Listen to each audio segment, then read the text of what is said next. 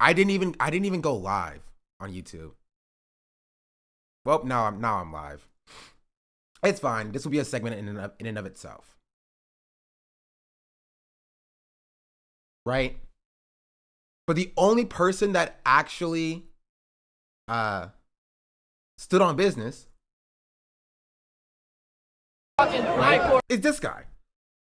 Imagine being this guy, seeing 1, 2, 3, 4 plus security rocking up on you, right? Trying to intimidate you. Be like, what'd you say? What'd you say? And you say it again.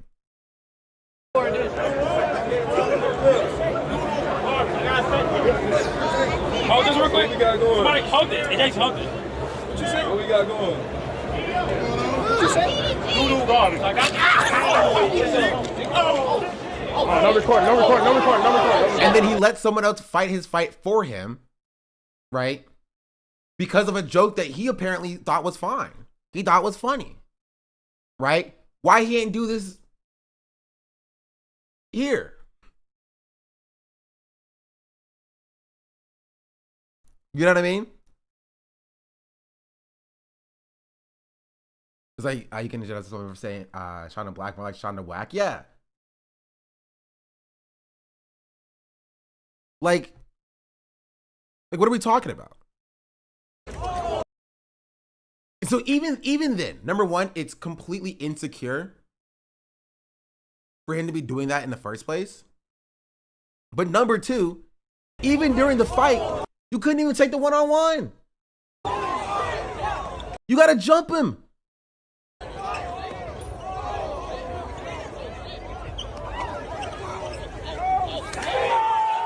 You gotta jump him.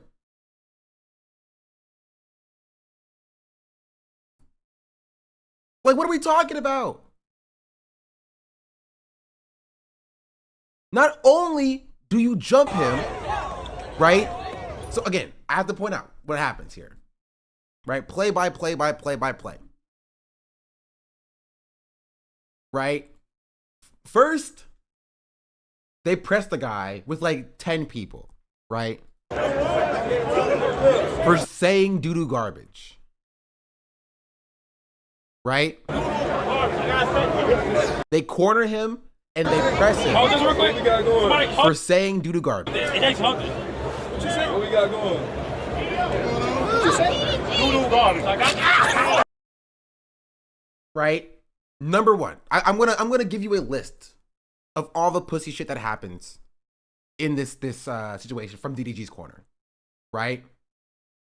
One, they rock up 10 man deep for this single dude for calling DDG doo-doo garbage for a poopy head insult, a elementary school 5th grade level insult.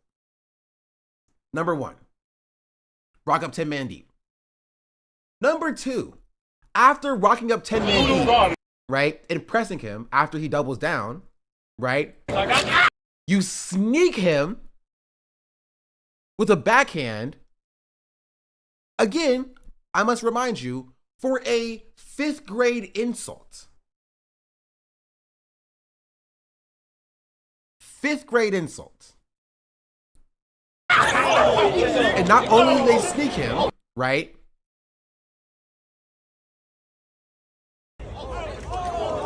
They then proceed to jump him 2-on-1.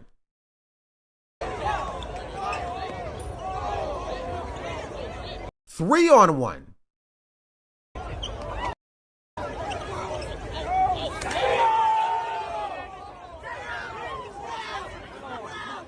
Right? Because at first I thought that this guy was like a bystander. Nah, he's squaring up the fight.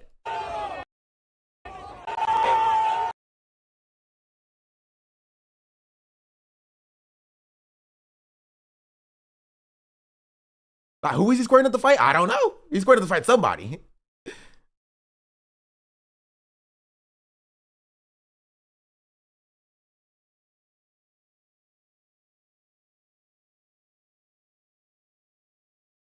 Where does he even come from? The same camera guy? No. That's a different person. Right? Here, I'll give you the players. You have. Oh, he's standing right here. No. He's in the posse. No, he's in the posse. Yeah, he's in the posse. Okay, no. So it is a 3-on-1 at least, right? This guy is the cameraman, I think. This guy is DDG's brother, right? And this is another guy in the posse. Are they at DreamCon? Yeah, they're at DreamCon. So again, number one. What we got going? DOODOO garbage. I got. Number one, DDG's brother sneaks this random dude for calling his brother DOODOO garbage. Right? No recording. Number two, they then proceed to jump him. This guy, who's again his cameraman. No, sorry, this guy's his brother. This guy's his brother. This guy is his cameraman. Right? This is somebody else getting involved. Right? Somebody else getting involved. This is 4 people on 1 currently. It's 4 on 1. At least 4 on 1. Right? And so not only are they jumping him, right? The DDG's brother sneaks up behind him, grabs him, and throws him down. Again, pussy shit. 3 levels of pussy shit. They sneak him, they jump him, and they sneak him again. During the jumping.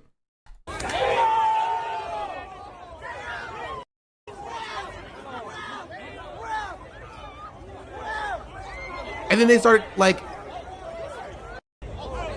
I don't even know how this guy gets involved.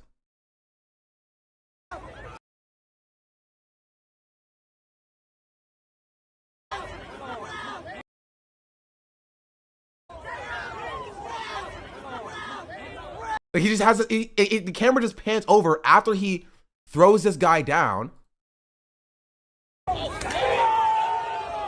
right? And maybe they're trying to hold him back, and so he just puts this other guy who's trying to hold him back in a headlock, right? And that's when DDG gets involved. He's like, "No, that's my brother. Leave him alone. Leave him alone. He just jumped somebody, but that's my brother." Right? No recording.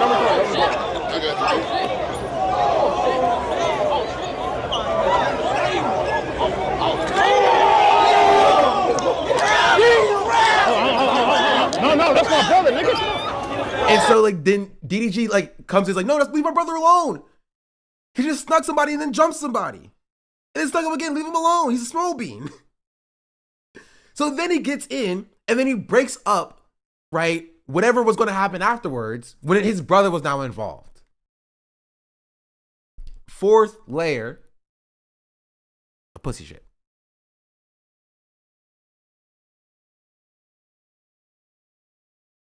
Layer number 4. Do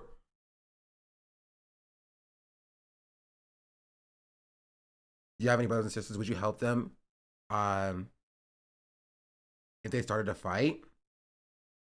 Like, what do you mean? Like, if somebody called my brother Poopy Head, would I fight on their behalf?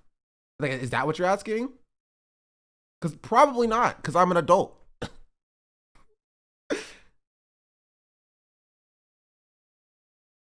Probably not. Them's fighting words, yeah. Them's are fighting words, right? But like DDG couldn't even handle his own business. But even if you're going to fight somebody for calling your brother Poopy Head or whatever, right? Like 401's pussy shit. Like that's not gonna change.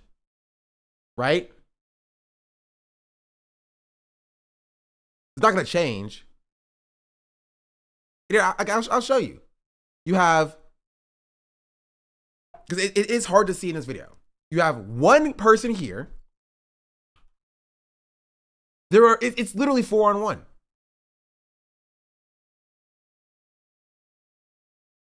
You have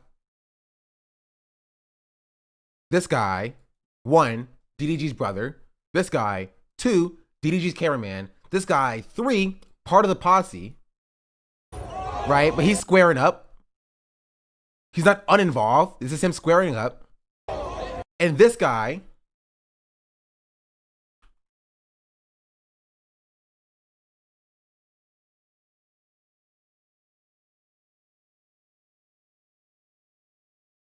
Four, also part of the posse.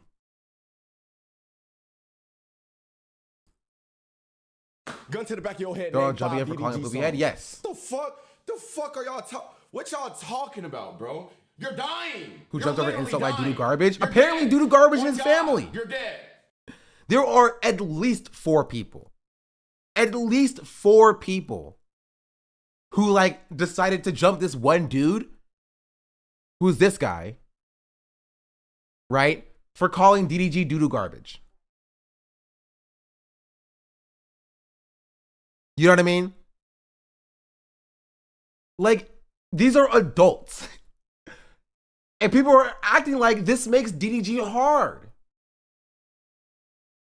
People are acting like this makes DDG and his brother hard. I think I would try to break it up if it was my brother, or at least prevent him from getting hurt. But I can see this case is different. His brother knows the context for the fight starting. His brother was there, like literally next to the situation. Right? His brother was already pressing the dude. Here. This is the dude. This is his brother. This is the cameraman. They've already cornered and pressed this dude for calling DDG DOODOO Garbage. He's like, what did you say? What did you say about my brother? What did you say about my brother? He's like, DOODOO Garbage. And then they sneak him. What you got going? DOODOO garbage. I got Like they sneak him. garbage. I got They sneak him.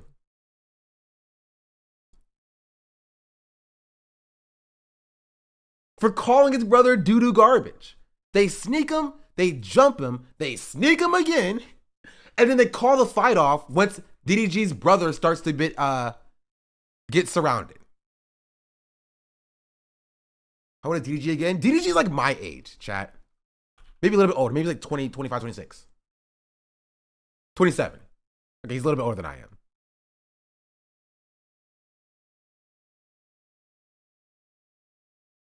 They couldn't do it that to Corey 2K. That clip still gets me. Yeah. Whatever, like that's the question. Whatever happened to this? Whatever happened to DDG being unbothered by what Corey said?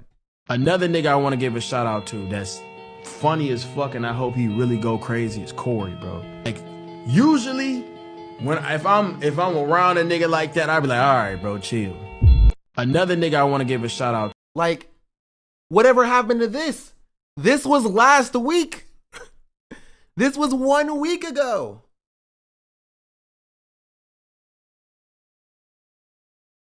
So when Corey does it,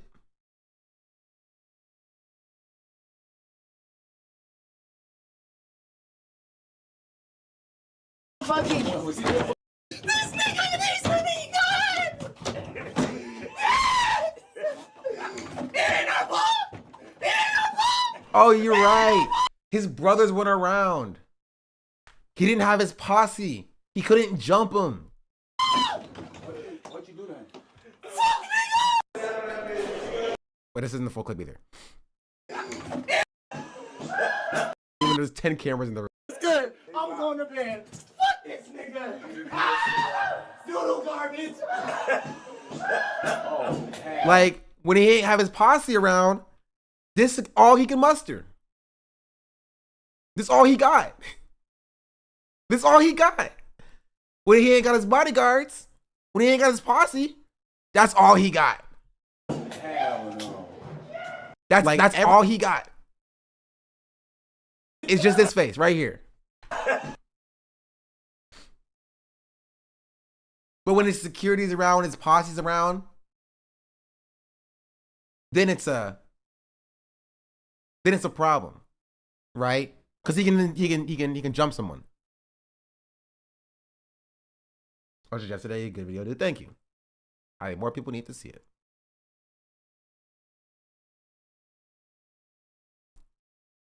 It's straight doo-doo garbage. Doo-doo garbage behavior. Almost like violence runs in the family a little bit.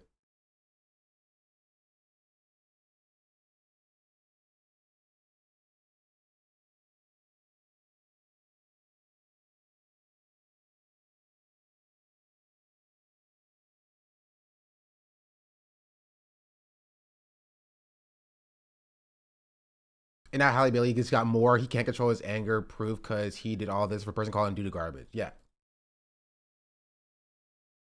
Again, I think that it's even worse than that. I think the worst part of this for DDG is not that his brother was fighting on his behalf, that he only called for the ref once his brother got in. Like, so here, this is his brother. His brother got a random person in a headlock right now, right? His brother got a random person in a headlock right now, but it wasn't until this guy, who I would assume is security, right? Or this guy tries to pull him off, that he's like, what's my brother? That's my brother, hold on. Here. No,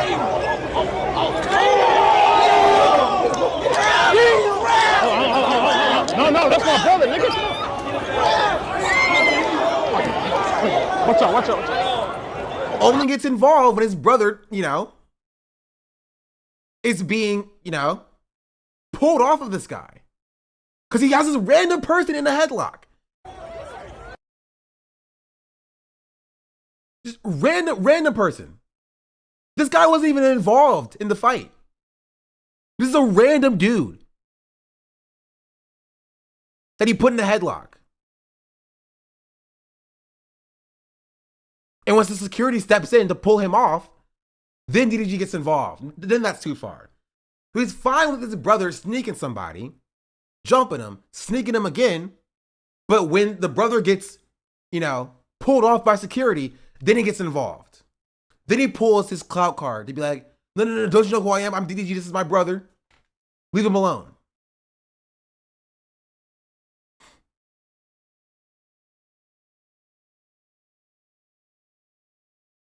Well, the court let Halo around that side of the family if that's how you act. And that's the crazy part. That's what I was looking for, right? Let me see. Because literally last week,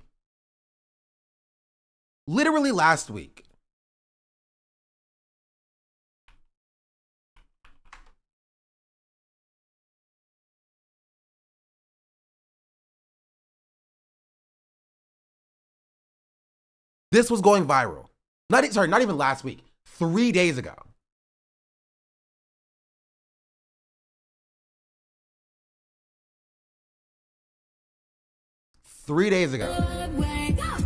DDG listening to Halo's playlist after he hasn't seen him since Halle took him away.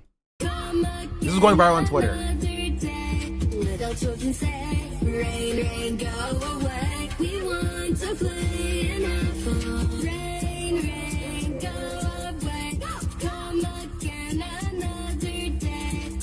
Children say, rain, go away. Drip, drop, come another day. Rain, go away. Okay, I found the tweet. DDG listening to Halo's playlist in the car after not seeing him in months. Doing this to a father of your child is so wrong. Let him see his son. Free Halo from Rock Nation. This is actually sad. A son needs their dad. L mom. Free Halo. Just so heartbreaking. Free Halo. Like,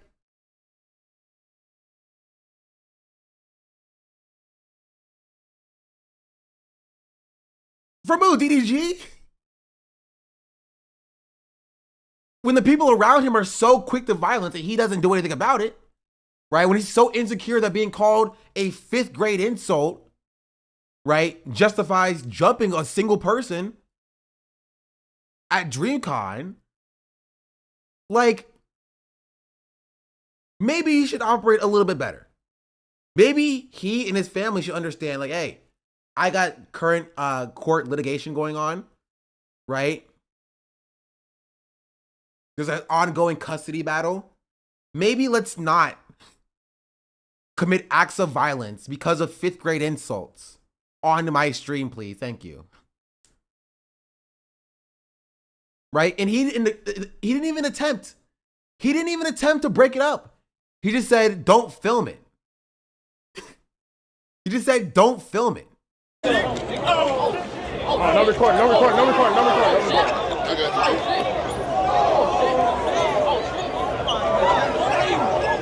Like, all he has to say is no recording. When his brother and his cameraman are fighting on his behalf.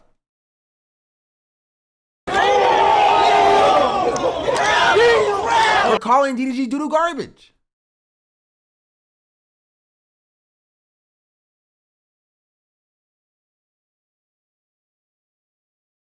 Like, was more concerned about being banned from Twitch than his actions? Yeah.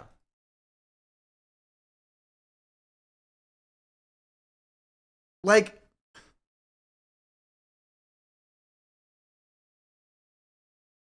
it's crazy.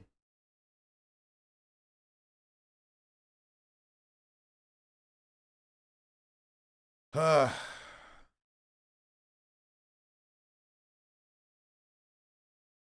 Masan did this to the guy who said Vape Nation.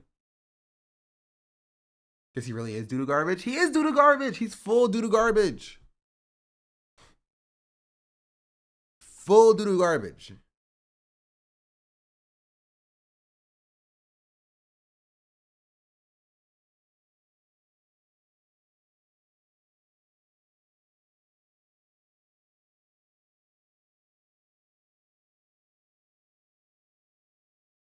If I was RDC, I'd ban DDG for this. They're not going to. Why was he even invited to DreamCon to begin with? The same reason he was invited to Streaming University. Right? The same reason. Like, it's literally exactly what I talked about. You know what?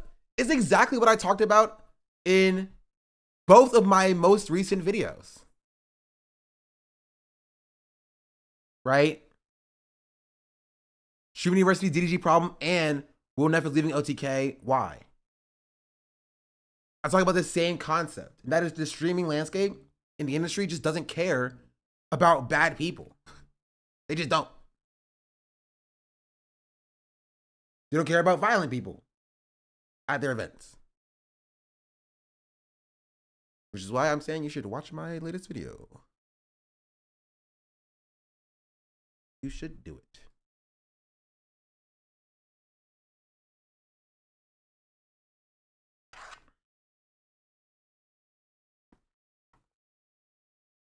Just put it on in the second tab, chat. Oh.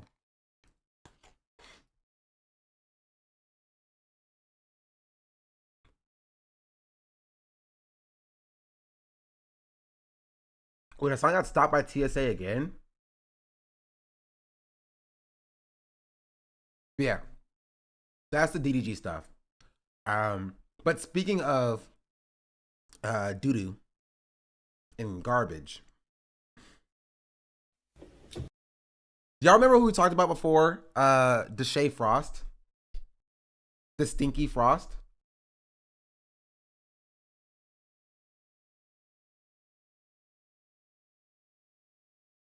Do y'all remember?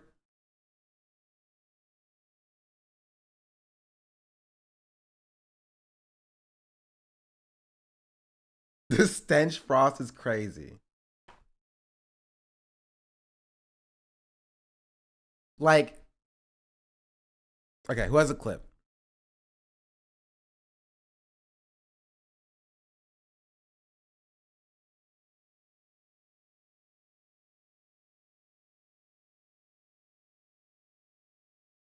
Anybody have a clip? Do I have to find it myself?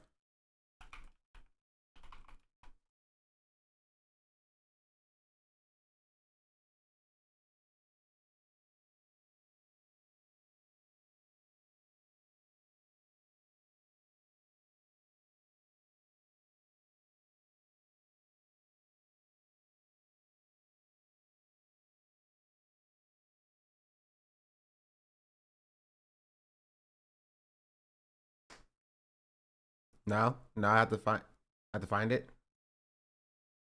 Okay, I'll have to find it. News.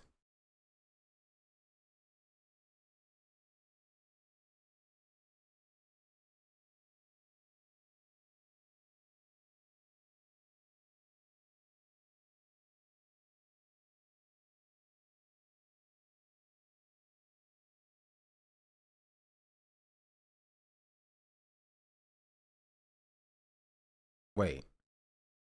Okay, before we move off of DDG, apparently this is his brother defending him amidst the allegations of abuse.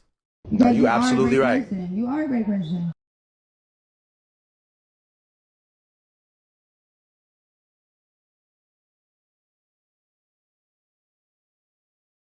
I'm being honest, bro.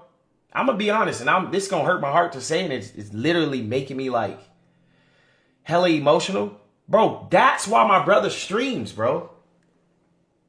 That's why my brother streams, because he can't see Halo how he want to, bro. That's why y'all see my brother on stream until he goes to sleep, and this kind of like low key fucking a nigga up, bro. I'm not gonna lie. I'm not gonna lie. Hold on, child. I don't wanna be like emotional on camera type shit. But nigga, the reason why my brother is streaming so much, bro, and y'all see this nigga on that bitch for hours, bro, is because that nigga called me and be like, bro, that shit hurt, bro. The funniest part is he's not wrong, right? This is why DDG streams, just not in the way that he says or he thinks, right? DDG is streaming because of the situation, but in order to get public opinion and support on his side. The more hours he's live and the more content he makes, the more he gets into spaces at DreamCon and Streaming University, the more he can try to sway public opinion against Hallie, right? And weaponizing against her. He's not wrong. It's not incorrect, but not in the way he's presenting it here.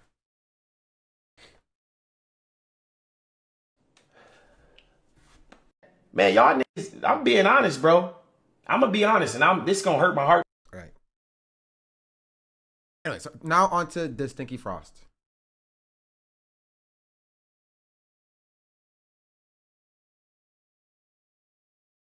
Right? We talked about this a few days ago. Okay. And part of me was simultaneously hoping, right? And thinking that it was a bit, right? That everybody at Streaming University was doing a bit with Deshae. That he smelled that. Okay. All right, be safe. All right, see you tomorrow. I don't like the way he looked at the camera either. That was weird. Oh shit.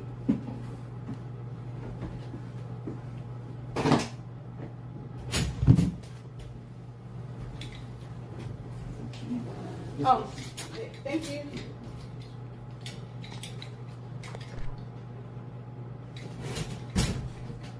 Huh?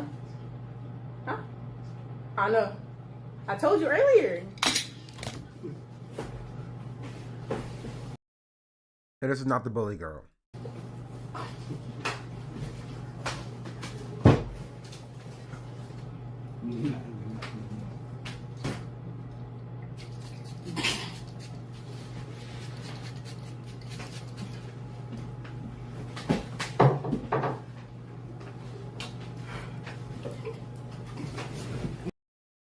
Yeah, that one, and then you had this one. You do stink for real sometimes, but you are a great person. You are a great person, though. I'm giving you your flowers, like you are. So work on it. Just work on it. No, you absolutely right. You are a great person. You do stink for real sometimes, but you are a great person. You are a great person, though. I'm giving you your flowers, like you are. So work on it. So he said so work on it. That's crazy. So we talked about this a few days ago, but this is a consistent thing for about multiple people at Streaming University saying this about Deshae. Also, Deshae defended DDG, so do with that information what you will.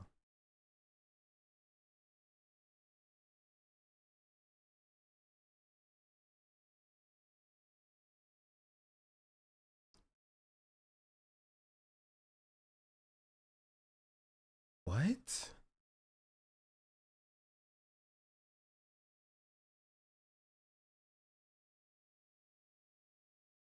What? Okay, I'm not even showing y'all that one.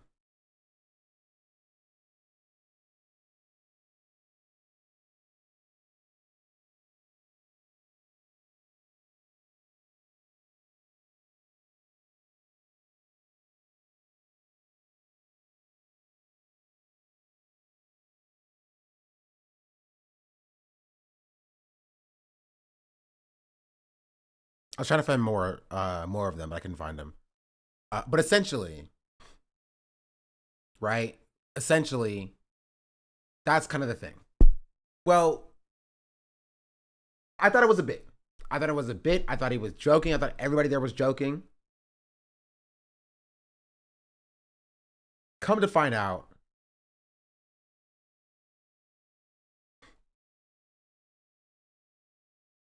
oh, also we're gonna talk about young Dabo as well.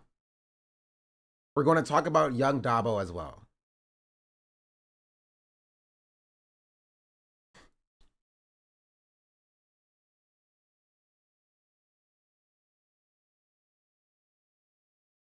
Hello, Twitter. There's a new problem today. There's a new problem. Yeah. With who? This shade. The stinky nigga. That nigga fucking, he reeks. And this just happened. Like, What happened, you guys? So honestly, I seen him at lunch, and I said, I was like, bitch, I ain't gonna lie, you fucking stink. Then for some reason he got so fucking mad. Like, nigga, if you stink, you can just say that. It's okay to fucking stink. Like, he's a grown ass man, and he fucking stinks. It's fucking ridiculous. Genuinely, it's fucking ridiculous. So he got mad. there's a new problem today. This is a new. I haven't seen this one, but yeah, there's like a there's a number of different clips like this. But again, I thought it was all a bit. I thought it was all a bit until I saw this video this morning. It's captioned "Deshae beating the musty allegations until." I just want you to watch this. I want you to watch this. I'm not even gonna say anything.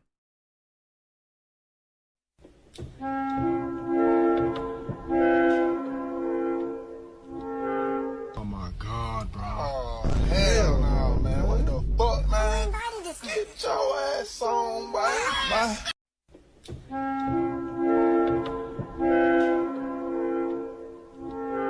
Oh my God, bro. Oh, hell no, man. What the fuck, man?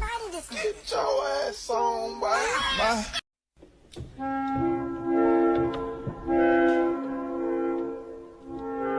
Oh my God, bro. Oh, hell no, man. What the fuck, Always man? clean. Why did you use the same rag for butt and face? Because it's clean. The rag is always clean.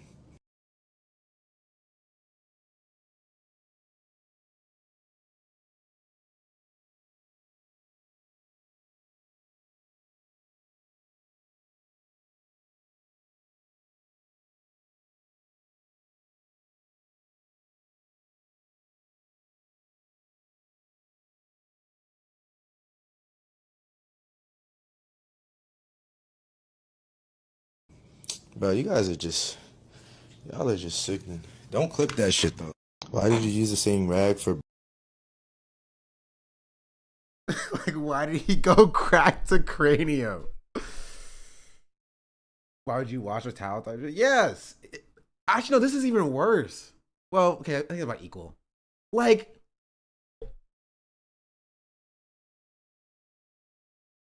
this is a situation where, like, one, common sense is not that common, but two, did your parents never teach you how to wash yourself? Like, in general? But there is a level of, like, hygiene theater that does happen. Like, there's a tweet that was going viral recently about, like, this is how, like, my daily hygiene routine or whatever. Right?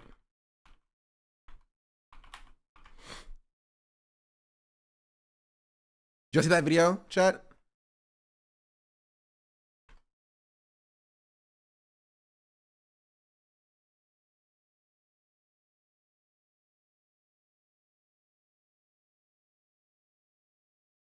was like men's hygiene.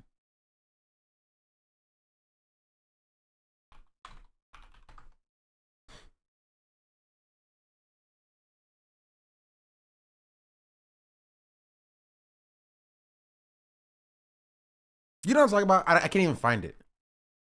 It's so hard to find stuff where you want to see it.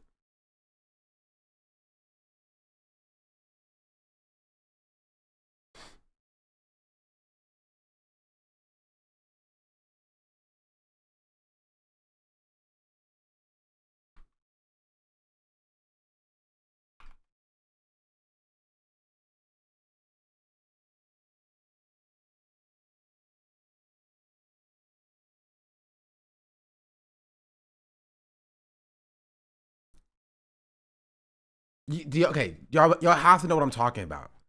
I feel like I'm talking crazy when I say this.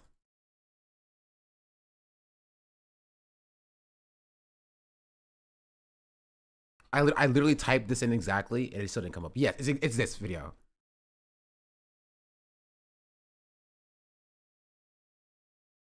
Men's Hygiene 101. What every man should know.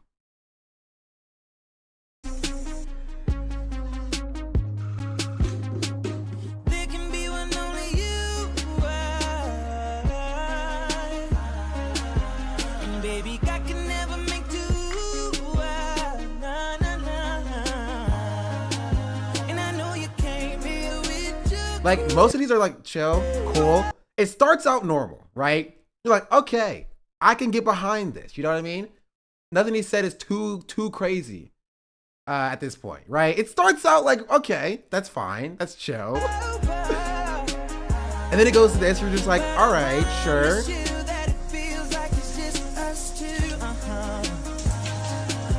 And you're like, okay, that's okay. Moisturize, all right. And then it goes here. And then you're like,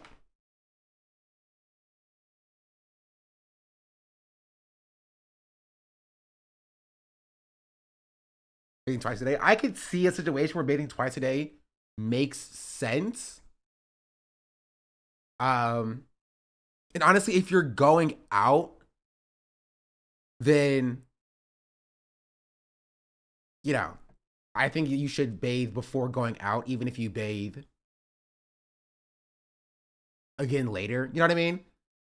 Like it really depends, right? We're not gonna get into the shower conversation because I had this conversation with chat before. That's horrible for your skin. I mean, if you're moisturizing, then it won't matter in the first place. You know what I mean? You hydrate your skin. It really depends. Right? It depends. Right? The part that's crazy is applying lemon as deodorant, especially after shaving your armpits. I feel like that's crazy.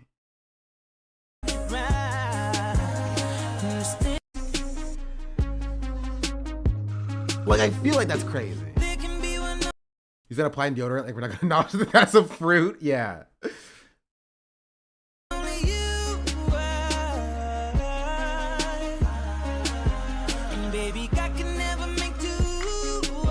It's an irritation, and I used to like lemon scented funk. I'm a scientist, but lemon is not deodorant. Maybe he's like Asmongold, you know? Maybe Asmongold, when he said he doesn't wear deodorant, he just means that he wears a lemon instead. This was some old Southern wise tale. My grandma used to say something about lemon juice into cuts. About being a bad thing. You know what I mean? It stings. Right?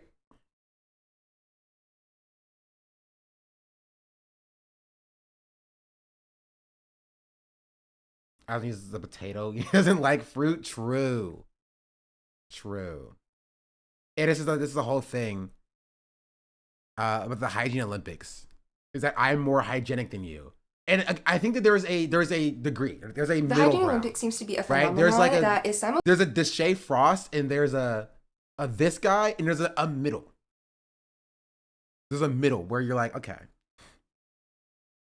this is where you should be. It's like a middle range where like people who are like less hygienic than I am, I'm just like, I wouldn't do that, or I would do more than that. But I'm like, you're not like disgusting.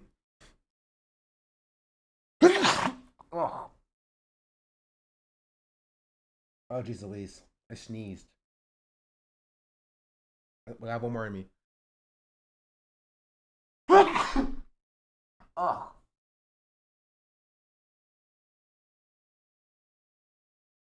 I smell BS. Thank you, chat. Science you. Currently, science confirms that lemons are an effective natural antiperspirant.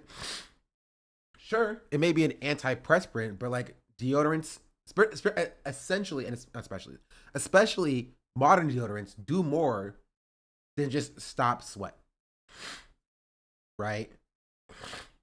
They are like engineered to last longer than a lot of antiperspirants that are like natural. And so unless you're bringing a lemon with you throughout the day, like if you go like do strenuous physical activity, if it's hot outside, things of that nature, right? Like you might need to reapply that, even if it is a good antiperspirant. You know what I mean?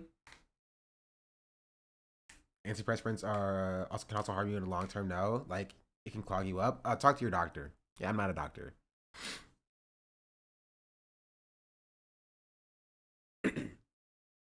Deodorants have silver particles to prevent bacteria growth. That's like, yeah, aluminum, or also aluminium. Aluminium.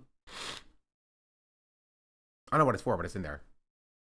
You don't want to mix lemon juice with some sort of adherent or Vaseline or something.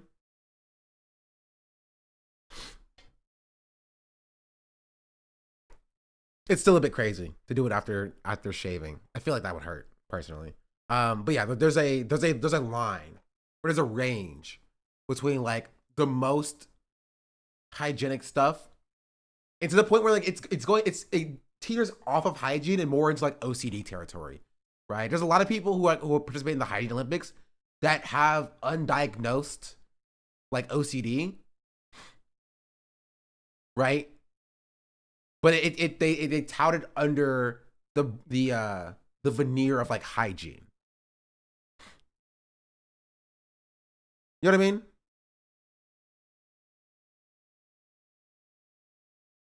We're not gonna watch this entire situation, but like here, let's see what she's saying here.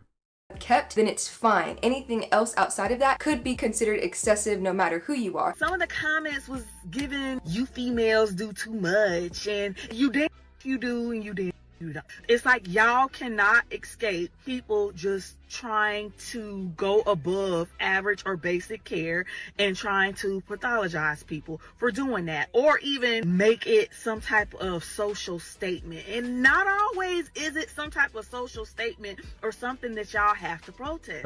Like, to answer this question is maybe several reasons. One of the reasons being, now some of us ain't the type of girl that can take a night shower with Irish Spring soap and then put on some Suave deodorant and be good for 24 hours. Okay, some of us need more than just basic care. When I say basic, I'm not meaning it in a derogatory manner or like to be shady or anything like that. But the things that y'all but it's not anywhere near the type of thoughts involved.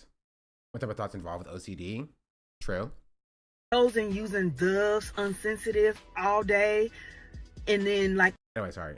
Also, there's also more creator collage videos.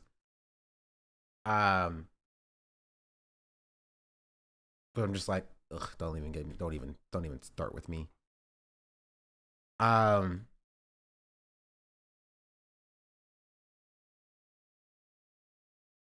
Anyway, yeah. So like that was kind of crazy. That was kind of funny.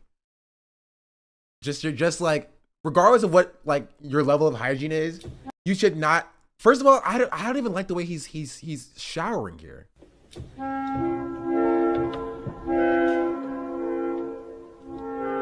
Oh my god, bro. Like again, this isn't like the full thing, but like it's so gross. Oh my god, it's so gross. It's so gross. Like there's not. Okay, there is a cut here. Okay, there is a cut. But like,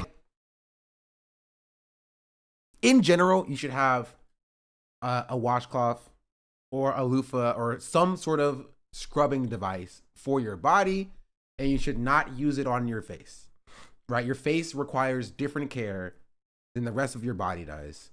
They should be separate situations. Armpits to face is just as bad. I won't say just as bad. It's not good, but it's not just as bad as going like straight crack to cranium. You know what I mean? Like that's not the that's crazy. That's insane. Have bath towels and face towels. They literally make bath towels and face towels. They do. They make smaller towels that they sell in a set for your face that you put next to your sink when you do your face care, that are smaller than like the bigger towels, right? Scrubbing your face is not necessary. I have very sensitive skin, so hands only. That's fine. I'm not telling you what to do for your body. I'm just telling you that, you know, those are different areas.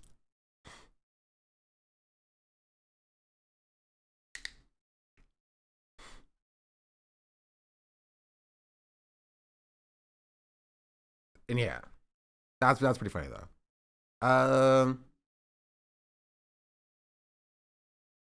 I did also see this.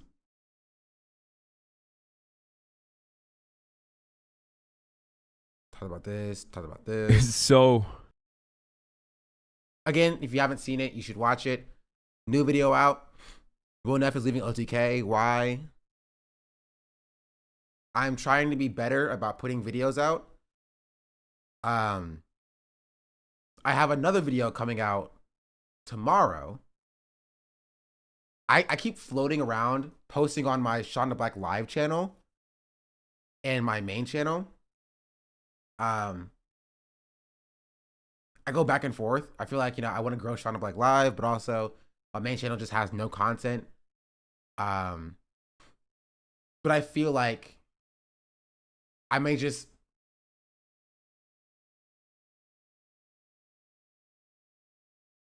I don't know. Well, we're just gonna post it on my main channel for now on. So there's a video on my live channel that some people may not seen that I'm gonna post on my main channel tomorrow.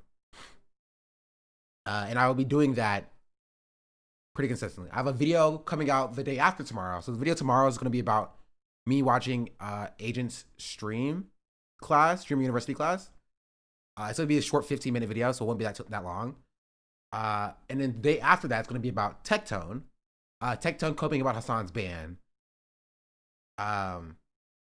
It may be a dual upload that day, or the day after that, we'll talk about DDG fighting people at, what's it called? Actually, you know what? I actually might move the DDG video to being tomorrow from this stream, because it's more topical. Right? Essentially, I'll just be spending a lot more time after stream is over, cutting up stream content into videos and being better about that. You know what I mean? Yeah, watch this video. Even if you but watch kind of watch the VOD, just leave it going in the background. Give it a like, leave a nice little comment. I'd appreciate that.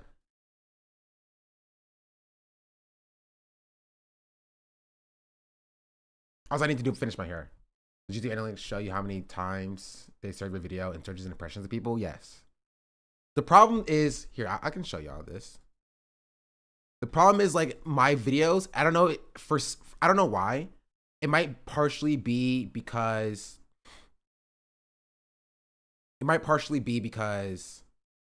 I don't post consistently enough, or the videos just aren't great, or my channel needs to be brought back into the algorithm or something like that.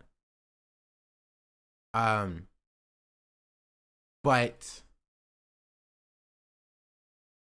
they kind of peter off around the same level. So for my DDG video, right, this is the graph, essentially. Right, 3K views, same as normal. 400 hours of watch time, same as normal. But in engagement, that's right, in reach, it'll show this many impressions and then it'll stop. And that might be because the click-through rate's not great. And the watch time's not fantastic. But YouTube has served the video to this many people and then they're like, okay, we're done. Here. We're gonna stop showing it to people. And so then no more people see it and then it's like not really going anywhere. But for a different video, like let's say it's Hassan Stop Platform D Withers video, it was the same thing, right? In reach, this one got to I guess same number essentially, like 20,000, and then it just stops being shown to people, and then it gets a boost a little bit later, right? So now it's at 40,000, but it took like 3 months to get to 40,000. So half of the impressions, right, come from the first 4 days. And then the other half comes over the course of 3 months. Not great. Right? And for the Pirate Software video, same thing. Right? I guess it's a little bit better now than it was before. This was about 14 out of 14,000 being shown the first few days.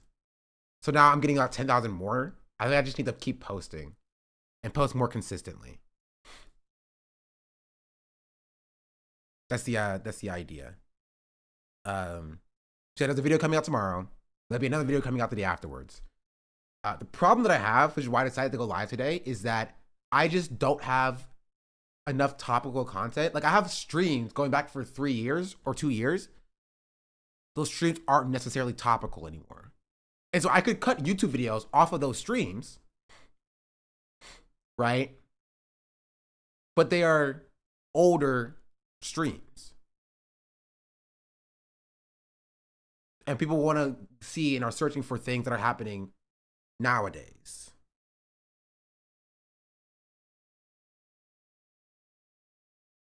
You know? So I need to keep making more content so I can be routinely posting the new content that I'm making now, essentially.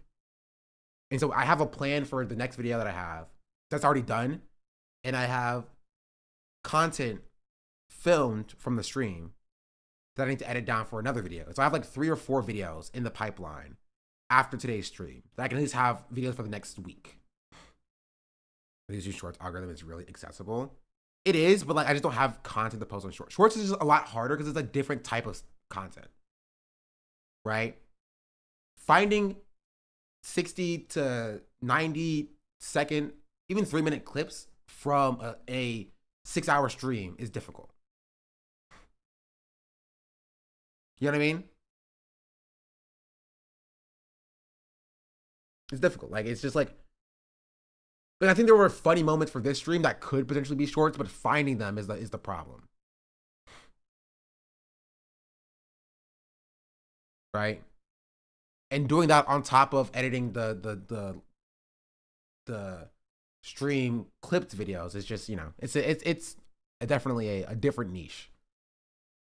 Which is why I was making the code that I had to do it for me. Anyway, watch my videos, my conclusion. Watch all my videos. My videos are good. But also, did y'all see this? Speaking of YouTube and YouTube Player and YouTube live streams, Twitch upcoming rewind feature will be paywalled behind a paid subscription to the channel or an active turbo subscription. Twitch is adding a rewind feature that you have to pay for.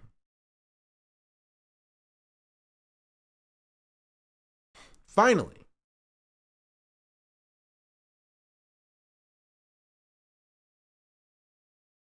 So they're having a player that you can rewind and go back and watch the VODs.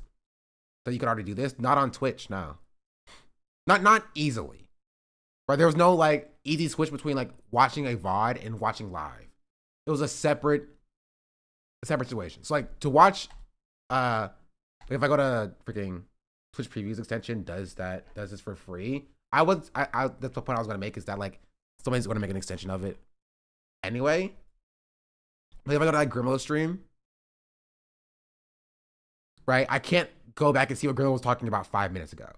In order to do that, I have to go click this, scroll down to videos, click this, click on this current VOD, right, and then see what was talking about here, up to somewhere from like 5 to 10 minutes previously. It's still not up to date,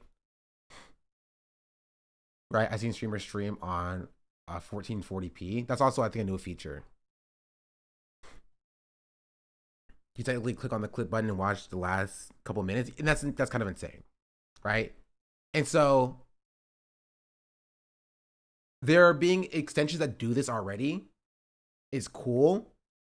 It being built into Twitch is kind of important, especially if you can do it on mobile, right?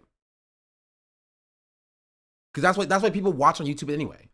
Because the player is just better. Being able to control what you're watching at any given time is just better for the user.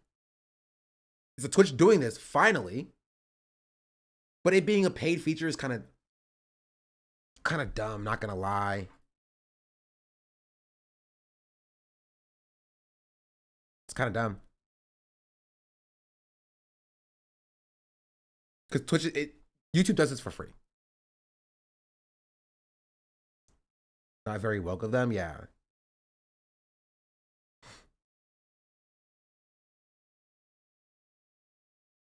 So yeah, that's the thing that's coming for Twitch.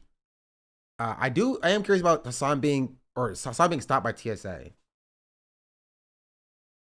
The way they think people who aren't subscribed to Turbo will get it now for something that exists on YouTube. Honestly, they may. They may. I'll just say it's not my favorite. It's not my favorite. Anyway, ladies and gentlemen, boys, girls, and MBs, we're live. We're alive, and I hope everyone's having a fantastic one, because today's a beautiful day. Today's a wonderful day. Today is the last day before we get to the gay month. That's right. And I wanted to get to God's country before we got to the gay month. Let's be freaking real, you know? I am in... He wins bingo every time, so lucky, yeah. In Houston, in God's country, okay? You already know what it is. And I'm a little late, and I apologize, but I obviously have a reason for this delay, this tardiness, and I'm going to tell you all about it in a brief moment. But this is a part of the broadcast where I tell you about my personal news about what's going on in the world of Hassan Hassan Abi Piker in between the time period where I press the stop streaming button and press the start streaming button. So help me God, I'm going to tell you exactly what's happening. Again, this is different because he didn't get stopped by Customs and Border Patrol. You know what I mean? Getting stopped on domestic flights a rare thing. It depends on how the stop happened, right?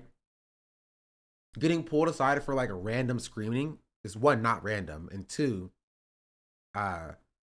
it does happen consistently, right? But like it can go further than that by like them taking you and like doing a deeper search. In my life, for all the parasocialists out there who are like, Hassan, where are you? Why are you in Houston? Even though I basically describe my travel plans ahead of time for a very long time. But in any case, folks, personal news wise, last night I ended the broadcast, and I obviously, when I ended the broadcast early, everyone was complaining, saying, oh my God, another half day.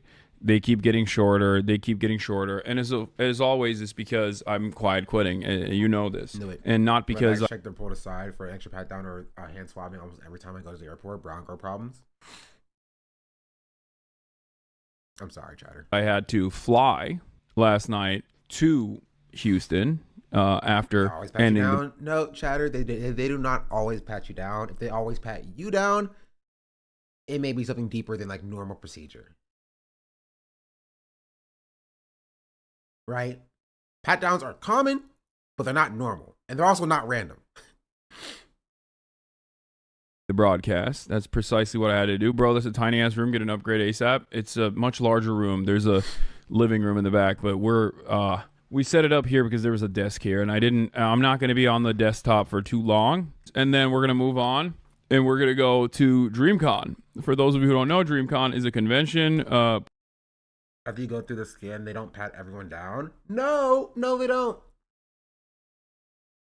No, not particularly. That's not a thing that happens normally.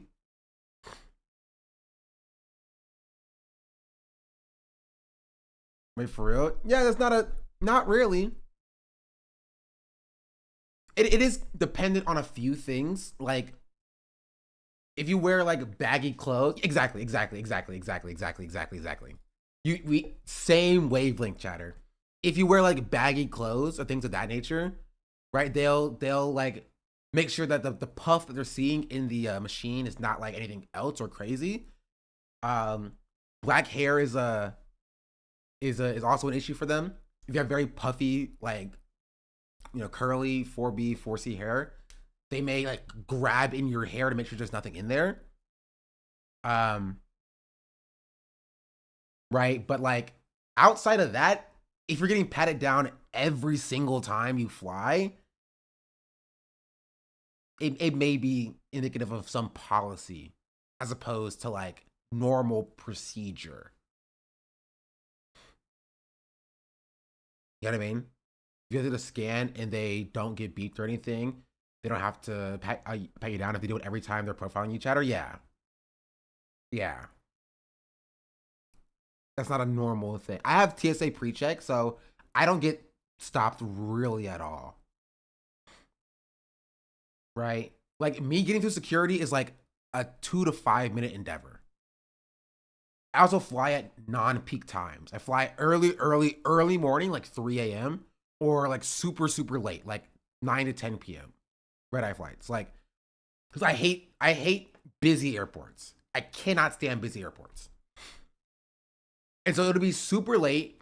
There'll be like the skeleton crew at TSA, right? I need to get pre-checked. This CLT airport is a disaster. It's so bad. Charlotte Douglas is one of the worst airports I've been at. They checked in my logs. Yeah. I'm so brave I cannot fathom being there that early. I just don't sleep. Like, I do not sleep. I will have a flight at 3 a.m. and I will all the entire night just like watch the Critical Role or something, or like some like movie. And at like 2, I'll hop in an Uber, go to the airport. You know what I mean? And I sleep on the plane. That's what I do. I can't stand busy airports. But being there that early, right, means that I literally just rock up, give them my ID. They give me my ID back or a boarding pass sometimes. Not all the time, but sometimes. No, not a boarding pass. They give me like a ticket or card saying this is for TSA pre-check. Because sometimes when you're there, this is all dependent on the airport, but sometimes when you're there early morning, it's the same line, right? But they let you keep your shoes on and your jackets and stuff on and stuff like that. If you have a little card, it says, I'm TSA pre-check. Don't make me take my shoes off, please. Basically, right? And so I rock up. I put my phone and my keys and my AirPods and stuff like that in my book bag while I'm in the line. I put up my carry-on and my book bag on the conveyor belt, shove it through. I walk through. My stuff just gets right through. I pick it up. Now it's literally 2 minutes for me. I'm not even joking. Like, my mom will drop me off sometimes when I'm leaving home, and I will call her while she's still like leaving the airport. Be like, I'm through security. Pre-check is very nice. It's very nice. The Orlando's airport was the worst one I've experienced so far. I had like 2 TSA people in a packed airport like a day after New Year's. That's why I also don't like flying during holiday season. I have to go to DC to get pre-check, right? Only global entry. You have to go to DC to get global entry? No, pre-check is easy. Pre-check, How I got pre-check, you go online, you look up TSA pre-check, you go to the website, it will give you put in your zip code, it'll give you any like Staples location near you. Right?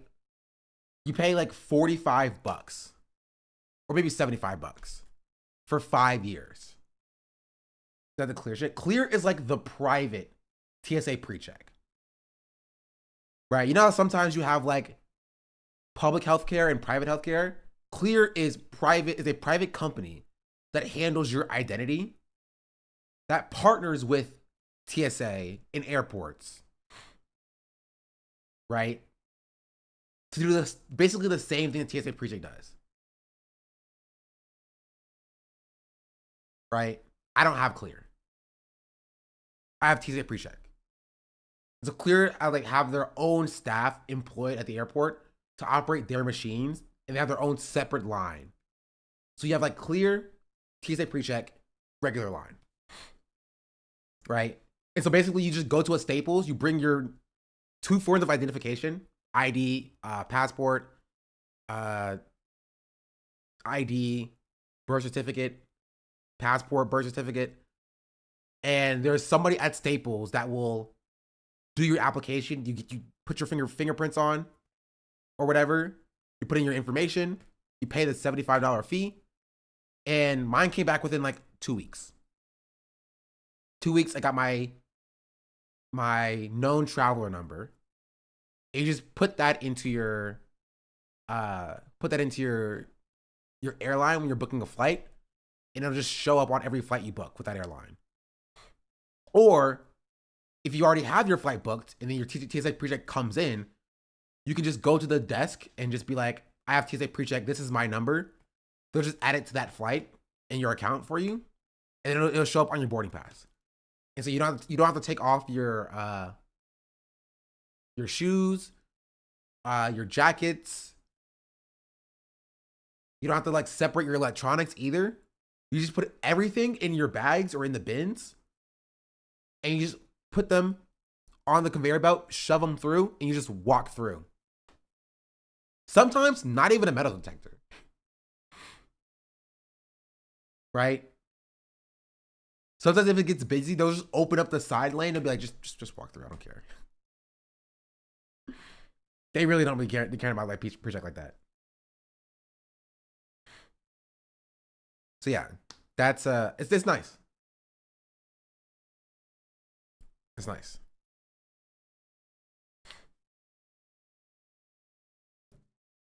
If I said so stressful, my partner did a lot of thinking, I just follow and look pretty. W. Anyways, let's continue with this.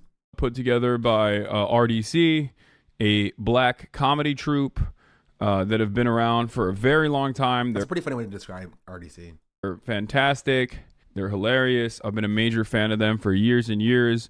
I did this last year as well. Obviously, some of you might know, some of you probably don't. But I'm playing basketball today. I'm playing basketball in their creator league that they throw together. In the creator league that they put together every year for DreamCon. Oh my God, you missed Megan? I know, but she'll still be there. I think she's gonna be watching. So yeah, personal news. Was she watching? Was Megan there? Did Hassan meet Megan? I told Marsh, and Marsh saw it. He read it out loud to tell Hassan to get me an autograph from Meg. Wise, end of the broadcast. If he didn't do it, he's anti-black and a fake friend. Confirmed. Yes, flew into Houston. As always, got stopped at TSA. A classic. Every single time, every single bag. They literally, this was the first time at TSA where they went through all of my bags numerous times. It was crazy. Like, they would just be like, all right, we got to put it back through. We got to put it back through. We got to put it back through.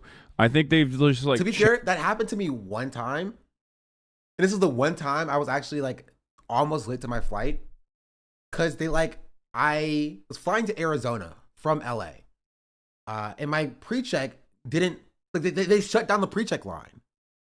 Right? So I had to go through the normal person line.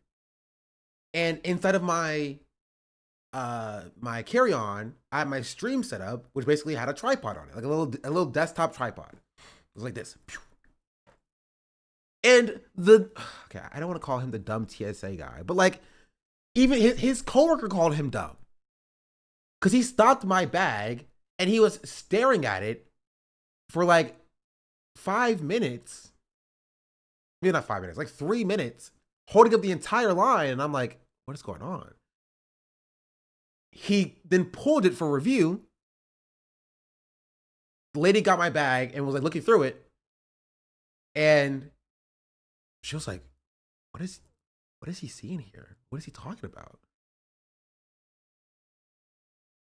And then so like she like, okay, we're gonna put it through again. They put it through again. He stopped it again. Right? She pulled my bag again and he was looking through. I was like, what does he see? And then she pulled out the tripod and he was like, is it this? And so she took the thing back to the guy. He was like, is this what you're marking? And he's like, yeah. And she was just like, okay. He's like, it looks weird. And he's like, okay. You can tell that he's like kind of new. And she comes back to me and she was like, what is this called? I said, oh, a tripod. She's like, okay. Like, I'm gonna go back and tell him that this is what this is called, so he can just stop. He can stop pulling bags that have these things in it, because like we're not supposed to be pulling these. I'm just like, okay. And she goes back and she's like, this is a tripod. Like, it's don't pull this anymore. And he's like, okay. And she goes, she puts it in the bag. She's like, I'm so sorry. He's like, nah, it's chill. So he like 2 separate times he pulled my freaking tripod. Rotating camera equipment was a rifle? Honestly, maybe. But I'm just like, was he old? No! That's the craziest part. No! He was like 30. He was 30.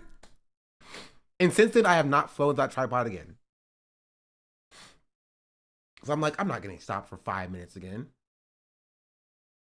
Changed the I don't know. I feel like they might have changed something with the TSA because, like, normally I get stopped and every single bag is checked thoroughly. But this time, not only did they check every single bag thoroughly, but they also made it go through the bag check multiple times. So I don't know what the that was about. That was weird.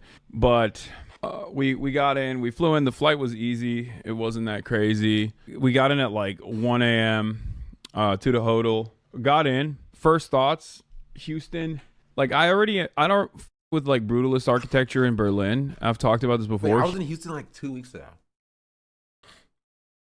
Well, actually, no. Now it was probably 2 months ago. It's hot. Houston is freaking hot, bro. Houston is a whole different ballgame. It's not even brutalist. It's just, I don't even know what this would be considered. This is it's apparently the largest city by like size, by space in the country. And I think it's like the 4th largest city by population. But my God. Bro.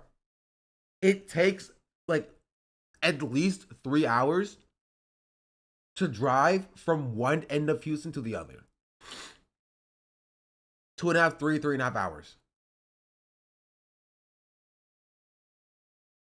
To drive from like the top of Houston to like the bottom of Houston. It's so long.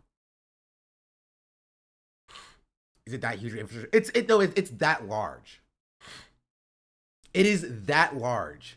There's just it's sprawl. It's like you can be driving for like 20 minutes and you pass like 3 buildings, essentially. Not even like in like a Midwest cornfield kind of way, but like it's just too insanely large for some reason. If Houston is that big, how big is Dallas to Fort Worth? I don't know. It's just for some reason it's insanely large. Like, I was there for a wedding, and for some reason, the bride and the groom planned the reception dinner to be in like bottom to central Houston, and the hotel was like near top Houston, right? Almost into a different city, whatever city is north of Houston. It was like on the very, very edge of like the cusp of Houston, right? 2 hours to drive that. Why?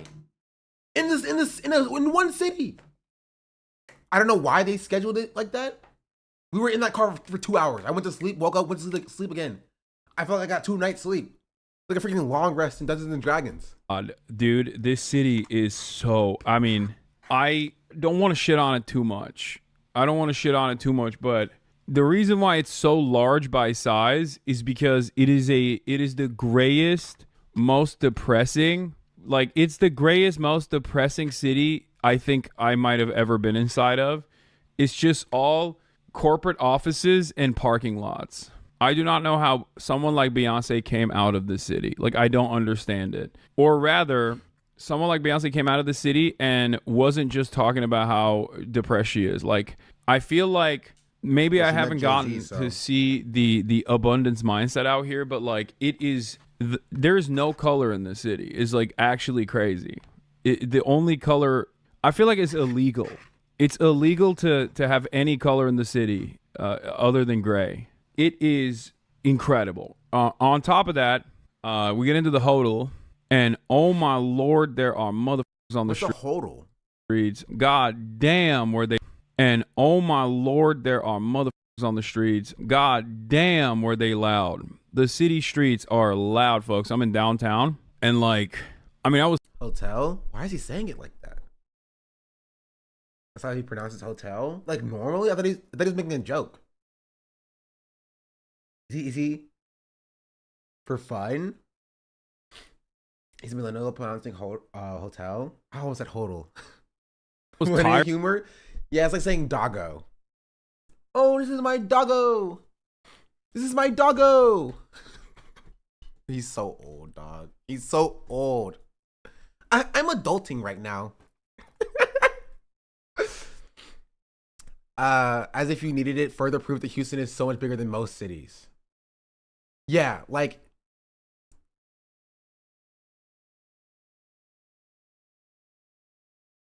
Yeah.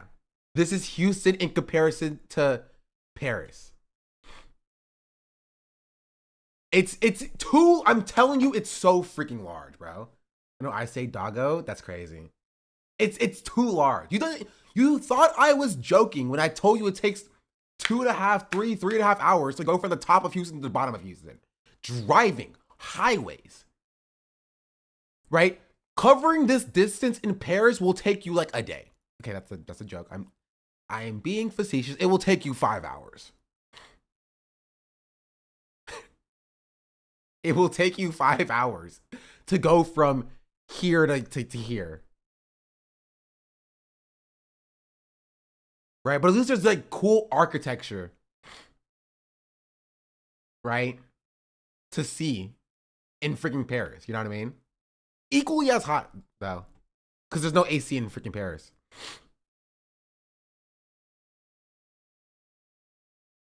Yeah, it's like the size of the island of Hawaii.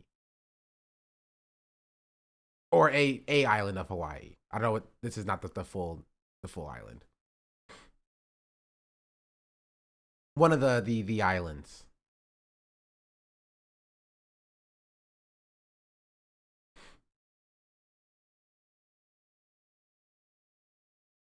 Paris is very stinky. I prefer Houston. Honestly, Paris didn't smell that bad when I went.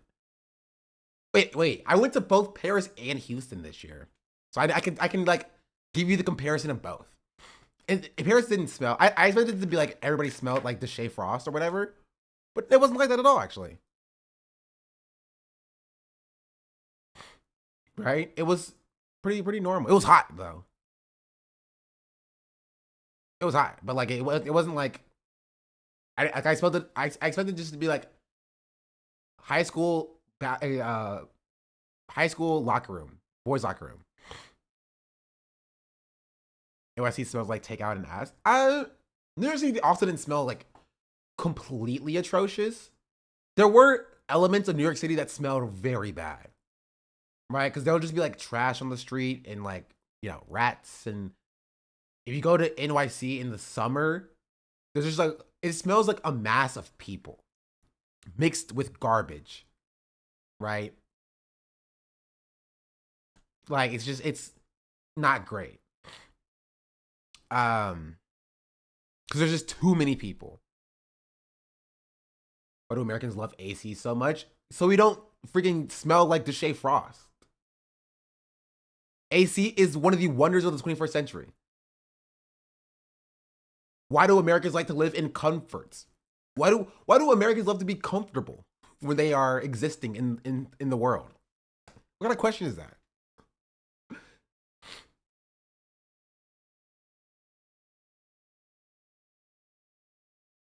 Like, yeah. I would say if I had to rank the smelliest places that I've been, top of the list might actually be New York, followed by Paris, followed by South Carolina, just all of South Carolina, followed by Georgia, followed by Florida, followed by Houston, followed by DC. What did Georgia do? If you've ever been to freaking Summertown, Georgia, it smells not like BO bad, but smells like mosquitoes and death. Right? If you're in Atlanta, like you're kind of chilling or whatever, there's a specific place. My family's from Summertown, Georgia, like on my dad's side. I've been to Summertown, like I would go to Summertown like every freaking summer, and it's hot. It's hot. Like it puts. Okay, if I have to rank the hottest places I've been, Houston is definitely no. Excuse me. How could I forget? Arizona. If I had to rank the most uncomfortable place that I've ever existed in, it's Arizona. I was dying in Arizona. I was literally dying when I was in Arizona. Right? By far, the hottest place I've ever been. The hottest place I've ever been. Just like Phoenix killed me. Number 1. Number 2, Houston, Texas. Number 2, hottest place that I've ever been. Number 3, South Carolina. You would think Georgia being closer to the equator, just like it's a state down, would be hotter. Nope. Columbia, South Carolina, insanely hot. 4 is Georgia. Summertown, Georgia, insanely hot. 5, Florida. Maybe it's because I went when I was a kid and I don't remember it being so hot. Right? But like going and being in Orlando, Florida, insanely hot. 6, Paris.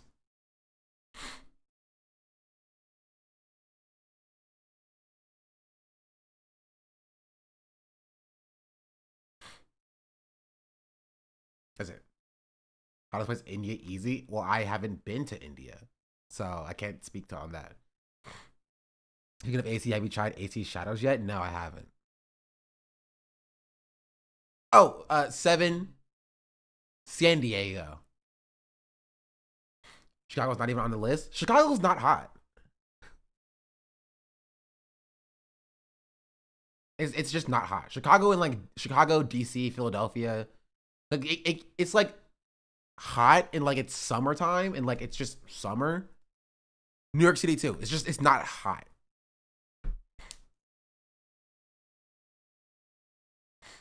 Right? At least comparatively, yeah. It's just when you think of it, you don't think of it as like, oh,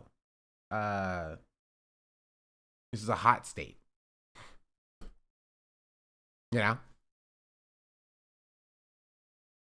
Tired, so I knocked out regardless, but it was that's my list of like some of the hottest and stinkiest states. New York gets so hot because of the concrete. I feel like the humidity isn't bad like in the south. Well, that's kind of like, I mean, New York the concrete does get hot, but also just the people. And so it's like people hot there, right? It's not like necessarily temperature hot. Like you don't feel the sun beating down. Hear me out, right? I don't mean this in a way that's don't take this the wrong way, chat, when I say it. When I'm in Georgia, I feel like a slave. You know what I mean? Like, it's like slave hot there. You don't get slave hot in New York. Like, the sun on your skin, you know, like, okay, if you've been to Georgia and you're black, you know what I'm talking about. If you live in the South and you're black, you know what I'm talking about, right? This makes sense to you. It is that oppressive heat, exactly. It gets slave hot in the South. Have you ever been to South Louisiana? No, and I don't want to. Bro, like, Louisiana, I see Louisiana as like the worst version of South Carolina, right? It's more swamp and more heat. And I don't want to be anywhere near that. Like, I don't want to be anywhere near that. South Carolina has swamps and it has heat, right? But Louisiana is like the worst version of that, in my opinion. Can't wait for Ludwig to say slave hot on stream. Oh, we're going to talk about Ludwig in a second. And Grimlow from there? Yeah. And Grimlow would agree with me. He wouldn't use the term slave hot, to be fair. Let's be clear. But like, he would agree with me that it's insanely hot there. Louisiana is amazing though, but when you say slave hot, I know exactly what you meant. I'm telling you. If you felt slave hot, you would know slave hot. Like, once you felt slave hot, you're like, I know exactly what it is, right? If that phrase is like, whoa, that's kind of extreme, you've never felt slave hot. It's like, it's pervasive. It's oppressive. It's like white supremacy, right? You know how like white supremacy is like it's an overbearing force, like surrounding you and kind of crush. It's that heat. Like even inside, it's just like it's surrounding you, right? You're just like, I feel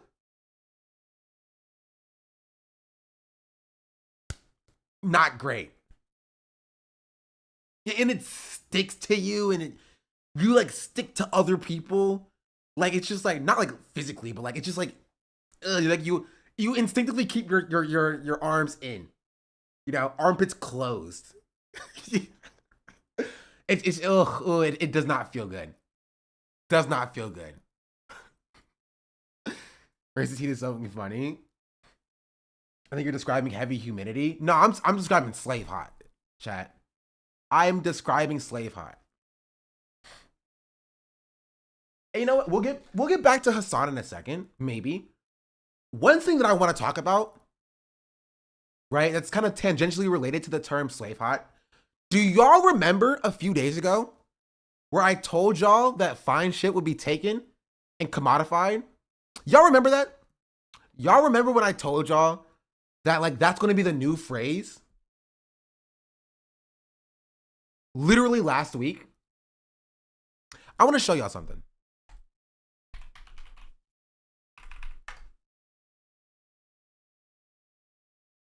Of like Game of Thrones. I want to see if somebody uploaded this. Let me see.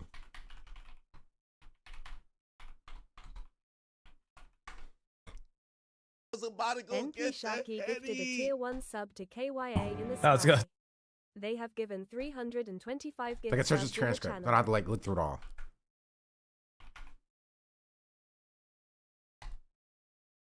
I want you to watch this. Just watch. We sipping on semen. Sorry, I was reading it. Fine shit, do not What? sip on semen. Oh. That is for the What are you chopped guys huzz. talking about? Call me Chop then. I don't know what to tell you. Oh, this is so clutch. And that happened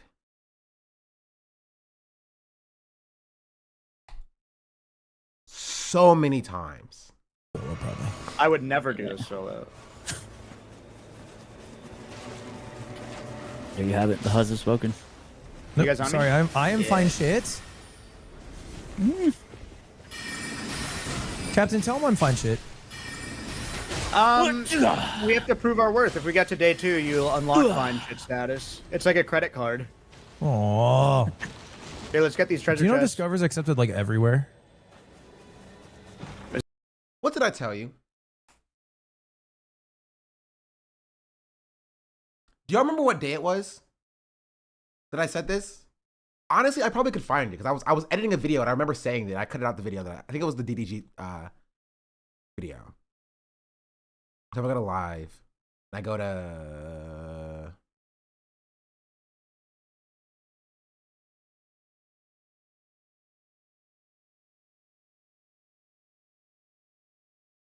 wait, was I even live on YouTube when I recorded the DDG video? I wasn't live on YouTube?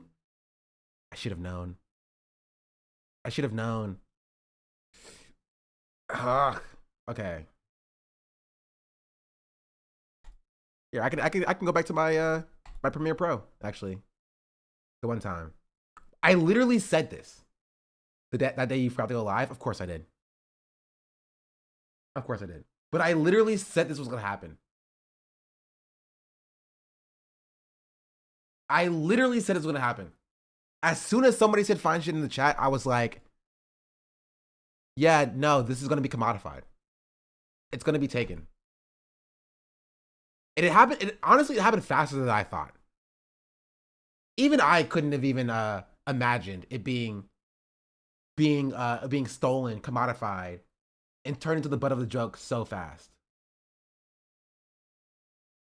What phrase? Fine shit.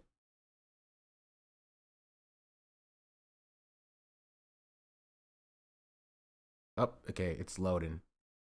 It's okay, it's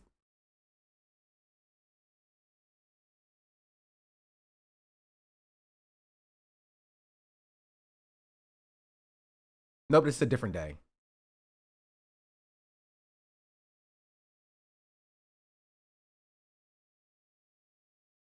But while I'm here, let me check the transcript anyway. Oh, it's untranscribed. What day was it? Was it the 28th instead? File open 28th.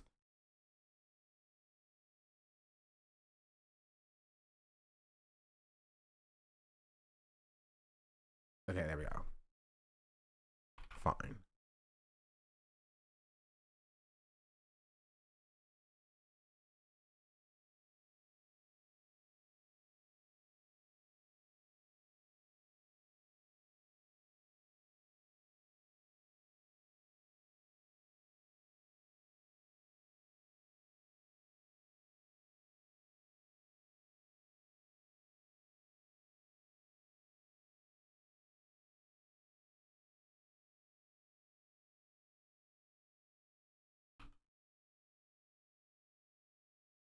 Bro, when was it?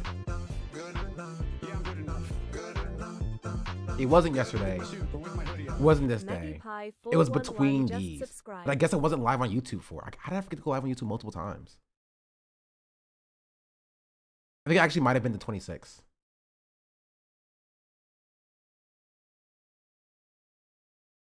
Okay, let me check my VODs. Oh, wait, actually, I don't even know if my VODs are live on the channel yet. Twitch account, shot in the VODs, content.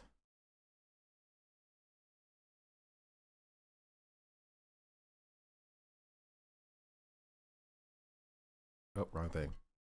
Here, get link. Coming. See, was it this day? Show transcript.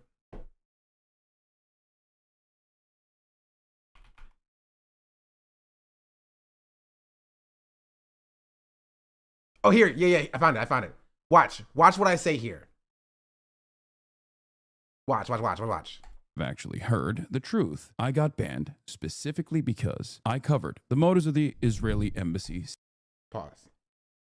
Also, I want to point out, this is something I saw. Actually, I really posted a video or something on somewhere.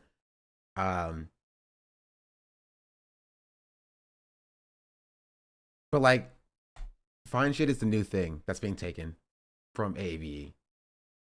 It's being stolen and commodified in real time. You might not have seen it yet, chat. It might not have hit your feed, but it's coming. It's coming. You're gonna start seeing what's that?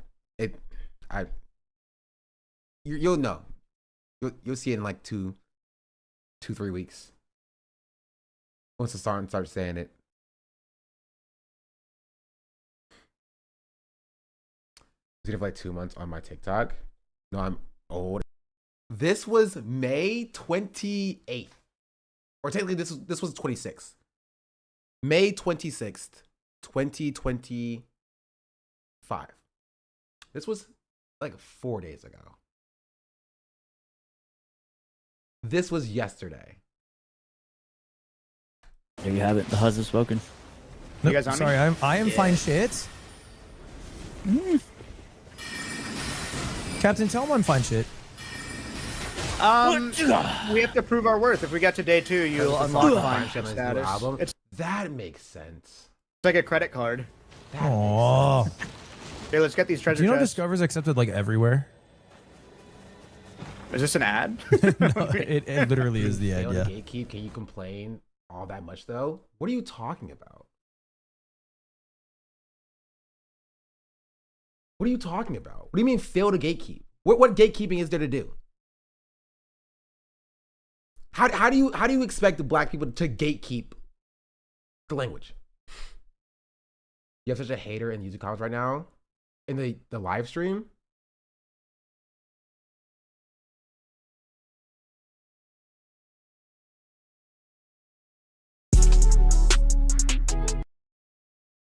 It's like giving out passes, for example. Who's giving out fine shit passes? I'm not playing this song. I'm gonna demonetize on freaking YouTube.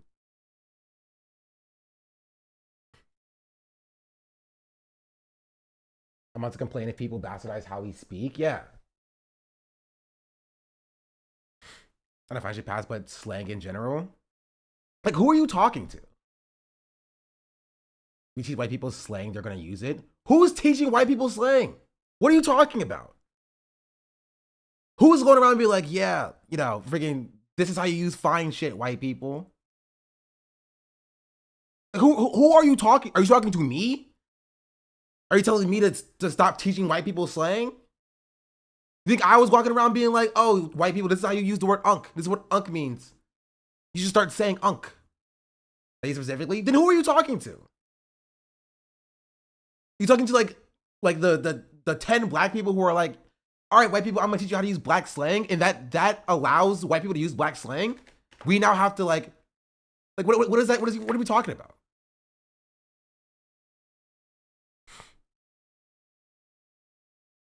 What are we talking about?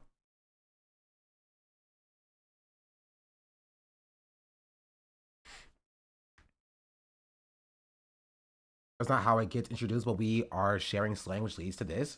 Who's sharing slang? That's not, you're just objectively incorrect, chatter. You're objectively incorrect. This does not happen, right, by us sharing slang. It doesn't.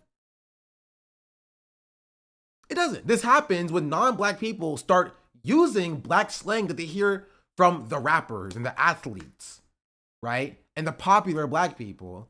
And then other white people taking it from them and then start using it. There's no passes being handed out.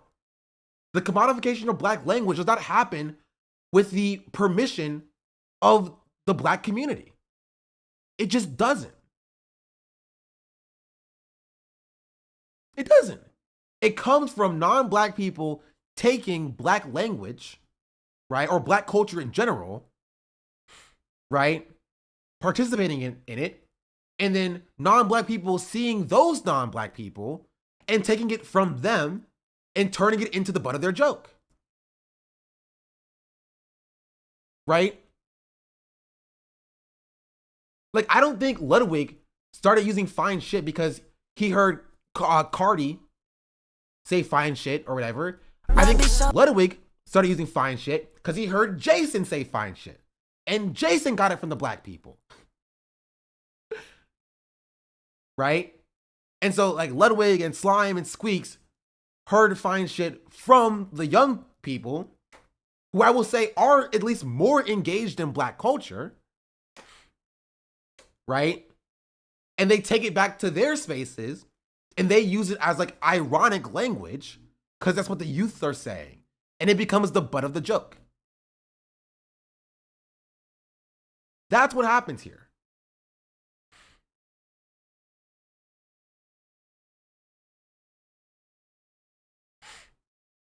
Bro, are you good, Shatter? This Shatter's been saying the same thing over and over again. If you refer to yourself as handsome when describing yourself, don't get angry at people who are mean to you sometimes. Like, I have no idea what you're talking about. I feel like it wouldn't even be as bad if we just use it right. Like, it would be bad, but still, like, you know, yeah, like if it was...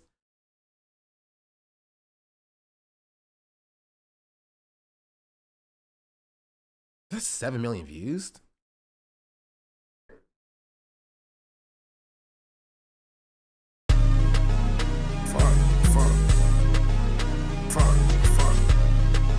Hey, what's up? Hey, what's up?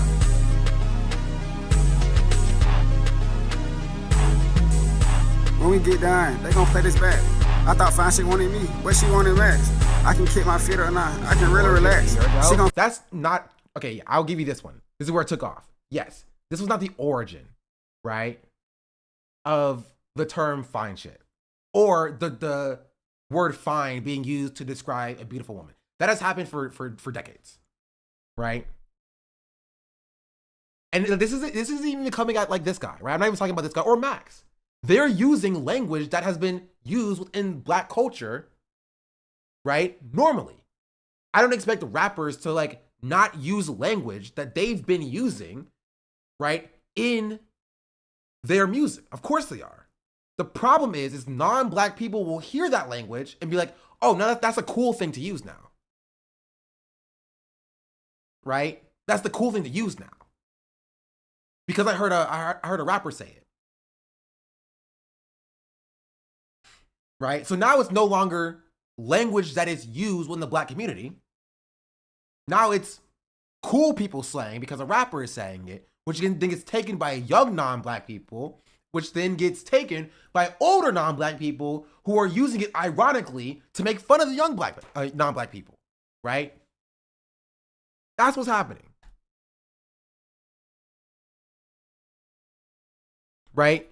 You have like Black people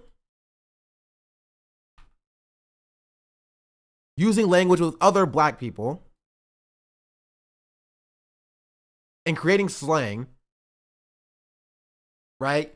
And then you have non-Black people seeing this language be exchanged around and they start taking it and they start using it, right? We'll see non-Black people with other, you know, sometimes Black people, but also sometimes other non-Black people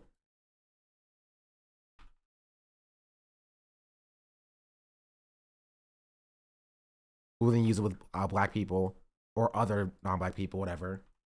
And so this becomes its own situation, which then, on top of that, older Black people or older non-Black people, right, will see that what's going on here and they will take it and they will start ironically using that same language with other older non-Black people, right?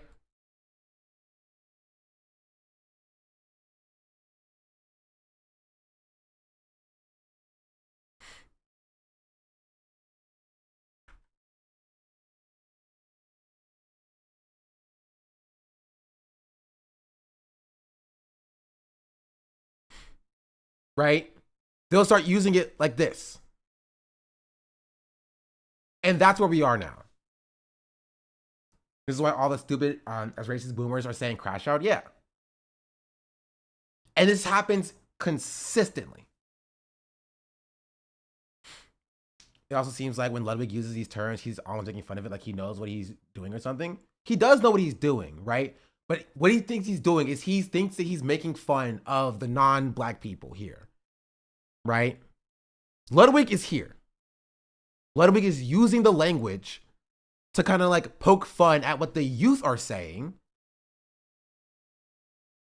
even though the youth have gotten it and taken it from the black people, right? So when he says like, you know, fine shit, crash out, things like that, and he's like says it in a way that's like humorous or making fun of it, right? It's supposed to be poking fun at what the youth are saying. He's like, oh, like, you know, I'm not like Gen Alpha or Gen Z, but I'm saying Gen Z words. Isn't that funny? But that's coming because the Gen Z people took it from black culture and black people. So he thinks he's making fun of these people, but he's actually making fun of these people. Even Hassan does this, yes. And I described this months ago, right, with the term unk. And it's consistent. It's consistent. Right? Black people using unk to describe an elder within their community. Right? Non-black people taking that, changing the term to mean an old person, and using it to other non-black people, and then the older non-black people then taking that term and using it because that's what the cool kids are using now. This happens all the time, consistently, like YN. Exactly like YN. It's like being the old guy going up to kids and saying, hey kids, I'm so skibbity riz in Ohio, but instead of it's done when with like shit that people care about and essentially are mocking it. Yeah. Like this will happen when like with anything the youth are saying, right? They'll be like, oh yeah, guys, I'm so skibbity, right? With things that don't harken back directly to black culture. Right? So I don't think the older non-black people are doing it maliciously. They do it for everything that is youth adjacent. Right? But they're not understanding that that comes from black culture. And the problem, if it just stopped here, it would still be not good. It would still be bad, but it would be one thing. But it doesn't just stop with this dynamic, right? Because what happens after this entire dynamic is that the older non-black people start looking at this dynamic, or other older non-black people, right? We'll start looking at this dynamic and we'll start calling all of it cringe. They put this into the bucket of cringe. Right? Now they say that saying unk is cringe. Saying a crash out is cringe. Now it's cringe to use the language. And now they look at black people who are using language that they came up with and are now chastising them for that language being stolen and commodified and turned into the butt of the joke by other non-black people and older non-black people. And now they're acting like they're above it. Now the black people using language that they came up with culturally, right? Culturally is now called cringe by non-black people after that language was stolen by other non-black people.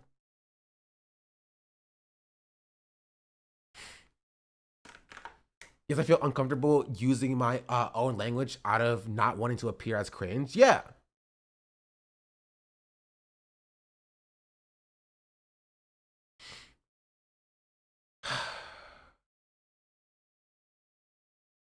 This happens all the time. And this exact dynamic is not limited to language. This is what I call the commodification of the black identity. This does not just happen with language. This happens with hairstyles as well. Black people wearing black hairstyles, young non-black people taking that hairstyle, taking those hairstyles, wearing them, right?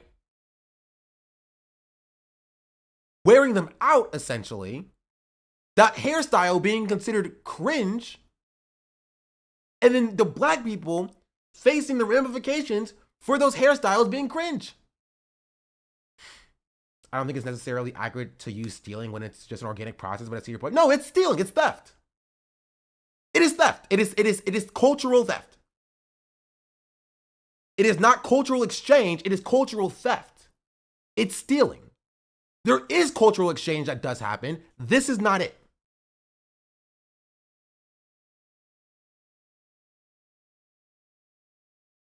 This is not it. There are examples of cultural exchange that do happen even within the black community in America, right? There are examples of cultural exchange happening, like when you have like non-black rappers who rise to prominence, right? I think it still can feed into commodification, right? But it's still cultural exchange, and that's permitted. Look at any black person talk about Mac Miller. Any black person that likes hip hop talking about Mac Miller. You know what I mean?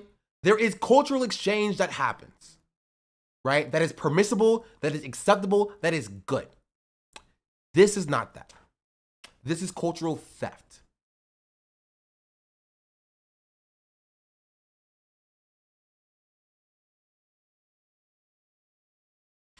Especially when the end result of that exchange is that we get called cringe for speaking naturally. Yeah. Is Eminem cultural exchange, or people just love him in general? It depends on who you talk to, right? The point is that there is an acceptable level of exchange that exists, right? There is an acceptable level of exchange that does exist that doesn't come off of the backs of the, as Chatter is saying, our T-shirt is saying, the end result is that black people are being chastised for using the language they use, right? Like I saw on Twitter, this account be like, y'all are still using crash out? That's like such old language. Like they came up with it. Who is y'all? You're looking at black people who have cultivated and created this language that they use internally. And now you're calling them cringe for using the language that was stolen.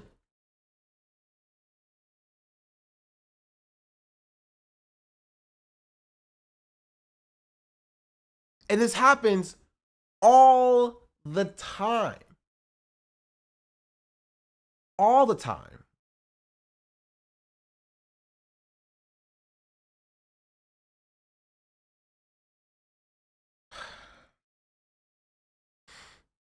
Exactly how I feel using Unk, yeah. Somebody had a joke about this 2 decades ago with the chef about how we constantly have to shift our language because they take it. It's been consistent. I haven't seen that specific joke. I don't watch South Park, but like, yeah, it's been consistent. Consistent. A lot of it is just regional slang going viral too. That too.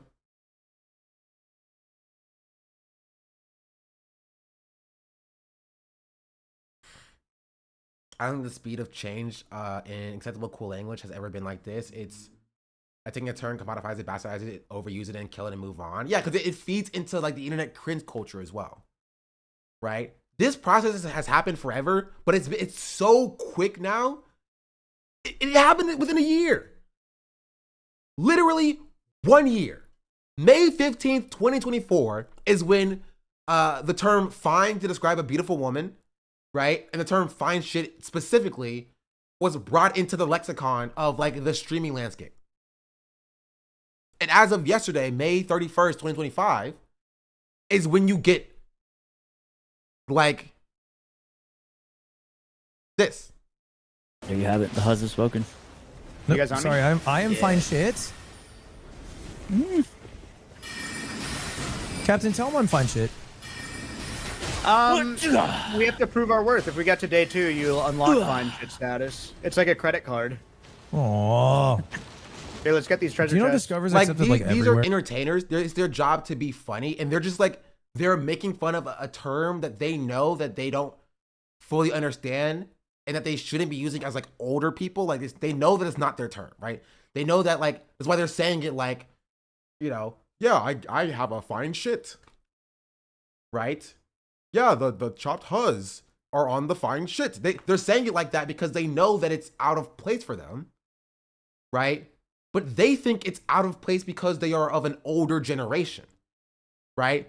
They think it's out of place because, you know, this is like language you would expect to hear from like, you know, FaZe Clan or Jason or, you know, Lacey or whatever, as opposed to like, it's out of place because it's not culturally language that they would use, right? They don't understand that like, that the young streamer boys that they got the term from got it from somewhere else. And honestly, I don't even know if they care. I would say that this is mostly online. I don't think it happens IRL. No, it happens IRL. It happens for sure IRL. It doesn't happen this quick IRL. Right? Like a lot of times it goes from terms that black people use to being, it's a lot slower IRL. The ironic usage that like people get mad, like this part of it, about people calling it cringe, happens because of the online mindset of cringe. Cringe usually is not really like a thing IRL. It's more mirrors what happens online. Right? If something is ordained as cringe online, that is then mirrored in the IRL sphere by being cringe in real life. Right? So while historically this has happened IRL all the time, in 2025, it's a lot more likely for it to be ordained as cringe a lot quicker because the internet culture moves on a lot quicker, which means that people who are like in schools who watch creators call cringe will call students in their real life cringe because people online are calling it cringe. You know what I mean? Does that make sense? I don't know if I'm explaining that well. So while it does happen online or IRL in real life, it reflects like a mirror what's happening online. But the commodification like this, commodification of like black language does happen. It has happened IRL consistently, right? It's just done slower because culture shifted slower before the internet, right? You would have like, you know, rappers make a song and that song has a term of AAVE in it, right? That they didn't start to use because a rapper said it, but it was like a lot longer for that term to be seen as cringe because there's no freaking streamer in your ear telling you that it's cringe now. You know what I mean? Now you have an entire industry, entire industry of Twitter posters, streamers, YouTubers who will call anything cringe, which means it's a lot faster to call things cringe and for internet to fall out of, for language to fall out of favor because of the internet. You know what I mean? I feel like the codification is a concept that's easily understood when it relates to things like fidget spinners, and is unfortunately easily lost when it comes to things that have been cultivated by black people for years. Yeah.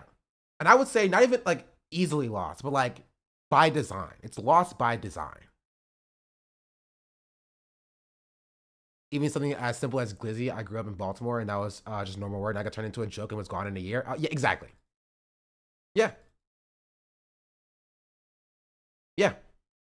Yep. Glizzy's like a perfect example.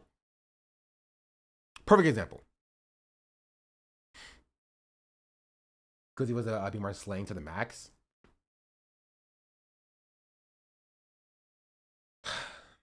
Yeah.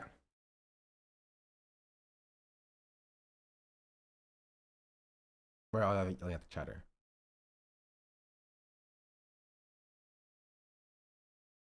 I honestly don't understand why it's bad if people integrate terms from other cultural groups into their own language. Are you black, chatter?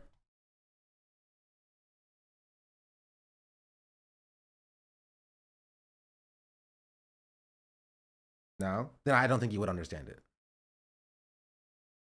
The problem is not people integrating language from other cultures into their own language. The problem is that language being taken, right? Again, with no respect, with no acknowledgement that it's coming from Black culture, number one, and that language being discarded when it becomes cringe, and then that cringeness is weaponized against the people who made it in the first place. That's what the problem is. That's what the issue is. Right? Again, I explained it like people, like, Chatter bring up Glizzy is the perfect example. Right? Glizzy being slang, right, in Baltimore, being taken, turned into the butt of a joke, right? To now, if you say Glizzy, right, you're treated as a joke, even though it was cultural slang, right? Z-A-V-E. That's the problem, right? It's not treated with any respect. It's not treated with any acknowledgement about where it came from, right? And it's treated like a joke, right? And there's an added layer on top of it, which if I zoom out even further about why it's bad specifically in this case, is that you have another group of people outside of the people calling it cringe,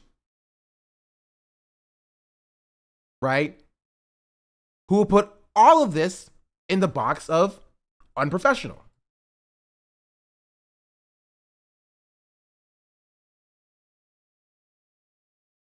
It does go deeper. Yes. You have general, white supremacist society then calling this language unprofessional, right? Calling this language or deeming it as unworthy, deeming it as less than standard English, which they do, right? Even though it is culturally how Black people speak, as uneducated, things of that nature, right? And that has real ramifications in things that we talk about, like hiring disparities, right? In disparities in like police violence, wealth disparities, and how people view Black people in general. Did I get that part? Well, that's what I'm describing. That's why it's different, right? That's why it's different.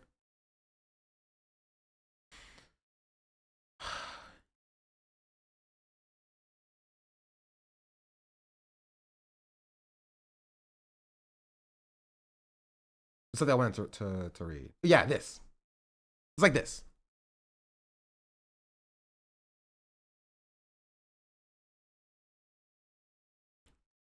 Jama, a polyglot, was invited to give a speech at a high school for Language Week. He delivered the entire speech in Gen Alpha slang. Just listen to what's going on here.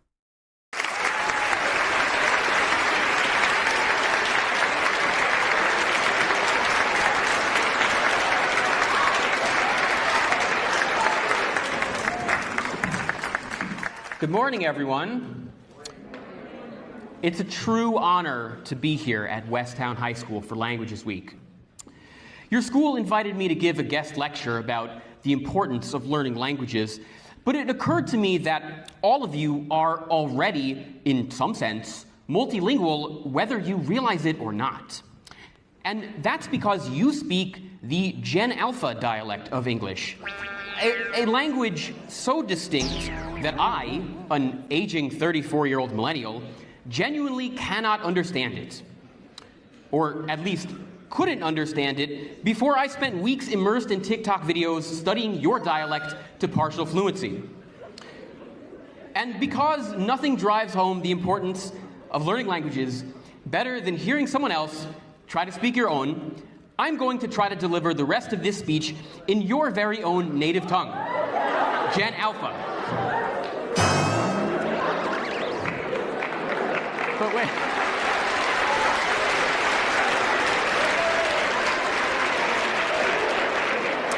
Of course, to facilitate the comprehension of my fellow elders on YouTube watching this as a video, I'll also be including subtitles in standard English. So, without further ado, it's low-key a huge W to be vibing here at Westtown High School for Languages Week. But chat, let's lock in. Bro came prepared. Now, I know it's giving to Lulu for this chuggy boomer to speak in such skibbity brain rot, but if you'll bear with me, I'll put the fries in the bag in just a second. I do actually have a message here, type shit. Look at his face. Look at his face. Look at his face.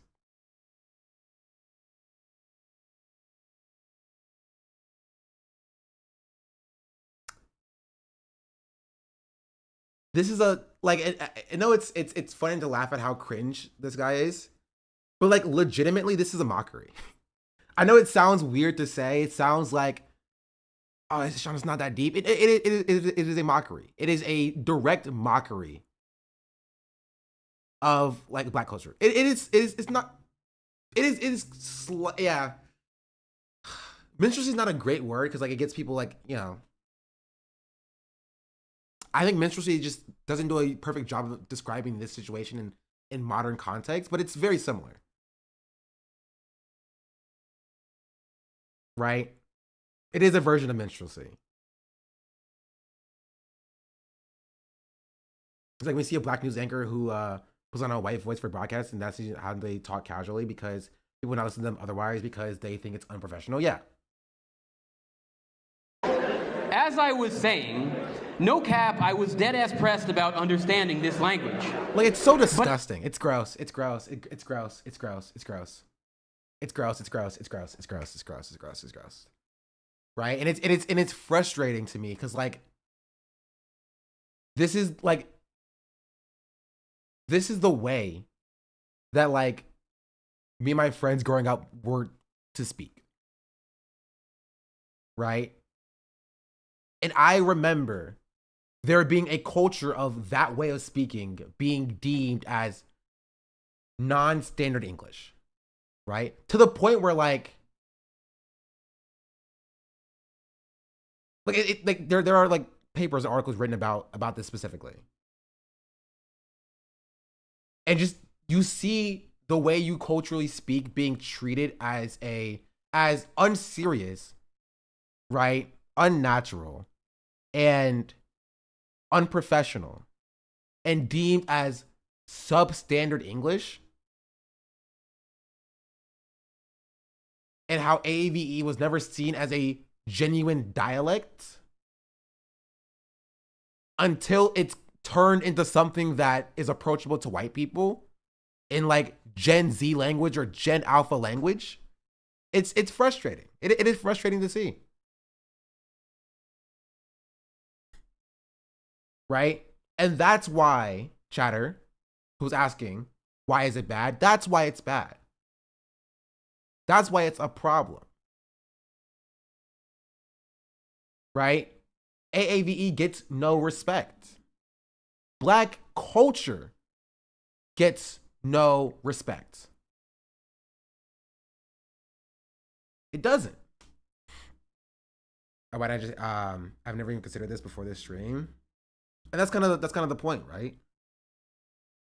Is that Black people even talking about this is just not taken seriously. Just finished this video and it's a good mini overview, specifically its uses on social media. Yeah, it's Teen Noir. It's a throwback from the past. Yeah, I actually referenced this video in my video about this concept. Thank you. So yes. Yeah, let's continue with this.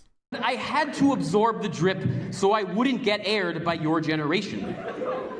High key. Like, it's not even that he's using the language, right? But he's using the language wrong.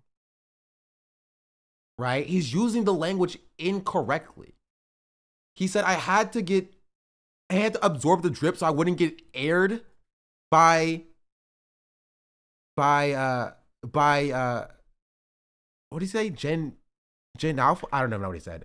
So I wouldn't get aired by your generation. Yeah. Saying I will air you out means I will take you out. Yeah. He didn't even say I will air you out or getting aired out. You know what I mean? He just said I wouldn't get aired by your generation. High key, people think Gen Alpha slang is just memes and brain rot, but on God, it's giving linguistic glow up core happening IRL. Every time you drop a gyat or it's giving, you're legit patching. Like his translation for gyat is wow. That's his translation.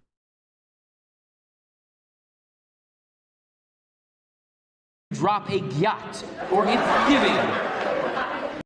Gyat is so simple, it's literally an acronym. No, it's not. Gyat is not an acronym. It's not an acronym. It's not.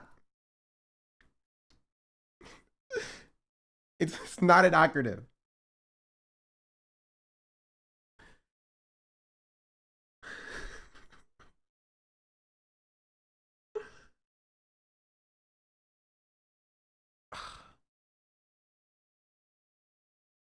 I thought it was the sound of the blicky. No. Gyat is short for goddamn. It's a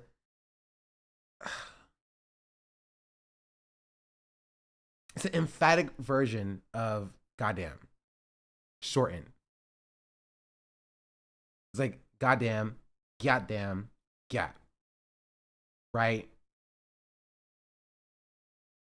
That's the etymology of it. Like I was saying that Jit was junior in training. Yes. Yes. Yes. Yes. Just find out how white this chat is. It's Twitch. My chat. This chat is actually still less white than Hassan's chat is. So you understand my frustration with Hassan's chat a lot of the time. This chat has double the black viewership than Hassan's chat does.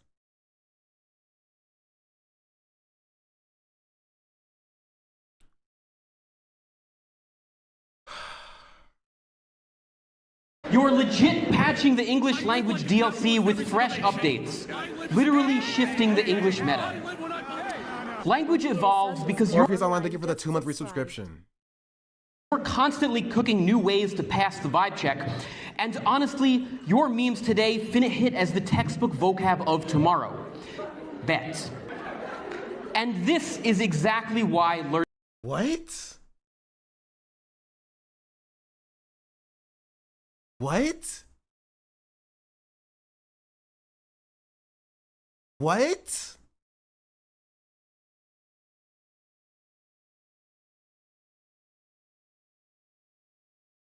Like,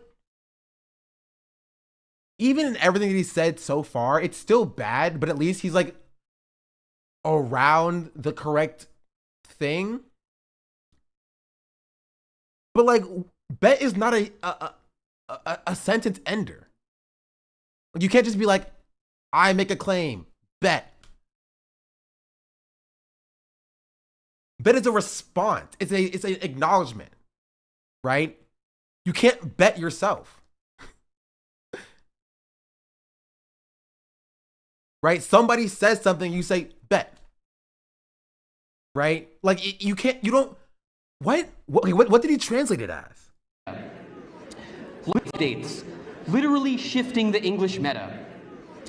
Language evolves because you're constantly cooking new ways to pass the vibe check, and honestly, your memes today finna hit as the textbook vocab of tomorrow. Bet. It doesn't mean really. It doesn't mean really. What are we talking about?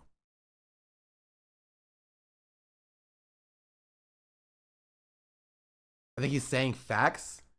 He thinks bet means facts? That's crazy. That's crazy.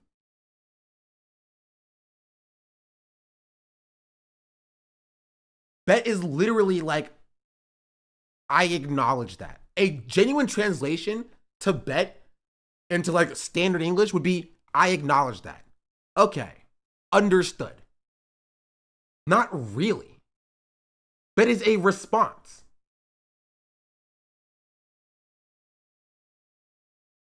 Right? Or I bet means like, it's still a response, but like that can also be used as like, I want to see you try. You know what I mean? It can also be used in a contentious manner.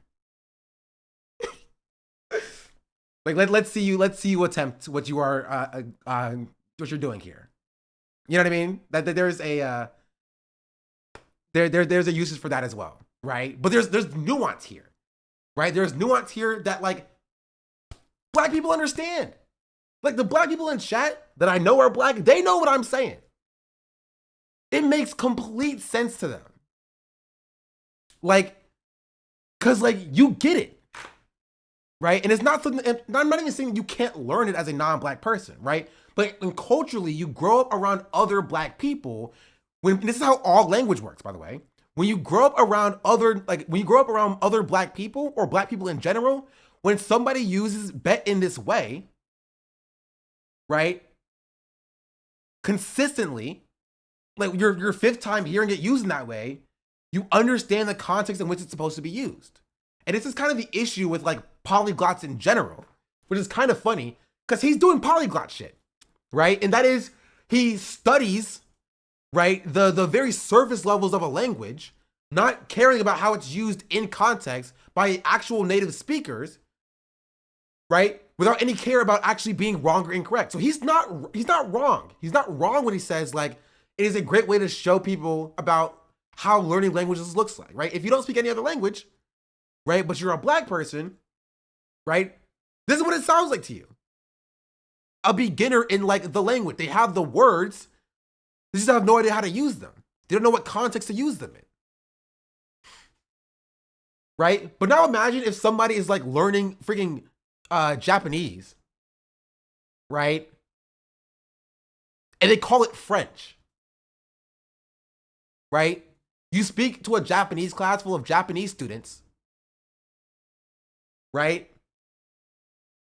Actually, no, you speak to a French class full of French students, and you're like, I learned French, and you started speaking Japanese. I think somebody who's Japanese can feel some type of way about that, because that's your language. And it's being attributed to somebody else. Just like white people thinking that this shit means this and not this shit. Yeah. Right? Because the problem is that nobody ever cares to ask the black people. Nobody ever cares to ask. It comes from hubris. That those VTubers who were like teaching other VTubers about AEVE, and then one person was like, what is this GAT thing? You know, does it mean this? And they're like, haha, no, GAT is actually an acronym. Like, it's not. It's not an acronym. But the level of hubris you have to think that you know better than the people who've created the language in the first place, right? It comes from hubris. And it only comes off of the back of denigrating black culture. Right? So they will just make up their own definitions of words. They'll see it used by black people, steal it, and then make up their own definition. And that's the problem. That's why it's theft, right? White people being like, yo, jit, or whatever. People ask them, what does jit mean? They're like, oh, I don't know. I stole it from a black guy. Junior in training. That's what jit means. It means junior in training. That's right. I made it up. That's the problem. That's the issue. That's why I'm saying that it's stolen. Right? They're like, oh, gat. Like, what does gat mean? It means, I don't know. I stole it from a black girl. What does it mean? Girl, that ass thick. That's what it means. Yeah. And I just made it up. You know what I mean? That's the problem. I met numerous people who've only seen. Yeah, whoa Chile. That was like huge on TikTok. Whoa Chile, or I'm finna be in the pit. This happens all the time. All the time. Huh? Y'all ever heard that? Do they know about that? They find a way. Never heard it? No, they find a way. They find a way.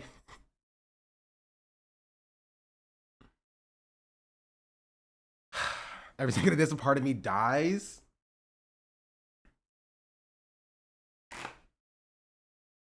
Black women and queers are the archetype of all this. Is maddening just to witness the cultural theft.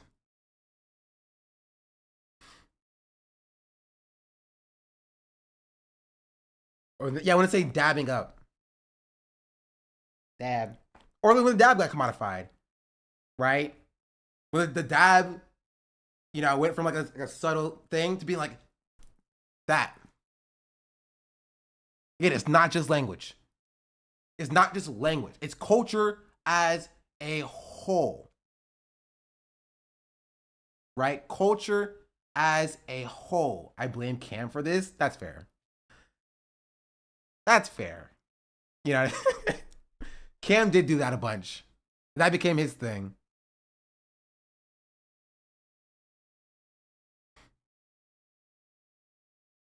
Yeah.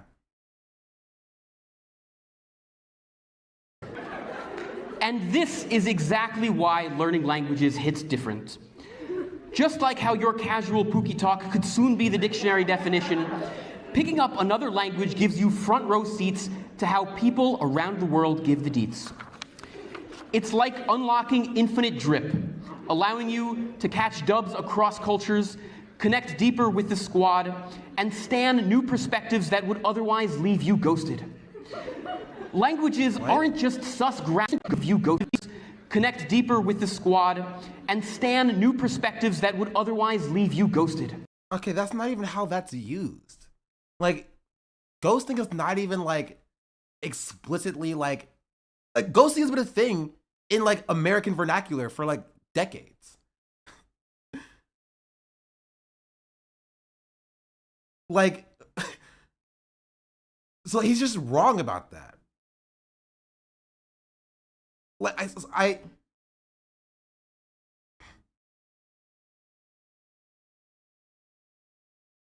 ghosting is the verb, right? Yes.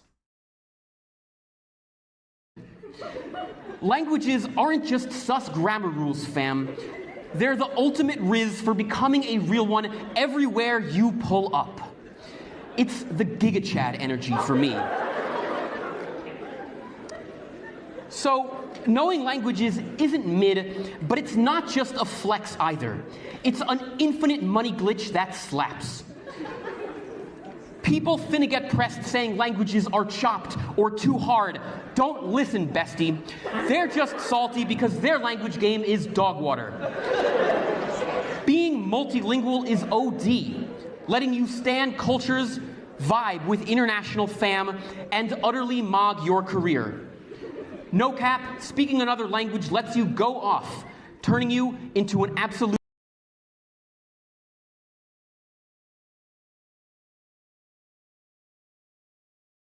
conversational Rizzlord. So yeah, chat, that's the sauce. The pipeline, as I understand it, is queer black culture, black community, queer white community, white people, corporate marketing, death, old people. Not particularly. The queer black culture and black culture aren't separate, right? They're part of like the same dynamics, right?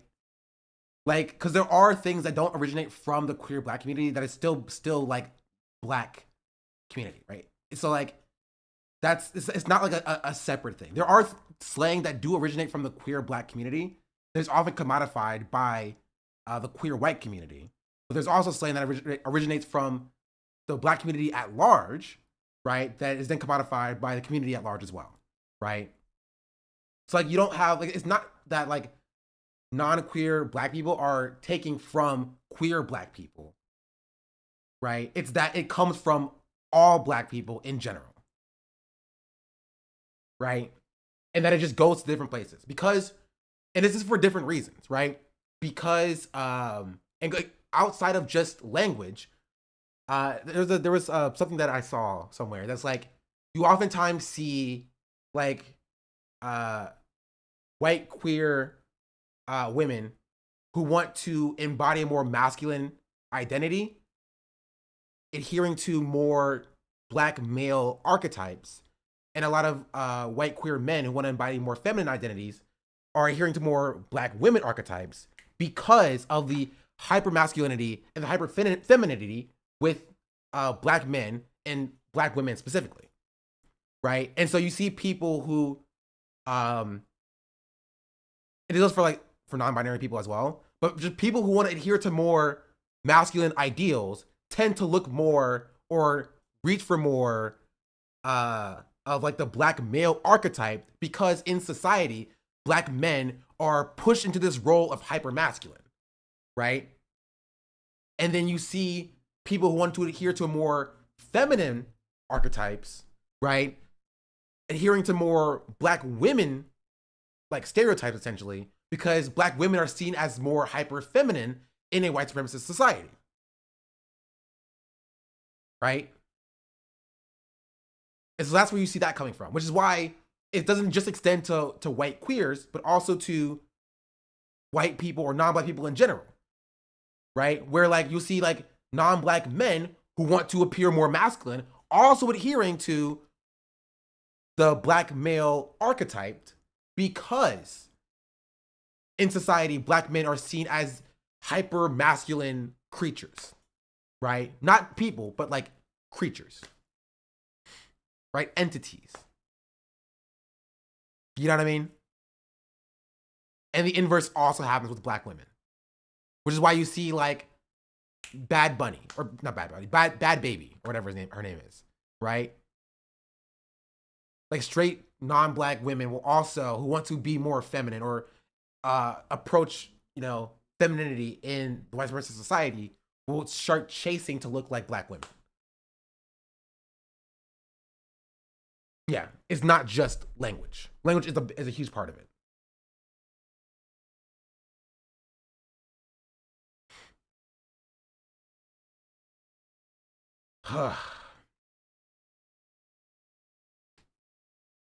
Yeah. You put all that using Skibbity Rizzler speak? Mods, ban that guy. Keep cooking, stay goated, never be mid, and FR, study hard and go rizz up that knowledge. What? FR? Does he mean for real?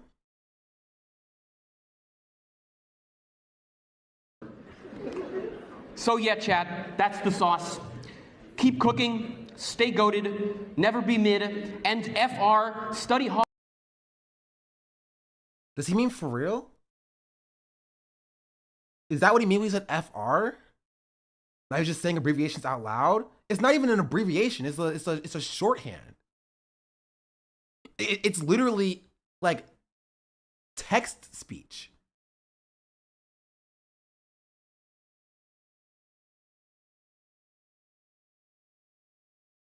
Like, it's not even like,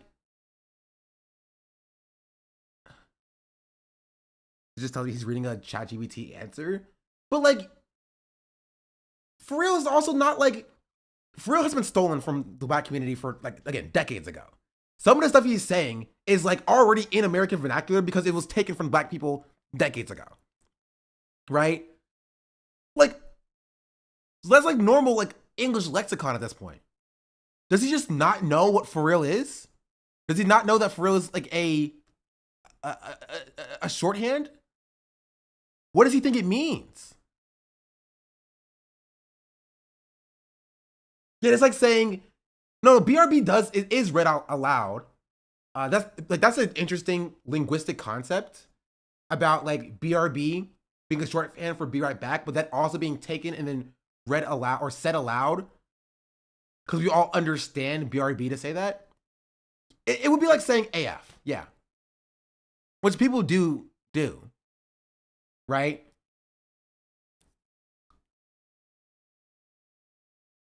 But like, no, even AF is an acronym. So that's also not a good example. Right? For real is not an acronym. There's no FR for acronym for real.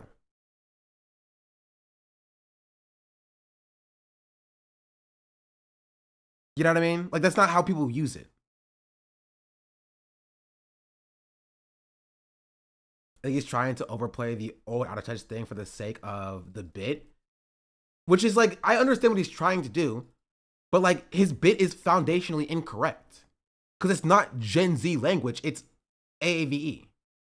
Version black culture, white commodification, corporate bastardization, late stage, generic, death kill, repeat. Yeah. You only use FR when you're typing. Yeah. I just don't think he knows what it means. Hard and go riz up that knowledge.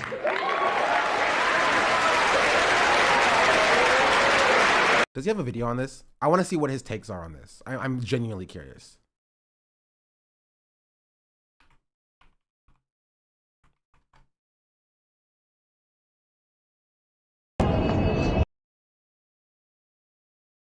I was invited by this high school to give He does have a video on it. Let's see.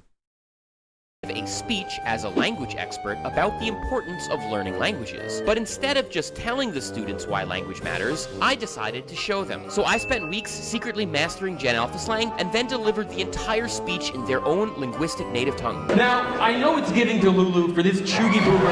And to truly test my Gen Alpha fluency, I brought the dialect to a college graduation, delivering a formal commencement speech in full professor robes to a room full of future teachers. Now they know exactly what they're up against. But first, thanks to BetterHelp for sponsoring this video. Oh my god, everything about this video is so bad. Down to the sponsor. Everything about this video sucks. Jeez Louise.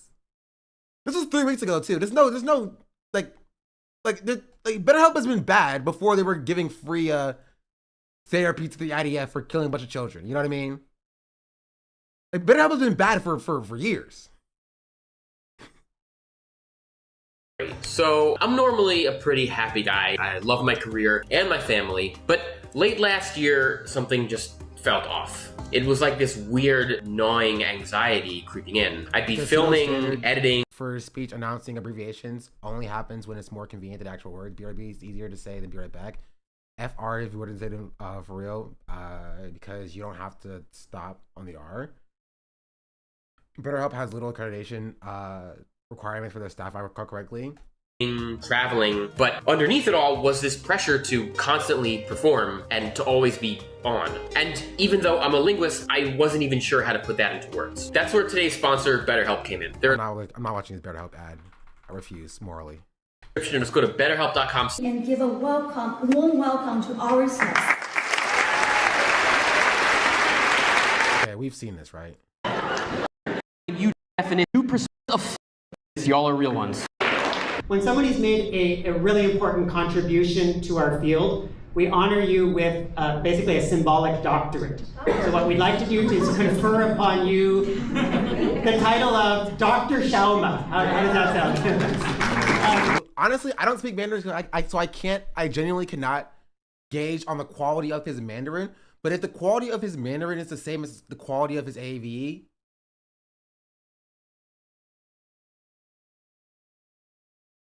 my colleague, Dr. Francis is going to confer with you. So this is the doctoral hood, and this signifies that you're...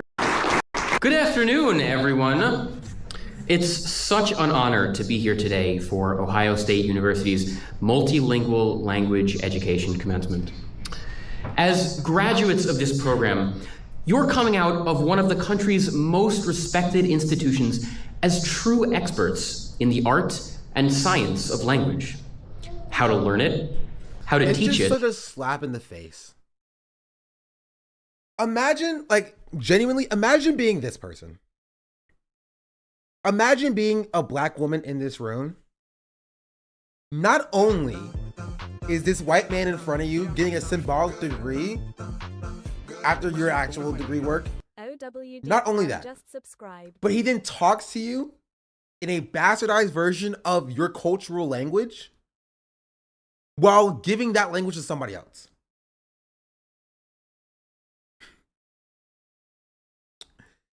It's an insane slap in the face. I think he's applying linguistic rules to slang. He probably is amazing at linguistic rules and understanding those, but applying those same rules to cultural development slang, the shifts constantly is a different ball game.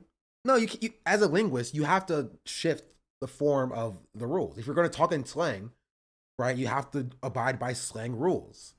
That's a part of linguistics. You can't be a master linguistics and not understand that. Master linguist and not understand that. You know what I mean? The art and science of language. How to learn it, how to teach it. It's the same. It's the exact same speech, right? It's good. I'm going to give it a shot. So, without further ado, yo chat, what's good? First off, huge dub for me today. Y'all seriously got me in my main character era. Bro's out here getting an award for multilingual Riz. Looks maxed out in this graduation fit type shit. On God, I never thought I'd say wow. She said wow. She was like, wow. You could hear that. That's so funny. That's wow. Type shit. On God, I never thought I'd be the CEO of languages, but God, yeah, literally laughing for a different reason than anyone else. But bear with me, chat. I promise I'm not just simping for Gen Z here. Let me cook for a second, well, because no cap. What happened to Gen Z? He aged up the language that he's speaking when he's with an older audience. Respect. There's actually a point coming. So I know some of you are thinking, why even learn languages when Google Translate exists? Well, fam, that thing is just straight up Ohio coded. You ever tried using it in a real conversation? Instant NPC behavior. You will get cooked by a native speaker, and that's an L every time. But actually learning languages is high-key giving utterly immaculate vibes. It's like mewing for your brain. Like, imagine you pull up to a new country, order food in perfect brain rot skibbity slang, and suddenly the locals are standing you. You just start to pull aura points. No beta energy, just pure Sigma I would give Rizzler anything to see the raw footage of just the audience. Vibes. And let's be real. She's not happy. She's like, it's hard to explain, right? Because you may be like, Sean, how do you know she's not happy? You can barely see her. You can tell, right? I grew up 25 years of my life with a black mother. I can tell you right now, she is not amused. She is not amused. It's pure Sigma Rizzler vibes. This person right here. The only black woman in this side of the room, at least. Or he's back here. Like, and let's be real. Nothing is worse than getting ratioed for Ohio-ass translations. That's why you gotta lock in and actually learn the language. But speaking another language isn't just about flexing the drip. I thought I was coming here for some real shit. Why am I here? It's about unlocking a whole new vibe. The culture, the people, the stories, the valid sauce that makes life richer. When you talk to someone in their own language, you just ate and left no crumbs. You feel snatched in which you just ate and left no crumbs. You feel... Bro, look at her face. Someone in their own language. Look at her You face. just ate and left no crumbs. Look at her face. She's not happy, bro. She is not happy.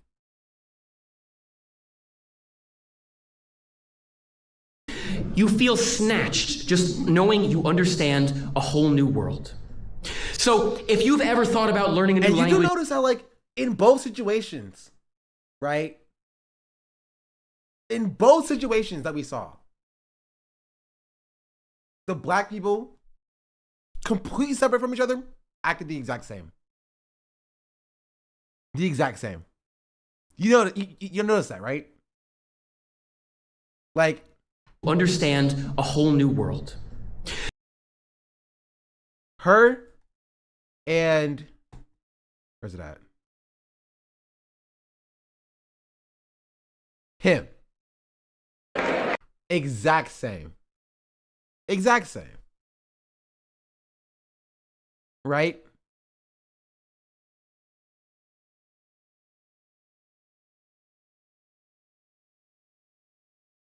They don't find a lot of humor there.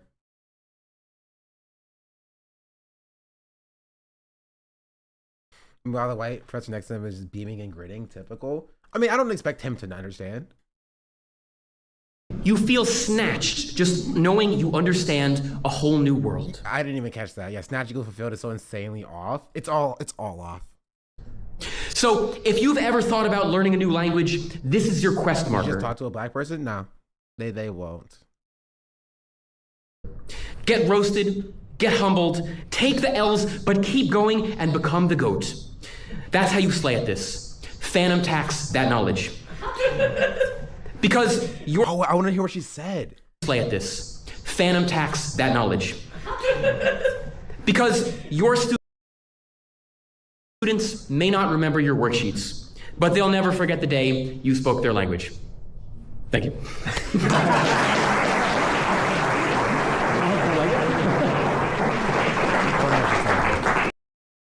So this guy's perspective on language feels ugly. Language is a tool, and he approaches it purely from a privileged perspective. He doesn't grasp language isn't just a thing that people use, much less develop just to get ahead or find fulfillment. People have developed these tools for their survival. For many people, it's not just a world, it's their only world. True. Thank you. All right, I think I'm going to have to ask my 15-year-old for a translation. He'll probably say, Dad, don't touch grass, which I don't. There will be subtitles. There will be subtitles. We posted, I need subtitles. Yeah, so we've seriously.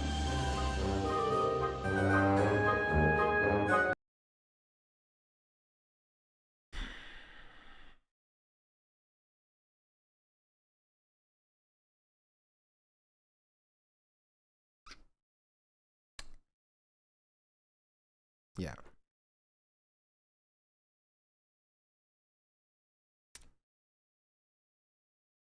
Yeah.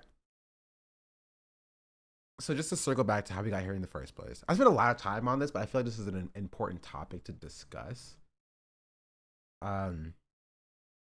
Is that it's happening once again in the realest of times. And this time I am on camera telling you it was going to happen. Just to walk back, right? This is me on the 26th. This was a random small chain. No, this is Yama NYC. 7 million.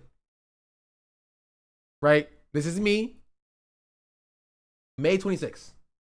Actually, I really posted a video or something on somewhere.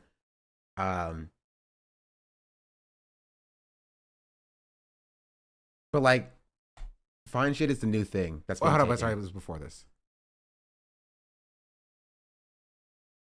You know what? Yeah, from AVE. Fine shit is the new thing that's being taken from AVE. It's being stolen and commodified in real time. You might not have seen it yet, chat. It might not have hit your feed, but it's coming. It's coming. You're gonna start seeing what's that? You'll know. You'll see it in like 2-3 weeks. Once the start saying it.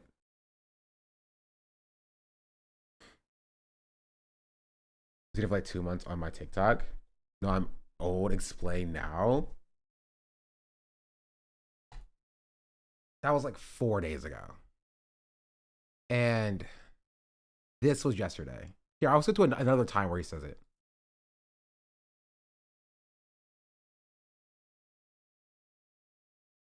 Walking the cloud, whatever. I need to grab my chicken by the way, biryani. congratulations, you're fine shit. I need to grab my chicken biryani. Do I have time? No. You have to wait.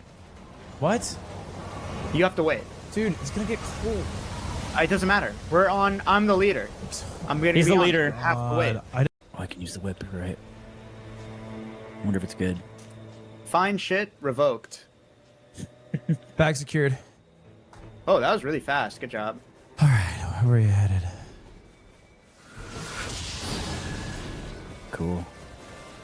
This is only an hour of like the 5 hours they played. Right? Here, I can go to Squeak's broadcast. Squeak has a VOD up. Here, we'll go to all the 7 hours that is here.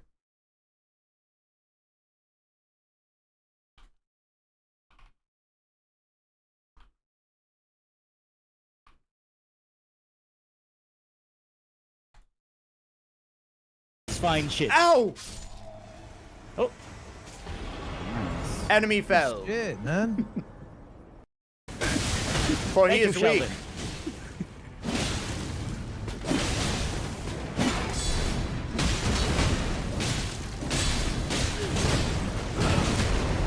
Nice. Buenos dias, fine shit. Ow! There, that one was slime. Pull up. Yeah, Wait, So it's worth that. picking up items no matter what. We're playing like fine shit. We are playing like fine shit for real. Yeah, we all have our days out. Your what out? What? Our day. I don't like when you say that. Why? I don't I was born understand. in 1990. Can I not like things? I was born in 1990, man. That is so long. AV because I vaguely recall Olympic saying it on the Wine About It episode. Yes.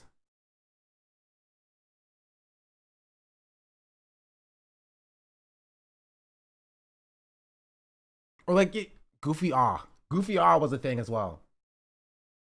Right?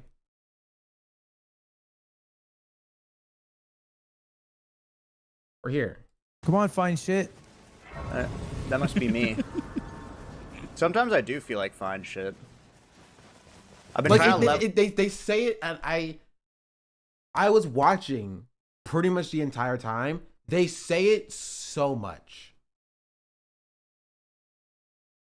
Right? They say it so much. And you're like, it gets to a certain point, you're like, okay, you know, I get it, you know, ha ha ha. You know, you say funny thing or whatever. But like children learning a new catchphrase. No, it literally is. It's literally take shit from someone else, run it into the ground until it becomes like, say it ironically, until it becomes cringe to say it. And then it leaves, you know, anybody who says fine shit, like genuinely, the black people who actually used it, as also being cringe. And they move on to the next thing. level up my fashion. I've been trying to level up my fashion. Or here. Put that anchor in his fine shit. Or here. Shit at you. We didn't know there's a second guy. Where's fine shit? Oh, he's over there. You see us on the map? Please, I'm the Duchess, not fine shit. Yeah, there's some farmers. You're saying the Duchess is not fine shit? I don't like to be referred to as such. But what if you just are that? I fight for the chopped sounds cringe already? Because it is. Because they are literally running it into the ground. But what if you just are that? I fight for the chopped huzz. Oh. Well, it Like seems an we have a allegiance? misalignment of goals. I'm the fine shit who fights for the chopped huzz. I'm so bloody. I look badass. Oh wait, let me check you. Let me look at you. Not check you. I know how hard it is to get here. Look at the back. Wait, did I? Sorry, I skipped another one. Here. Shit at you. We didn't know there's a. I'm the Duchess, not fine shit. Yeah, there's some farmers. You're saying the Duchess is not fine. Good shit. Well, I'm fine shit. Oh man. All right, these guys were low key. I'm fine shit. You are the chopped huzz. Is Hear that that an bird? order? I'm not a bird anymore.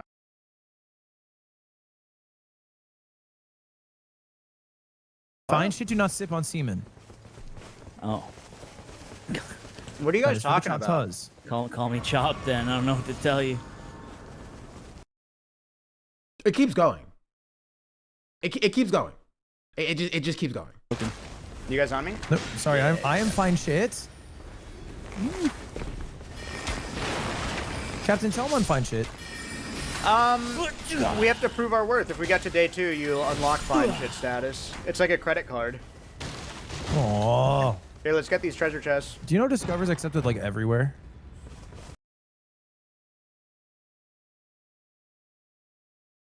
Walking the cloud, whatever. Okay, by the way, grab my congratulations, chicken you're biryani. fine shit. I need to grab my chicken biryani. Do I have time? No. That's why I'm doing it. I'm going through it, so it's easier for me to edit together when I make a video out of this. To wait. What? You have to wait. Dude, it's gonna get cold. It doesn't matter. We literally just watched this, chatter. I'm sorry. You gotta check the VOD.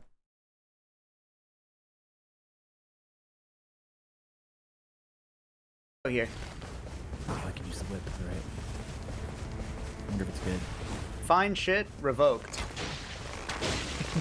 Bag secured. Oh, that was really fast. Good job.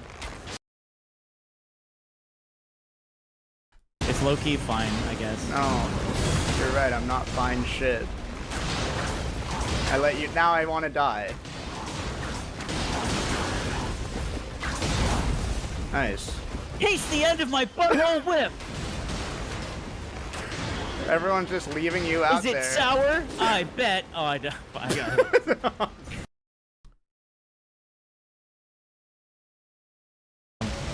A little help here. What's some fine shit gotta do to get... My weapon sucks. I'm not gonna fuck with you about it.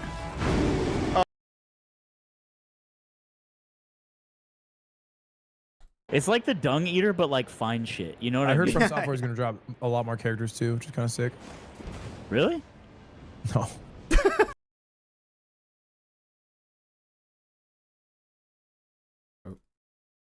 Which I am grateful. She's low-key fine shit. Indeed, a promising. All right, I'm just trying.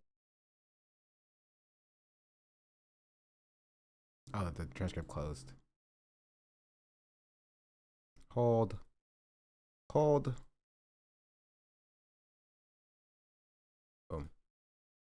What did you guys watch? I watched, well, the fine shit was talking to me, and then I wasn't really listening very much. But then I checked the round table, and there's like a shitload of bosses now. That's 24 instances of this one phrase in this one stream. 24.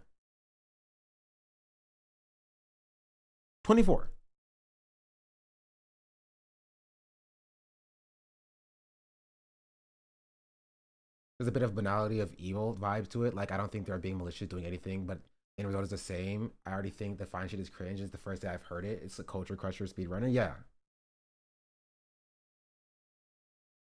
Would it be interesting to know where Ludwig picked it up? Honestly, probably like the Face Boys.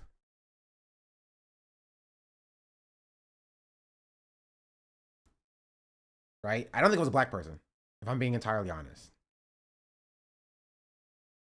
I don't think he heard a black person say fine shit and then like started rocking with it. Definitely him mocking Jason. Yeah. And it also goes down to, and this continues to like the uses of chopped. Right? 15 instances of chopped in this VOD. Playing YRB. YRB. My group is so chopped. Shut the bottom of the hill between the gravestones. That is how. Oh shit. That was a level. What about type shit? They moved on, chat. They moved on. Type shit's old news. They got their mileage out of type shit. That's the old toy. That's like freaking Woody, Toy Story. I don't want to play with you anymore. I can type it in here.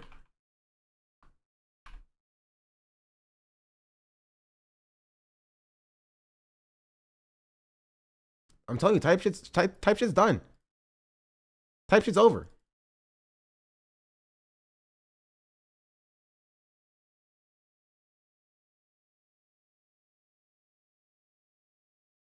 Reminds me when Lovely was making fun of Aiden Ross and just said AV. Bring back white slang. What's the problem with this? Are we gatekeeping lingo? It's not lingo, chat. It's AAVE.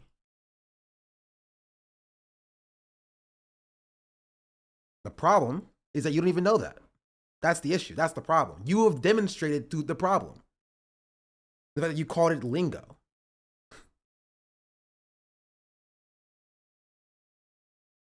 Before someone says Gen Z slang. I know it's about AVE. Yeah. Why didn't you call it AVE, chatter? There's a reason why you said lingo instead of AVE. A lot of young people are saying it, and that's the problem. The problem is that you know it's AVE, right? You understand it's AVE, and you still called it lingo regardless. You've given ownership of it to the young people. And you know better. You know it's AVE. You know better. That's the issue. That's the problem. That's the problem. It is culture vulture shit. It's what I described in my very beautiful and easy to read graphic here. Here. Black people using their own language, it gets taken from them.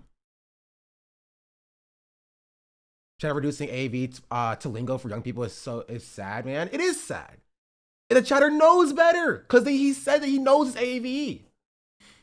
It's not even like a place of ignorance, right?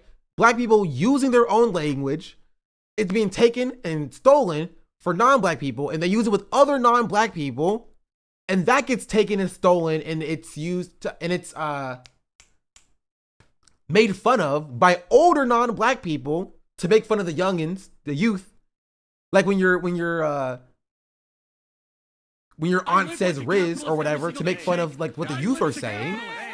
And then that's put it, and when, okay, that's the issue. That's the problem, right? Black people use language. That language is stolen by young non-black people, and they use that language, right?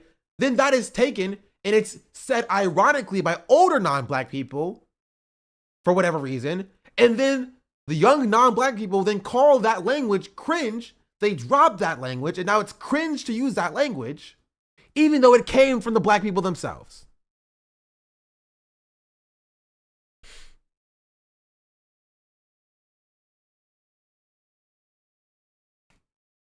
White co-opting of AAP is not peaceful cultural exchange. It's whites robbing black Americans of their culture. Yeah.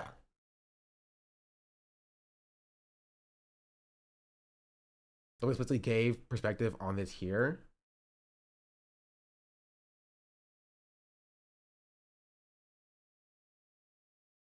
You say AAV. I'm getting a couple falls on YouTube. Thank you for YouTube subscriptions. VE words? Yeah, right? Isn't that most of common culture, I feel like, comes originally from black culture. Like, black culture becomes mainstream culture.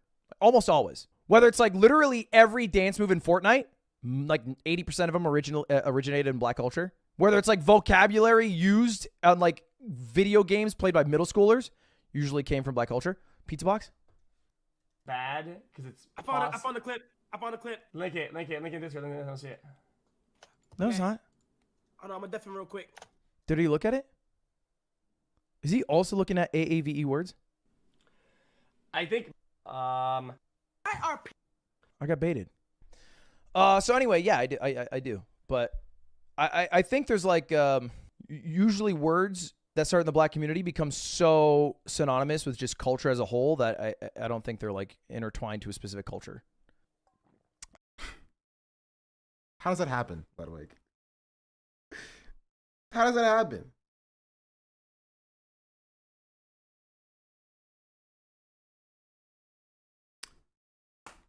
British museums.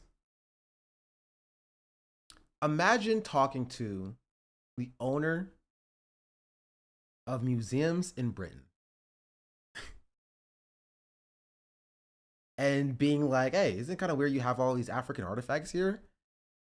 And they're just like, well, you know, we actually think that they're British artifacts. You know, I do acknowledge that they did come from Africa, right? But at a certain point, you know, it becomes synonymous with British culture because it's been here for so long, right? So like it's kind of fine if we keep them here because they're technically British artifacts.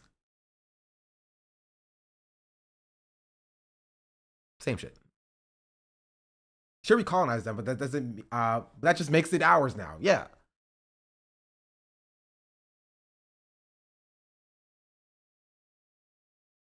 And I don't think it's weird to use them.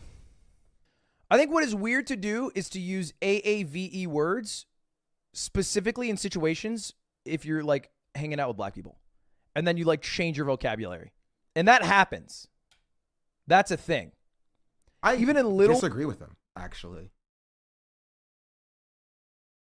Like, not specifically, but like if you were culturally around, the problem is changing your vocabulary to AAVE in any instance, right?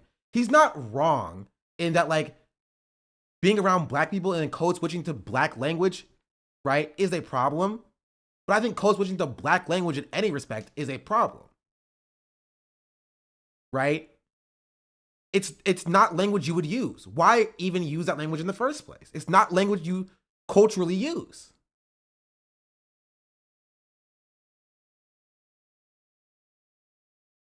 It just doesn't make any sense.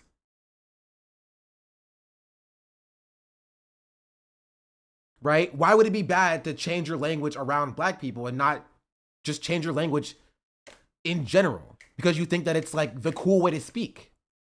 Right? How is it different than dressing like you know, culturally like black people would dress? Right? Because it's a cool way to dress. Right? Like if you are a white person and you grew up around black people, that is culturally how you spoke, that's a different situation. Right? If you grew up in the black community, you grew up hearing these words and you use it naturally, right? That would be one thing. Right? That would be one thing. But it is weird, right, to hear words being used and be like, oh, that's the cool words to say now. Now I'm going to use these words. Right? And what he's doing is, this is actually something I've seen Hassan do as well. And that is, he's acknowledging that it happens. Right? And he's kind of doing a straw man a little bit. Right? He's like, oh, well, you expect me to stop saying all AAVE words? What about words like, you know, W? Or what about words like, you know, baddie or whatever? Those are normal words now. Like, I've been saying those words forever.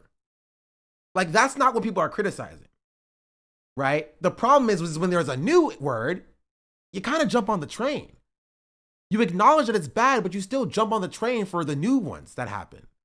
Right? So like Unk wasn't like in common vernacular. But they kept saying, fine shit isn't common vernacular. It's not synonymous, but they're making it synonymous. They are a part of that pipeline. Right? Which is why I asked the question when he says, like, you know, some AV words are synonymous with culture. How did it get that way? It got that way because people flagrantly stole it from black culture, commodified it, took it, stripped it and removed it of its black identity until it became synonymous in the first place. That's the issue.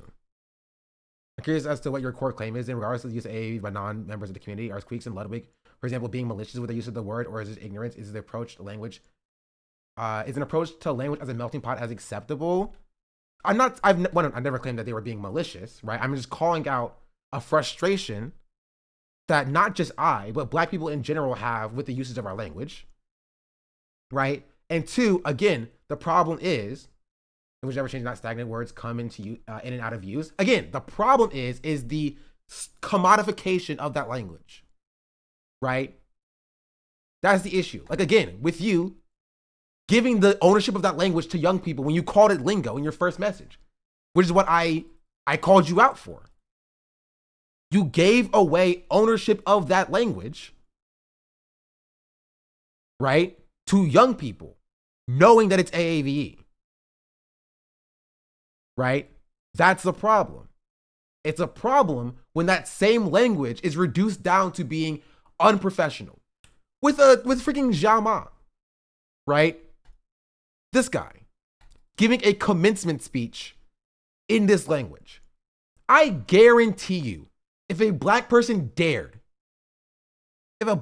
fucking dared to stand up on a stage and give a commencement speech in AAVE, they would be ruthlessly attacked. Ruthlessly attacked.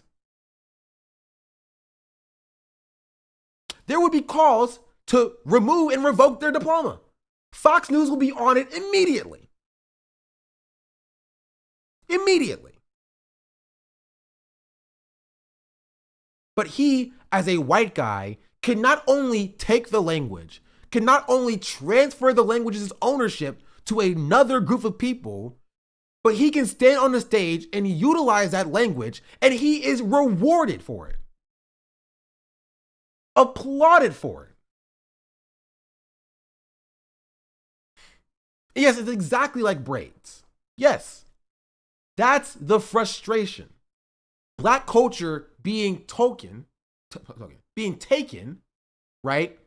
Stolen, twisted, commodified, and then utilized when it serves non-black people's purposes, right? While black people simultaneously are still being oppressed for that same thing.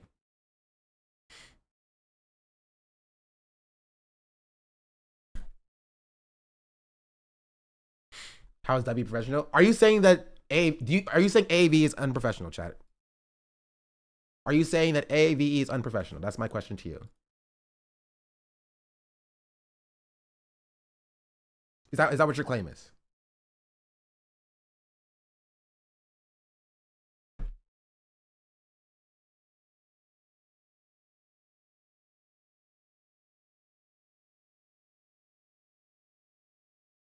Of course, no. Okay, then what's your point?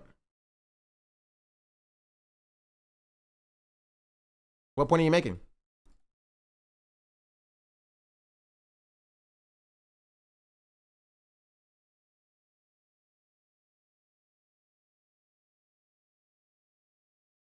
You're speaking about words young people use? No, I'm talking about AAVE. I don't know what you're talking about. I'm talking about AAVE. I'm not talking about words young people use. I'm talking about AAVE. You are attributing it to words young people use. And I'm saying that that's the problem that I'm referring to. That is the problem that I'm talking about. You giving ownership to those words to young people is literally what I am describing as the problem.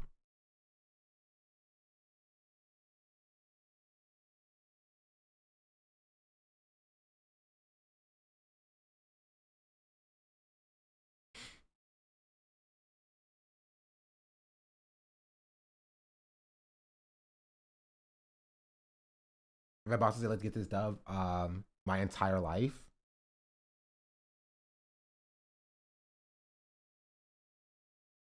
But that's my point.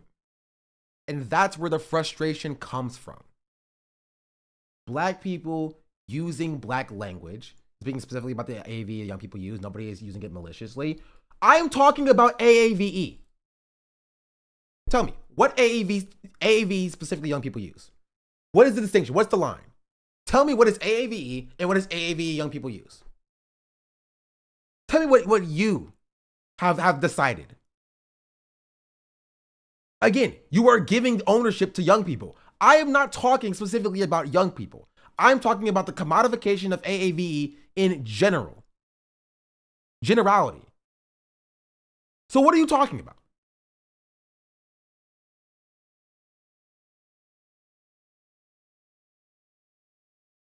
What are you talking about?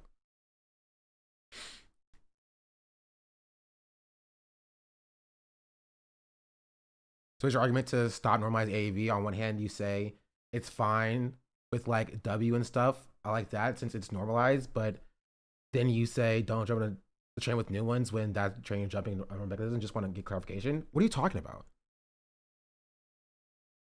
You talking to me? I've never said it's fine with W and stuff. That was never a claim that I've made. I was just talking to the chatter.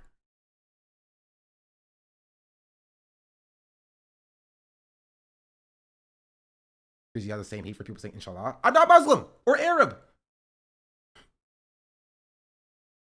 That's not my community. That's not my purview.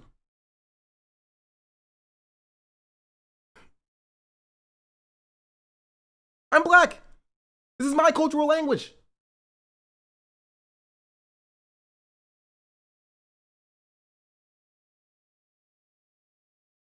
I think people are conflating a lot of things now. Big if true. People want to justify stripping black people of their culture while demonizing that culture, while taking ownership of that culture. I know, but I'm asking for a Muslim perspective. I'm trying to understand the issue with using AAV. Well, then we're not talking about the Muslim perspective. I am black. I'm not going to speak for the Muslim community about people saying inshallah. I will speak about AAVE.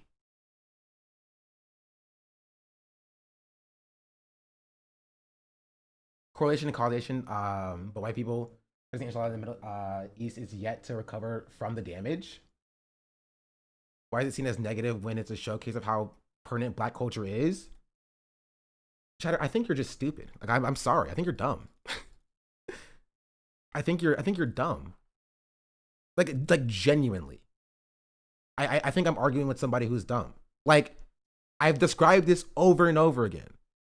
The problem that exists is when black language is taken, commodified by non-black people, it's then taken and commodified by older non-black people, so that then the same non-black people who took it here call the same language cringe.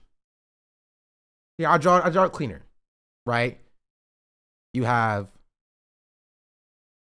black people, you have non-black people, and then you have old non-black people.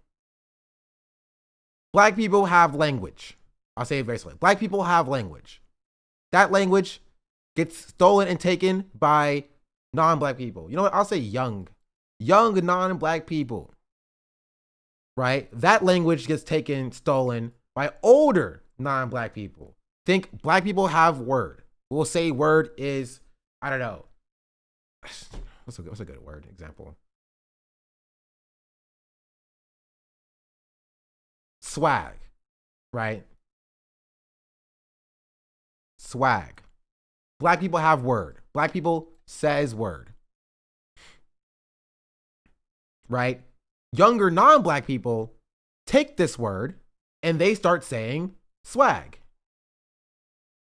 Older non-black people, the parents of the younger non-black people, Ellen, Stephen Colbert, people like that, will then see that like young people are saying swag, and they'll be like, whoa, young people are saying swag.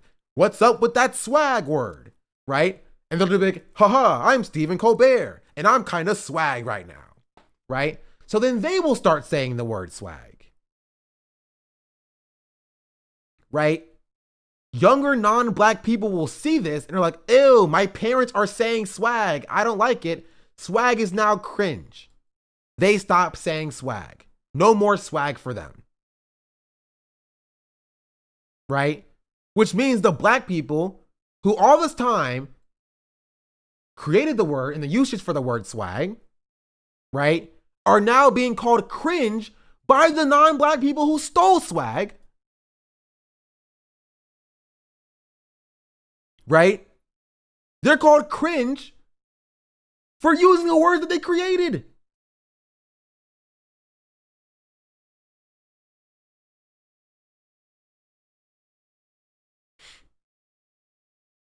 Isn't even the same case but bigger for woke? No, actually, woke is actually not that big of a case. Woke is not as pervasive as you think it is, Chatter. But yes, woke is an example of this, yeah. Not necessarily cringe, but woke is similar.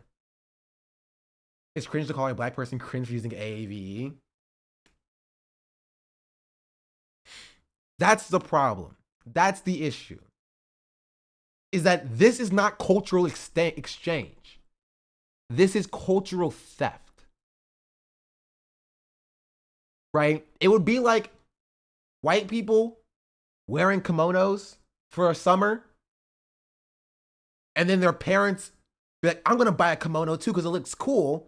And then those same white people being like, kimonos are cringe now. They're so out of fashion. I can't believe people still wear kimonos. Right? And then they go to Japanese people who've always wore kimonos and be like, y'all are still wearing those kimonos? Cringe. Cringe. That was so last year. That's what's happening. That's what's happening. And that would be a bad thing. That's not cultural exchange. That's cultural theft. That's cultural theft. Cultural exchange happens naturally. Theft doesn't. Yeah. I know how people aren't hearing what you're saying. It's perfectly valid to be annoyed that your culture is being commodified and discarded and shockingly increasing speeds. Yeah.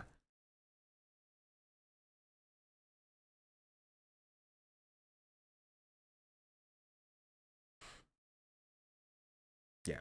And it would be different, right? It would be different if like there were freaking black people in these spaces, you know what I mean? But like it's like you have like Kai and AMP in that space over there being authentically black, and then it feels like the streaming landscape in general is just kind of like taking pieces of that because it's popular without understanding the black people who are doing it, right? And they're like kind of like passing it around kind of like as a joke. It feels like mockery. It feels like mockery.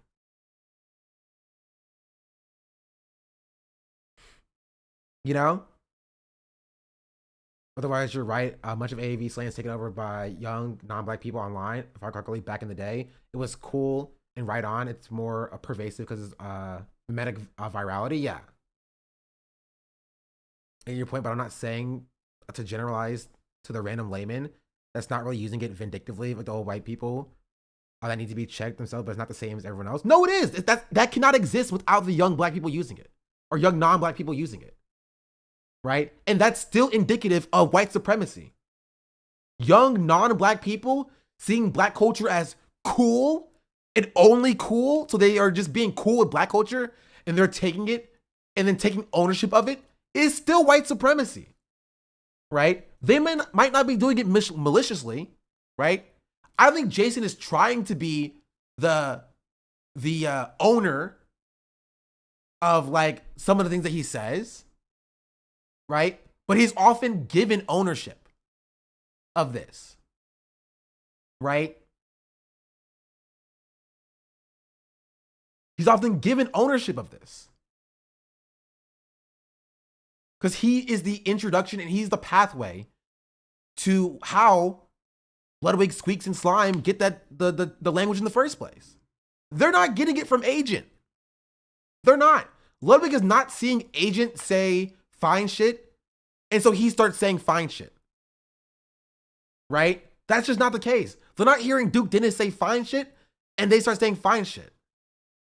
They hear Jason saying fine shit, and they start saying fine shit.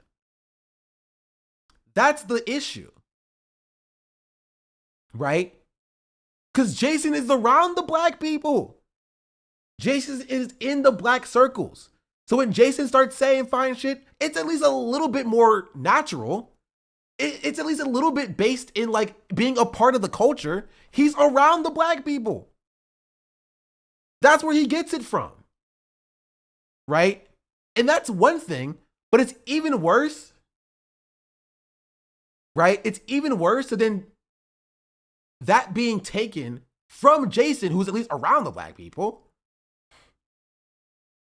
Right? And then using it ironically because that's what the young people are saying. Right? Ludwig, Slime, and Squeaks saying fine shit. They're doing it to make fun of the fact that like, oh, this is what the young people are saying. Removing the cultural identity from the black people who've created the phrase in the first place. That's the issue.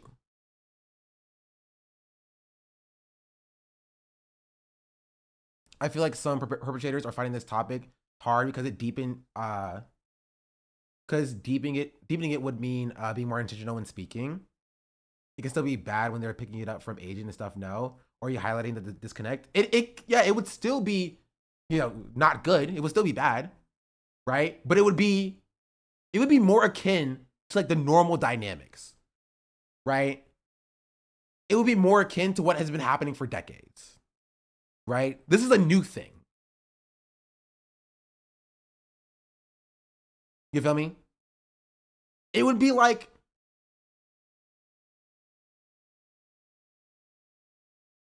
Soulja Boy saying Superman that hoe on Crank That. And instead of the white kids at your school seeing that and copying his phrase, right? It would be like the popular kids at your school seeing that and copying that phrase. And so the non-popular kids then start copying the popular kids and calling it popular kids language, right? That would be the problem. That's what's happening here, right? The popular kids getting that from black culture or whatever, getting their language and style and their culture from black culture, then putting that on as their culture, right? And then getting credit from everybody else in the school for making that culture up. It's now their culture. And not for the black people who created it. Even though the black people at that school have been saying that for years. Right? While that's happening, the black people at that school are getting sent to the principal's office, right? For saying that language. Right? For doing the Crank That dance. Bow. Principal's office. For years. But now everybody's doing it because the popular kids stole it from Soulja Boy. You know?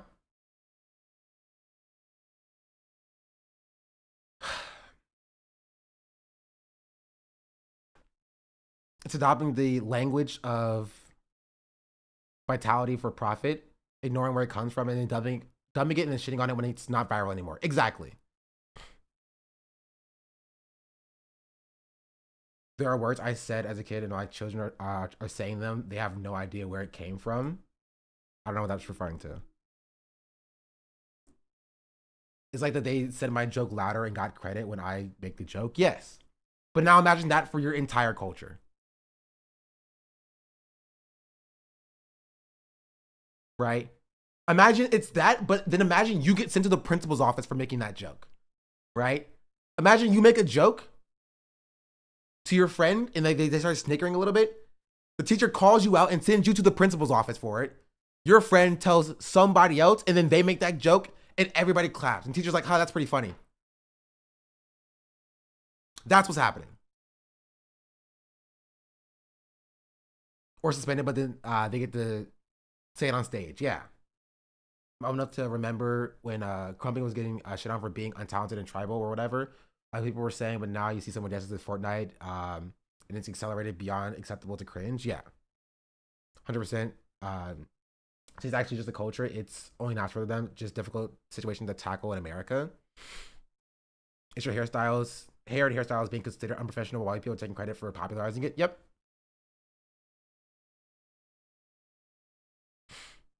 I'm referring to my previous comment. Phrases and words have long filtrated process that when it gets to some community, they have no idea where it comes from. No, that's just incorrect in this situation. Everybody understands this comes from black culture. That's not something that is even up for debate. Right? That is not something that is even up for debate. People understand that it comes from black culture. They just don't view it as important. Because now it's American culture. Now it's like a melting pot of culture. Right?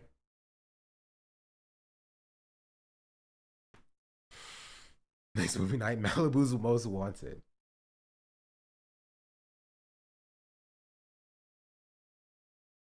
And the first time I ever heard type shit was from a little white kid, and I immediately knew. I don't know that, and when it gets to me, I would have no idea. If that's true, and I don't believe you, you have internal work to do in yourself, Cheddar. I'm gonna be real.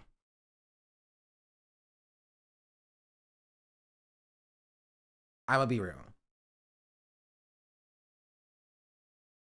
Right? And this is what I'm describing here. You may be, you know what, that may be true, and you may be here. Right? You may be here. Right? And that's the problem that I'm describing directly. Right? Is that old non-black people see young non-black people saying stuff and they're like, oh, that's a young person thing. Right? And not understanding that comes from black culture. And that's what I'm describing as being bad. Right? But I still disagree that you don't understand it comes from black culture. I don't think that's the case. Because it's still demonized. Right? It's still demonized. Like rap being demonized, people understand rap comes from black culture because it's demonized for being associated with black culture, attached to black culture. Like, yeah, sagging was associated with black culture and it was demonized for doing so. If you saw it and you're like, why are the kids doing this?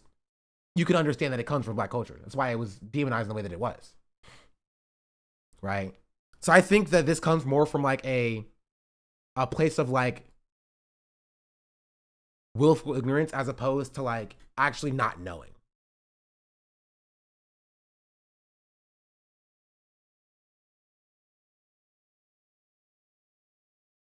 The not viewing it as important or worthy of respect is another reason why they use it incorrectly without grammatical structure or syntax. They don't regard it as real enough to respect it to that degree. Yeah. All modern music comes from black culture. I won't say all modern music, but all modern music in America. Right? There is international music that definitely does also have roots in black culture, but there are sections of international music that does not come from black culture, and I will acknowledge that. Right? But in America, and even internationally, there are a lot of sections of music that does come directly from black culture. Yeah.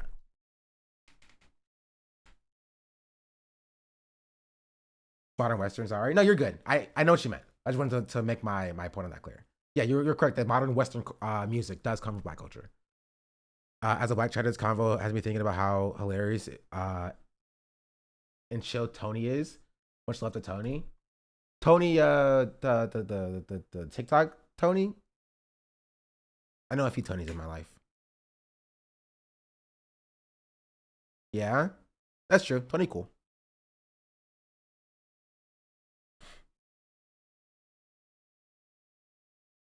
Tony Stavocci.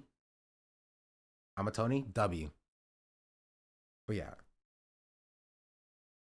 I think what also upsets me a lot is that people that come in here and they're like, okay, what do we do? Stop saying it, right? Wait, you want me to just stop saying all popular words? That's my also pisses me off because it's just like black people can't even like vent their frustration, right? Without white people centering themselves in the conversation. That's frustrating, right? It actually happened when I was talking about Hassan and Dean Withers. And I was talking about my frustration with like formerly racist white kids being elevated to the front lines of like anti-racial discourse, right? And they're like, what do you want Hassan to stop talking to all formerly racist people? How dare you? Like it's a form of defensiveness because a lot of people don't want to address their internalized white supremacist notions. Like in this way, right? Deflection. Yeah, it's a straw man. Like not a single time today, talking about this for the last 2 hours, have I ever said that like Ludwig should never use AAVE. You know what I mean? Never. Not a single point. And never at a single point have I ever said that anybody should stop using AAVE. Right? Engages are black culture, mostly a white thing now, and not treated like sagging. Yeah. Not one. Yeah. But then the chatter still came in here, was like, why do you want people to never say, use lingo? Young people lingo, or whatever. So what you got out of this, then you missed the point entirely. There were chatters who missed the point. There were. Right? Because it's a lot easier. It's a lot easier to reduce what I'm saying down, right? To like me just being mean to white people and trying to police white people language and I don't understand cultural exchange, as opposed to being like, maybe as non-black people, we can do a little bit better with the way we hold on to language, the way we talk about things, the way we use and utilize language. You know what I mean? Like I'm talking about this because it's coming from a place of frustration. And I know this is technically day number 3 of me shitting on Ludwig a little bit. But like I watched Ludwig. I'm not even joking, right? Like when I say that I watch Ludwig, I like engaging with Ludwig's content. Right? And so when he does shit that like, sticks out to me, I'll like, I'll talk about it. Cause that's where I see it. Right? And it's just one of those examples. That's too far. Are you venting or do you want a solution? Do you see some change? There's no fucking solution here, chatters. If you think there's a solution here, you're delusional. Like, I'm sorry. You're fucking delusional. There's no solution here. This has been a consistent thing for decades for all aspects of black culture. There is no solution here. There's not. I'm not going to, there's no way for me to change the way that non-black people steal or take black culture. It's just going to get worse. It'll keep happening. That's what I'll tell you. I can talk about it, right? To hopefully make people more aware of their, what they are doing. But it doesn't matter. People aren't going to listen to me. I could have 1 million followers saying this. People aren't going to listen to me. And I know this because FD Signifier does have 1 million subscribers and it doesn't happen to him. You know what I mean? They don't listen to him when he says it. So me saying it's not going to change anybody's mind. Like, I doubt nobody's going to see this at all. First, like, number one. Number two, even if he does, I think it's going to go like this. You say AAVE words? Yeah, right? Isn't that most of common culture, I feel like, comes originally from black culture? Like, black culture... It's just, my hair is just not done. Sorry, don't worry about that. Let's continue. You say AAVE words? Yeah, right? Isn't that most of common culture, I feel like, comes originally from black culture? Like, black culture becomes mainstream culture. Almost always. Whether it's like literally every dance move in Fortnite, like 80% of them originated in black culture. Whether it's like vocabulary used on like video games played by middle schoolers, usually came from black culture. Pizza box? Bad, because it's... I found the clip. Link it in Discord. I don't see it. No, it's not. Hold on, I'm gonna def him real quick. Did he look at it? Is he also looking at AAVE words? I think... I got baited. So anyway, yeah, I do. But I think there's like usually words that start in the black community become so synonymous with just culture as a whole that I don't think they're like intertwined to a specific culture. And I don't think it's weird to use them. I think what is weird to do is to use AAVE words specifically in situations if you're like hanging out with black people. And then you like change your vocabulary. And that happens. That's a thing. Even in little ways, people do that. I'm certainly guilty of this. And I think it's weird. XQC is currently doing this. On Call with Kai. Yeah, I think it's like almost natural in a way, but I think it's a bit weird too.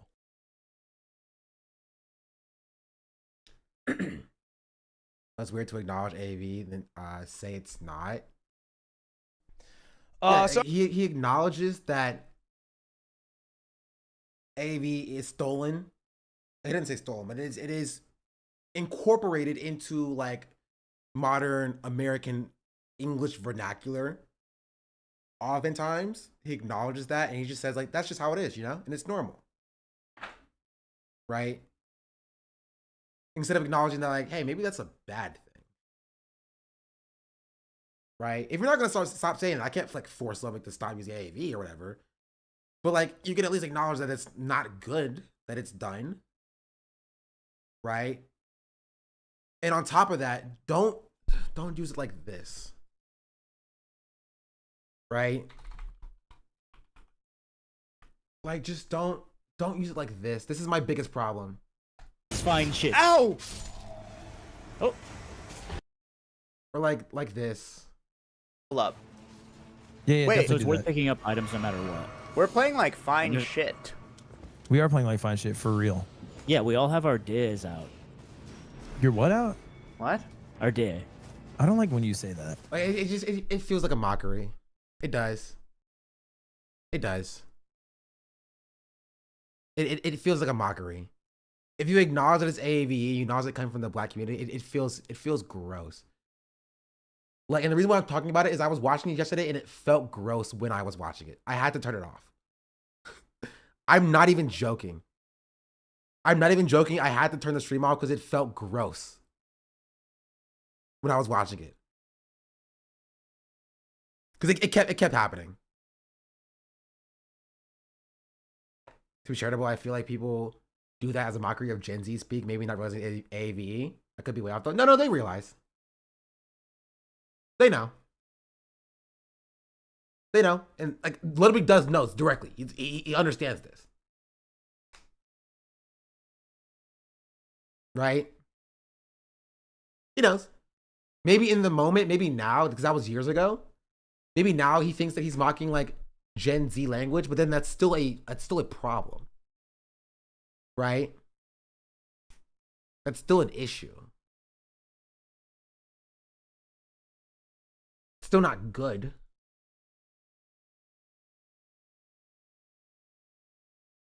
But who's he mocking many white kids to be like this? Where does it come from, chatter? Where do you think the white kids get it from?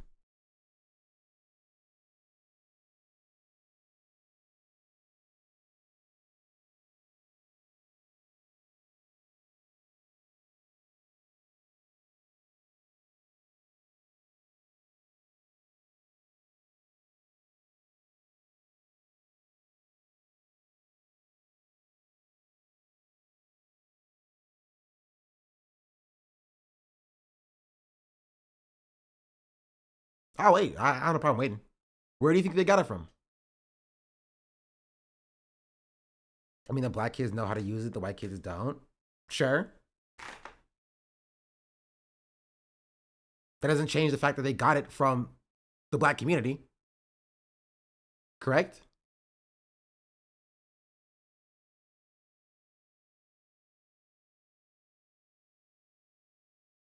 I love chatters coming here and they're just redescribing what I've already described like a dozen times. Like a dozen times. I know they're getting it from the white kids, right? It starts with black people and then it goes to young non-black people and then it goes to the older non-black people. I've described this consistently. Consistently. And yeah, the older non-black people are mocking the younger non-black people, but in turn, they're also mocking the black people they got it from. Because then the younger non-black people will call it cringe, and then will call anybody that uses it cringe, including the older non-black people until they drop it, and the black people who started using it in the first place.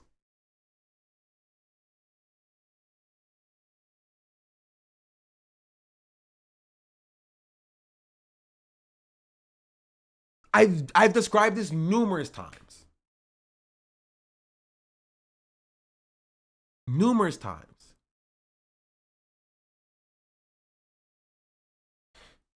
The white gays box here too. No, they're a part of this. That's a similar but separate dynamic.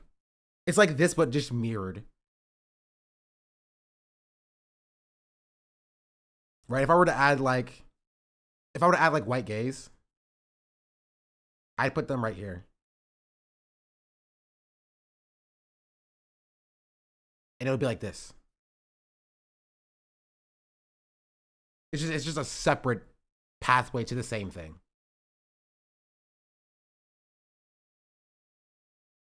right? They also get stolen from, right? Or maybe it'd actually be closer like this, or maybe like this, actually. Like slay. Slay's an example of going from black people to like the queer community at large to like old people now saying like slay. Or maybe like, you know, to like white girls saying slay and then old people saying slay. It's hard to tell. You know, it's not the biggest difference, but it in some instances it's like this, and in some instances it's like this. I think it comes from queer black people. Yeah, queer black people are included in black people. They're black. Like they are here. This is queer black people. This is black women. These are black men. They're all stolen from.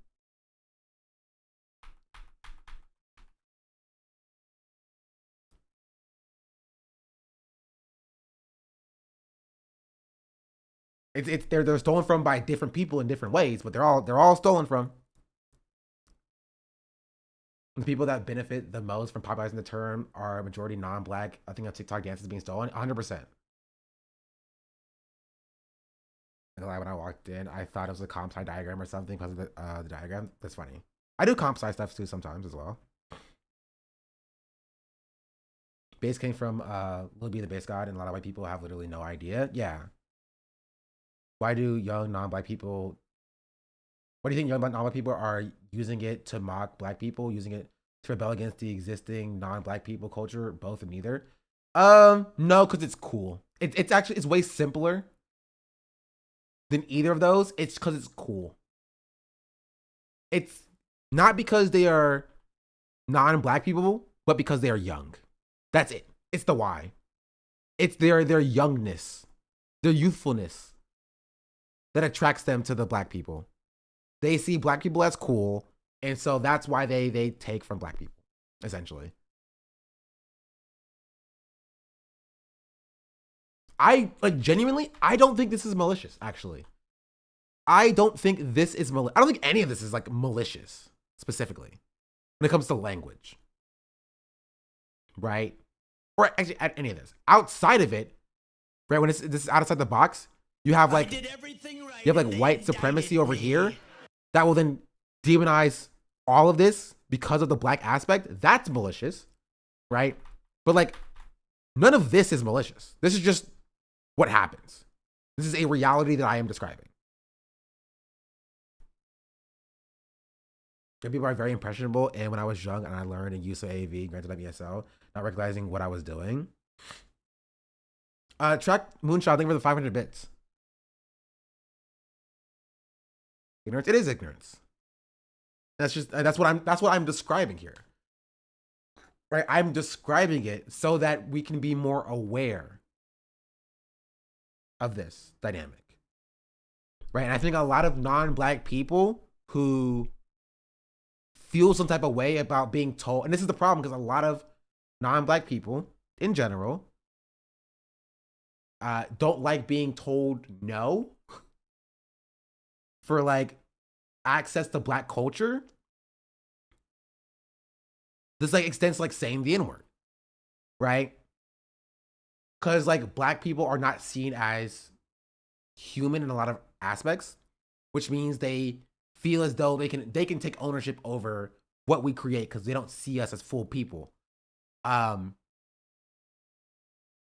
because they don't like being told no, they see black people describing how it feels to have their language demonized while simultaneously being stolen and taken, and they get very defensive. You know what I mean? Like that one chatter who was in here earlier, who was acting like I was saying that no one should say AAVE. No one should use AAVE. Right? Which is categorically what I'd never said. We have this right, young non-black people who are in community with black people probably start using AAVE because it's in their friend circles through their black friends, and then it's through the friend circles that intersects that it spreads. Yeah. Essentially, yeah.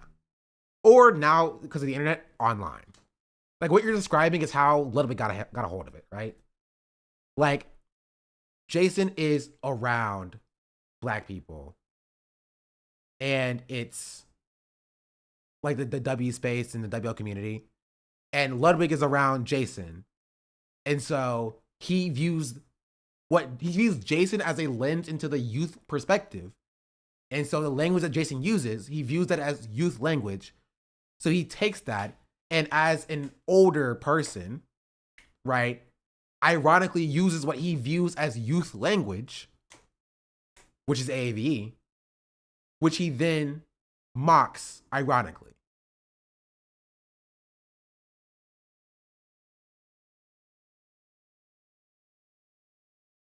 Right?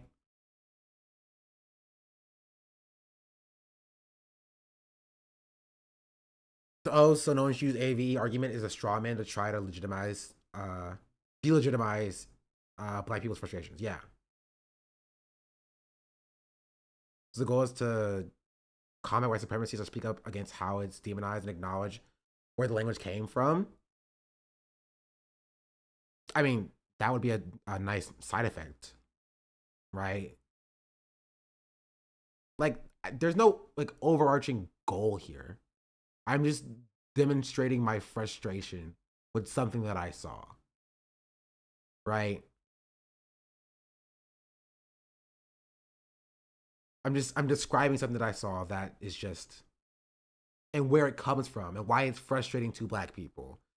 I don't think there will be any change, right? For a few reasons. I think that, one, because nobody listens to black people, right? Even if somebody who had 10 million followers said this, I don't think it'll change. Two, because I don't have a large enough audience to, like, you know, interact with these streamers that I'm talking about in the first place. Three, because this is as pervasive as white supremacy, and you would need to dismantle white supremacy to end these dynamics. And four, they're going to do what they want regardless. You know what I mean? I can't tell Ludwig what to do, what to say. I don't have that kind of pull and control.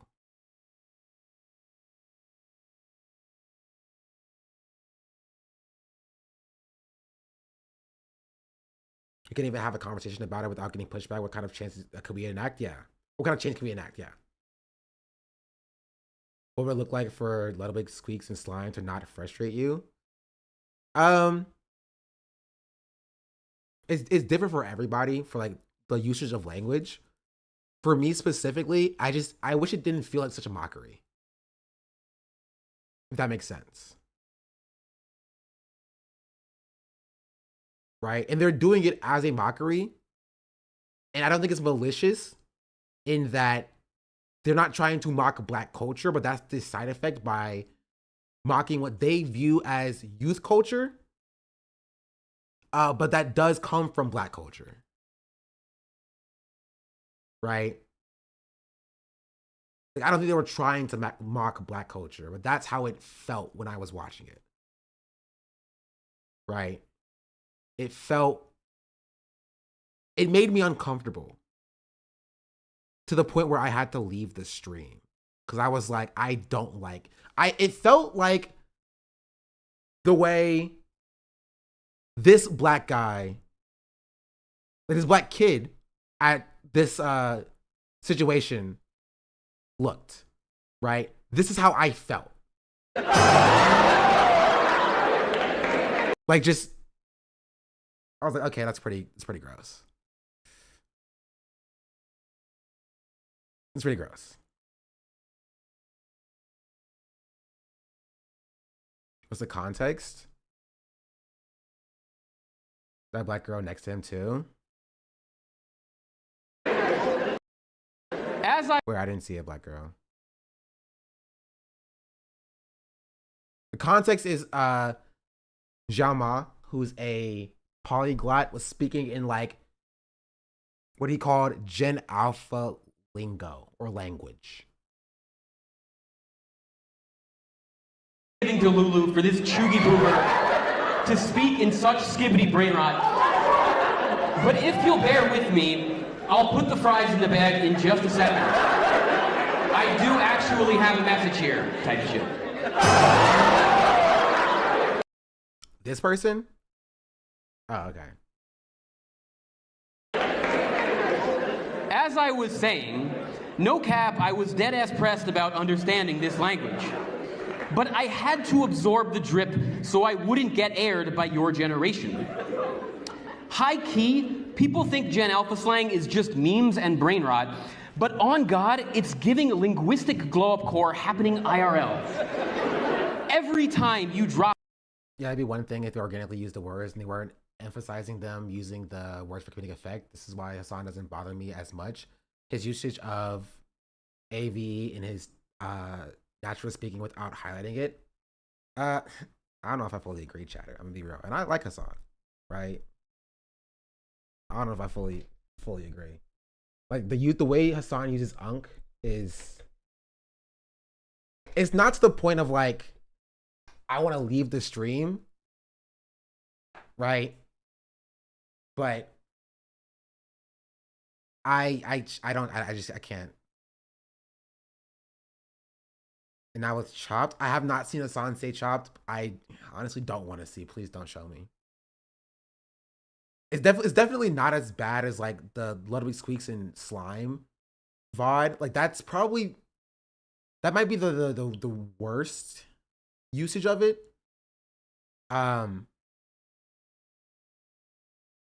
Right? But yeah, it's still not like perfect. So I could do no wrong apparently. No, that's not what the chatter was saying. All right, just take a step back, chill. I get what they're saying. I understand their perspective. I don't fully agree, but I understand it. I gotta take off the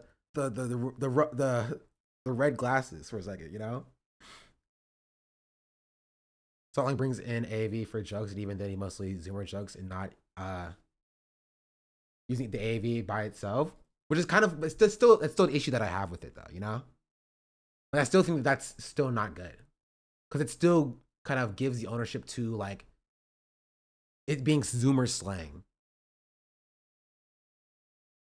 I sort of like when Hassan says Spaghettino. Oh well, that's a y'all thing. That ain't my community. The question: how can you control young people that just see random words that pop off on TikTok and go with it? It's not like they understand the history of the words they're using. Whose fault? What fault are they at? I feel like this chatter just is not listening to a single word that I'm saying. Right? And I may be incorrect. Chatter, tell me if I responded to this point already. Because I feel like I have. I feel this chatter does feel attacked. That's what the chatter just feels attacked by me just pointing out the idea that like AV comes from somewhere else. And they're like, okay, but what if they are a 15-year-old white boy from Akron, Ohio, who goes to Citadel High School, who just heard a rap song on TV and thought that the language was pretty cool. Would you say that that's bad? That's what the chatter reads like to me a little bit.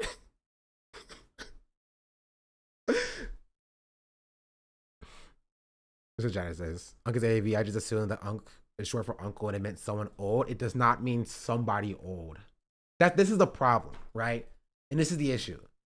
Is that not coming at you, chatter, but it's Unk is short for uncle, right? This is where the word originated for, but it does not mean someone old, right? It was never a derogatory term in the Black community, right? But now it's a derogatory term. Unk was a term of endearment, right? And respect for an elder in the Black community. And it has been, again, for decades. The term for wisdom and street smarts, yeah. And now it's just been reduced down to being something old. My point is that it has become part of common culture. Why push back against them? Again, I think this chatter is just stupid. You understand that AAV has been commodified and absorbed into common culture. Do you think that that's good? That's my question. This dynamic that you just stated, do you think that that's good? Are you describing a thing that's good? In your opinion. Would you say the same thing for old heads? Yes. Depends on the use. So you think that there are instances that like it's okay for black culture to be homogenized into American culture with no respect, veneration, or history? If it's not malicious, then why would it be bad? Because the output is malicious. That's what the frustration is. The intent may not be malicious, right? But the outcome is. When you take, commodify, use, and then discard language and reduce it down to something that's cringe for black people to use, it is malicious. It is.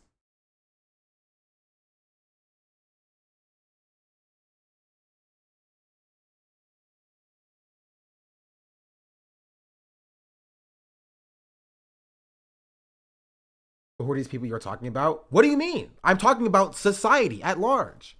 I'm talking about what I've described now that the 17th time. Black people use language. It's taken by young non-black people. They use the language, and then that's taken and it's mocked by older black people who sees it as young black or young non-black. It's taken and mocked by young, older non-black people and mocked as young people language. And then it's discarded by the young non-black people as cringe. And that label of cringe is then applied to the black people who created it in the first place.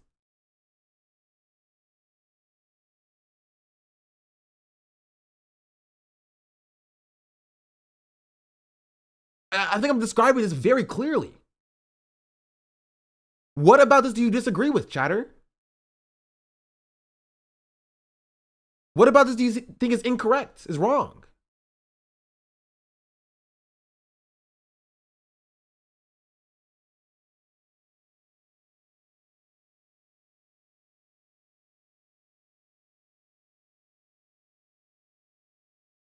I don't understand. Chatter's like, why do you want to kill every young person who says no cap? How dare you? Literally, it's just making things up. Perfect example is people like Jasmine Crockett for being unprofessional because she occasionally uses AAV. Yeah.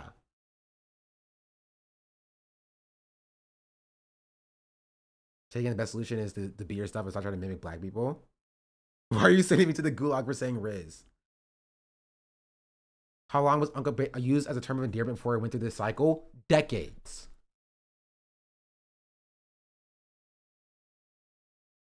Blame people at fault are the people making fun of it, then I agree. Chatter, the people at fault are society. This dynamic is a bad thing. It's not good that it's happening. I'm not blaming individual white people for like this happening. Obviously not. Right? I am. Like, obviously not. Right? But these are trends in society, right? That all contribute to being bad. And we're moving on because I am tired of hearing what the chatter has to say. I don't care about the chatter's personal problem. I'm sorry if the chatter feels attacked that I'm saying that black culture being commodified is a bad thing. Like, you know what, chatter, go back to your go talk to your parents or whatever. Go talk to your 15-year-old friend group about how their Riz is super great or whatever. I don't care what you do. You know, just go do that. Because you're obviously not listening to what I'm saying. People need more black friends for real. And that is a separate conversation. Right? That is a separate conversation. In that a lot of the people that utilize this language in the way that they do don't have any black friends. Right? Not really.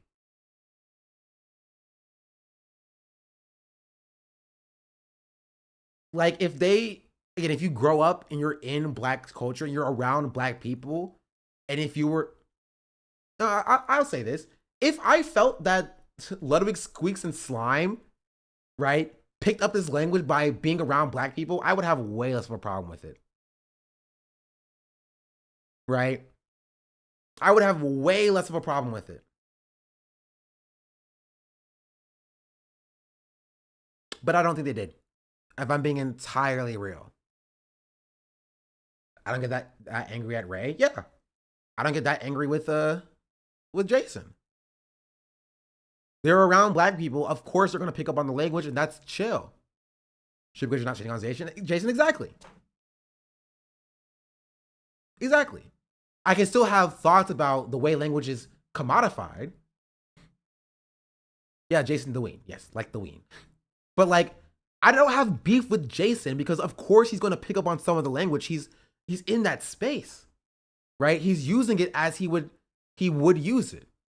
For the most part, it's, you know, at least makes a little bit of sense. I still have an issue with like the way Unk is commodified, but it's not Jason's fault, right? It's not Jason's fault that like, you know, the way he uses Unk is just, you know, not the way it was used originally in the black community. Right? I still think it's a problem, but it's not like how much blame can you put on the young black people, which is what I was describing to the chatter, but they did not seem to understand. Right? He doesn't engage with the black people IRL but consumes black content, but culture in the way that presents black people as slop and brainwash, when it's a lot deeper than that. Yeah. I think this is an advent of the internet, draws us closer to one another's culture, is ultimately a good thing, even with these issues.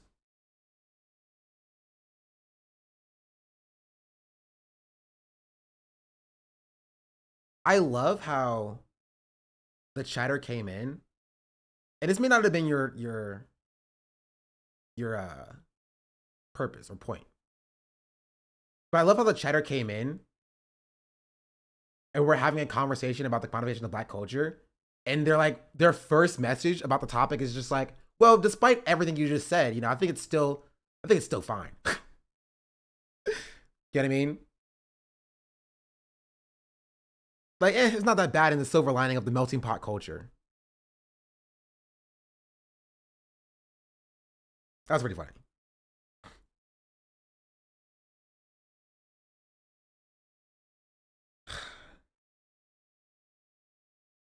We talk about this for like an hour. You're not getting a good greeting with the melting pot argument off the jump. Yeah. Is the sentiment similar to consumerism? Like everyone does it. Is it bad? And it could have egregious use cases. I guess. This is challenging my preconceived notions that I'm okay. That's fair. Have you played the new Elden Ring? I have. Pretty fun. I didn't get it until I started white people's inshallah. Yeah. It's kind of crazy how willing people are to call AV cringe once it's gone through the cycle and white people consider it outdated. But you call white people cringe for using it in the first place, then you're cringe one for being too woke. Like, how did we get here? Yeah. Yeah. Did you beat Shadow of the Earth Tree?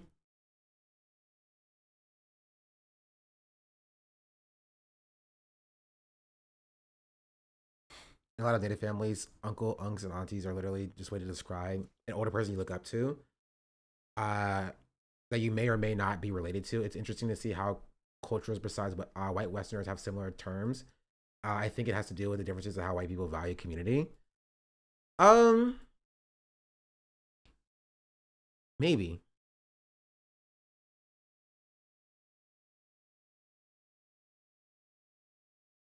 These are easy. How did you get 2 messages out so quickly?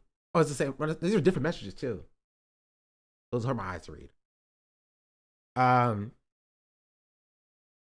Yeah. My point is that if I felt as though Squeaks, Slime, and Ludwig fell more into this space, maybe not the young because they're freaking old, but if I felt they fell more into this space as opposed to this space, I would have less of a problem with it. Right? I just don't like the way it felt like my culture and my language was being mocked, even if unintentionally. Right? And that is how a lot of black people feel, by the way. Right? There's a reason why like the Pogger space is overwhelmingly white and why it doesn't seem like there's a sizable black audience in these spaces. Right? Because this is not new and this is not unique.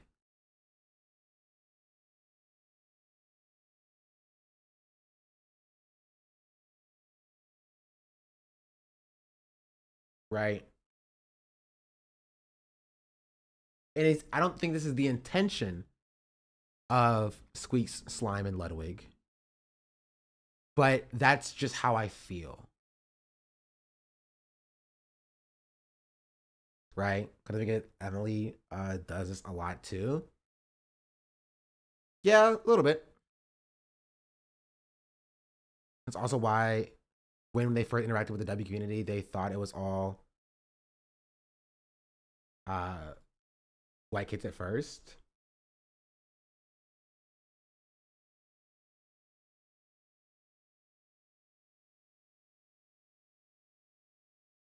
What did they say to make you leave the stream? Do I have to play it again? Are you going to force me to play it again? Are you going to force me to go through the compilation again, chat? Don't make me do it. You know, I'll do it, sure. It's fine shit. Ow! Hold up. Yeah, Wait, so it's worth picking up items no matter what. We're playing like fine shit. We are playing like fine shit for real. Yeah, we all have our days out. Your what out? What? Our day. I don't like when you say that. Why? I don't. Come on, fine shit. That must be me. Sometimes I do feel like fine shit. I've been trying to level up my fashion. I've been trying to level up my fashion a little bit. Yeah, Maya Like, yesterday you buy an said American this is actually Eagle? not a bad. Put that anchor in his fine shit. Oh yeah, he's hurting now. Yeah. Shit at you. We didn't know there was a second guy. Where's fine shit? Oh, he's over there. You see us on the map? Please, I'm the Duchess, not fine shit. Yeah, there's some farmers. You're saying the Duchess is not fine shit? I don't like to be referred to as such. But what if you just are that? I fight for the chopped huzz. Oh. Well, it Like seems an we have a allegiance? misalignment of goals. I'm the fine shit who fights for the chopped huzz. Good shit. Well, I'm fine shit. Oh man. I'm fine shit. You are the chopped huzz. Is that that an bird? order? I'm not a bird anymore. Oh, you're What? not? I'm changing completely. You're not a guardian? No. Who will guard us? You guys on me? No, sorry, I am fine shit. Captain, tell him I'm fine shit. We have to prove our worth. If we get to day 2, you'll unlock fine shit status. It's like a credit card. Oh. Here, let's get these treasure chests. Do you know Discover's accepted like everywhere? Is this an app? Walking the cloud, whatever. Okay, I need to Ludwig, grab my congratulations, chicken you're biryani. fine shit. I need to grab my chicken biryani. Do I have time? No. You have to wait. Go here. Oh, I can use the whip, right? I wonder if it's good. Fine shit revoked. Bag secured. Oh, that was really fast. Good job. Alright, ready.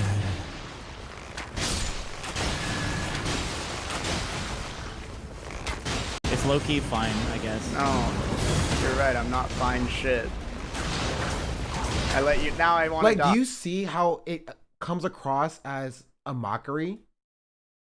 It's like the dung eater, but like fine shit. You know what I I heard mean? From Software is going to drop a lot more characters too, which is kind of sick. Really? No. No, I'm just trying Why shit. did I fucking? Why did I believe you? I'm just trying shit over here. Let's go here. Like, Which I am grateful. She's low-key fine shit. it just, it. What did you guys watch? I watched, well, the fine shit was talking to me, and then I wasn't really listening very much. But then I checked the round table, and there's like a shitload of bosses now.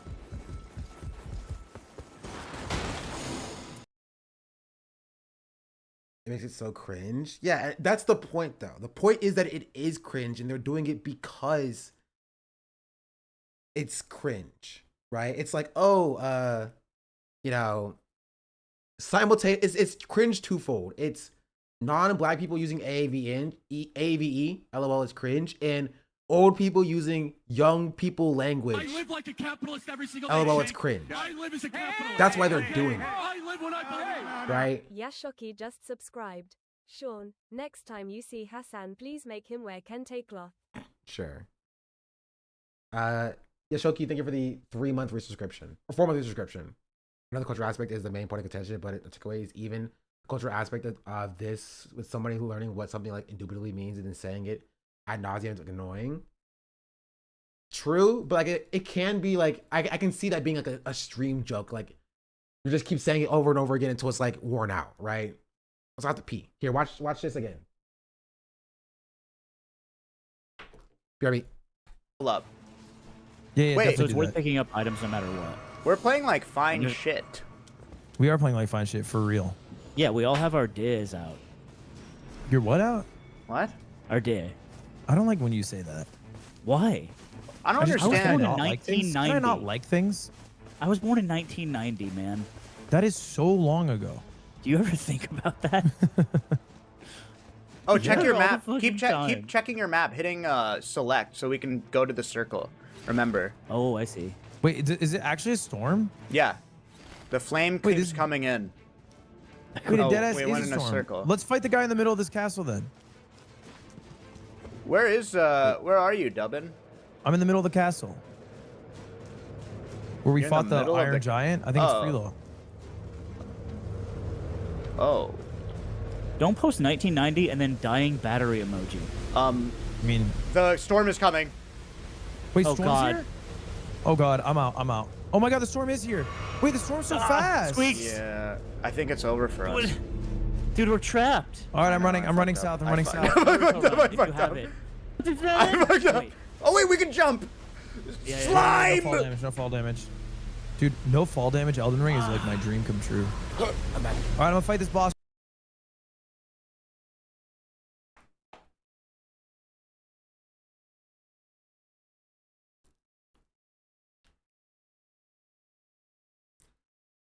But yeah, that's my point. Maybe I didn't say it anymore during that abandonment. AV is so integrated into global youth culture that at ASL I've had to consciously unlearn using it so often because I learned it so much of it from black influenced white sources.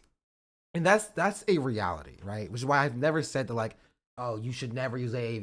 AV is always bad or whatever. Because like that's just an unrealistic expectation, right? It's a reality that you're going to engage with black culture when you are learning English, when you are engaging with American media. That's just what's going to happen, right? That's just what's going to happen.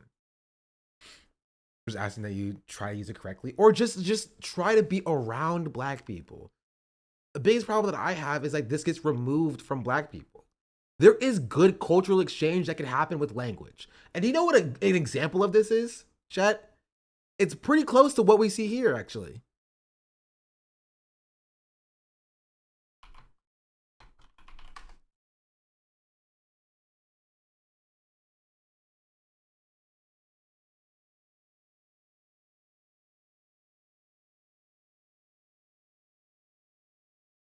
This. What's Ute? Like you call them YNs in 2024? What's that YN? Am I saying something bad? So technically you said nigga, but you did. Oh my god! Don't say that! We gotta cut it out! Oh my god! Well, there you have your you have your cinema moment. Why did no one say You anything? said it so naturally. I felt like you had said it before. I know. I'm so stressed. Yeah, it's okay though. I'm going to jail. You need to.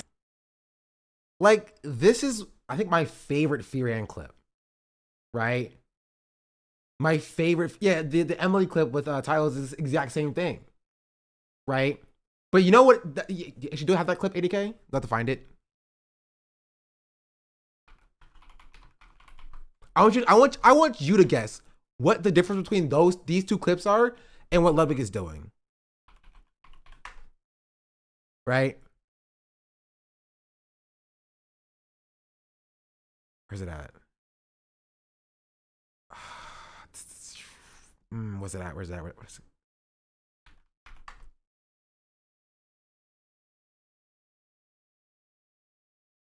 Here. I want you to watch this clip and think about this Fear Ant clip and see how and figure out what's different between these and what's happening in this the Ludwig Squeaks slime VOD. Really? I'm happy. Oh, thank you so much. God bless Thank you. you. I love your content. Yeah, you're so kind. Thank you, Tyler. You're so nice. Who's in the chat? What's in the chat? W Glaze. He left after 10 minutes. They're saying. Listen, you know what glazed me, right? Like a glazed donut. No. It's No? not a glazed donut. It's like dick sucking. What? Yes, that's what glazed means. Like you glaze. Like dick riding. Yes. Yeah, and I appreciate the glaze. Because I love glazed donuts.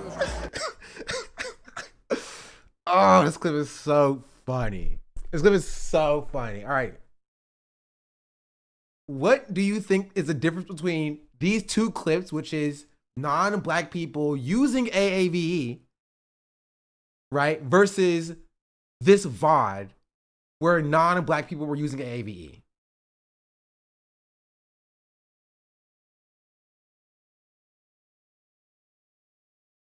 But the joke was non-black, is the non-black people? Not necessarily.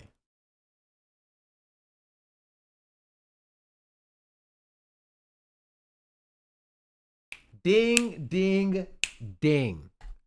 There were black people there.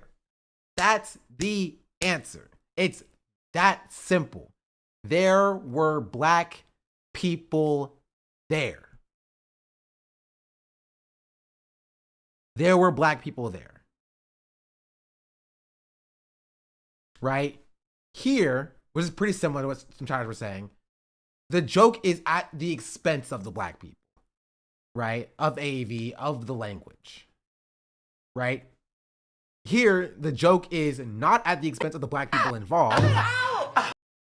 Right? But it still involves the language. It still involves non-black people using the language. Even here, Extra Emily is like not actually like apologizing for using glaze or whatever. Right? Tyler's not even checking her like you shouldn't use glaze as AAV, right? But they are around the people which the language comes from. And that means something. Right? This is different. This is cultural exchange. He's telling her what it means. Yeah.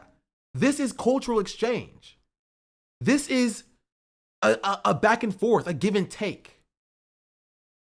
This is cultural theft. You are completely removing the languages, like the language where it comes from like you're removing black people from the language. Right? Which is why I said it would be different if I thought that they got this from a black person. If I genuinely thought that Ludwig Slime and Squeaks heard fine shit from a black person, from their engagement with a black person, and they started using it, they'd be like, hey guys, I learned this new word or whatever, and they started using it, even if they use it incorrectly, I feel like that would be in good faith. That would be exchange. They were trying to give in or give back to the culture, right? They're receiving and they give back to the culture. It'll be a back and forth. That's what an exchange is, right?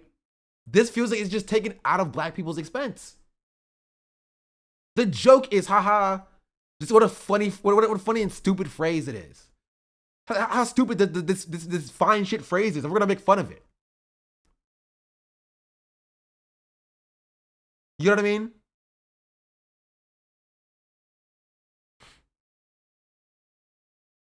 First video is from Canadian black dudes, well known for poor race politics. The first dude is a race grifter, unfortunately. Like I don't care about if Asian has bad race politics or whatever. If that's what you're talking about here, I think Asian is Canadian, right? It doesn't matter. He's still black. He's still a black person. It's still a part of his culture. He's a part of that culture. He's still black, regardless of how bad his race politics is. Up. Yeah, wait. So it's worth picking up. He's still black. He knows black culture. Yeah. No matter what. We're playing like fine shit. We are playing like fine shit for real.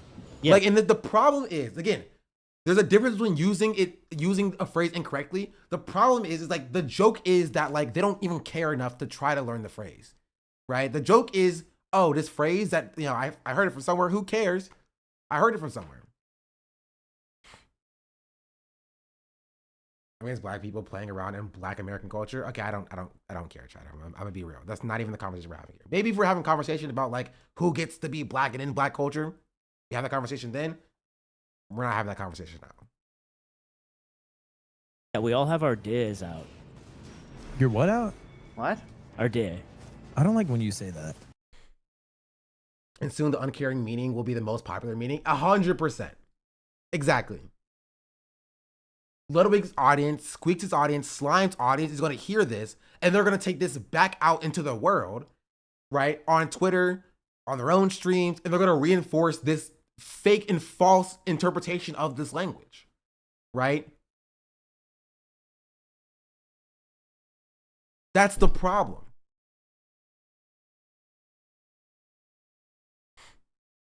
That's the problem. That's the issue. That's why it's bad. That's why it feels gross. So Jason saying fine shit, you know, we can have a conversation about how he got there and where that comes from, right? But at least he's attempting to use it correctly. At least he's trying to use it in the correct context. They are purposely using it in the incorrect context, and as creators with such a large platform, that is going to stick. Now you're going to see other streamers talking about, you know, oh, I feeling like fine shit right now. Right? And then that's going to stick, and then that's going to stick, and then that's going to stick, and it's going to keep going until it becomes cringe, and then they drop fine shit because it's cringe, and now people who are using it like that are going to turn around and call the black people who are using it correctly, right, cringe as well.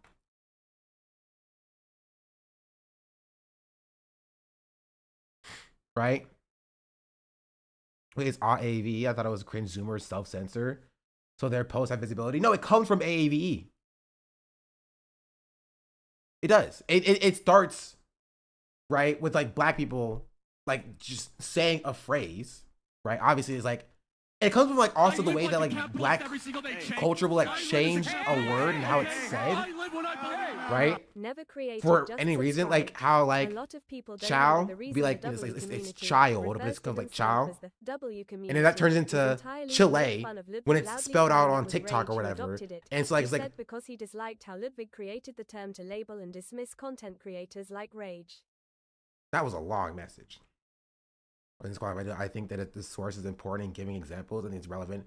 People enter spaces and offer outside opinions and multicultural norms, but that's a bigger subject. Nah, I just don't care. A lot of people don't know that the reason W community refers to itself as W community is entirely made fun of Ludwig. It was Rage adopted it. He said it's because he disliked how Ludwig created the term to label and dismiss creators like Rage. Never cared a thing for the 11-month free subscription.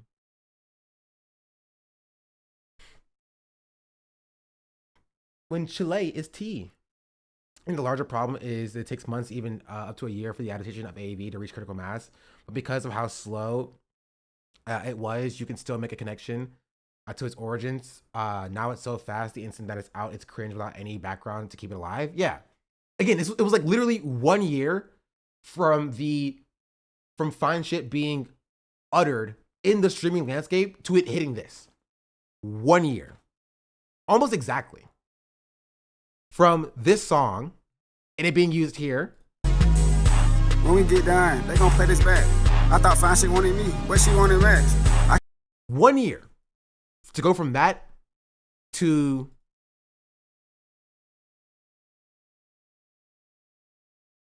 this. Come on, fine shit.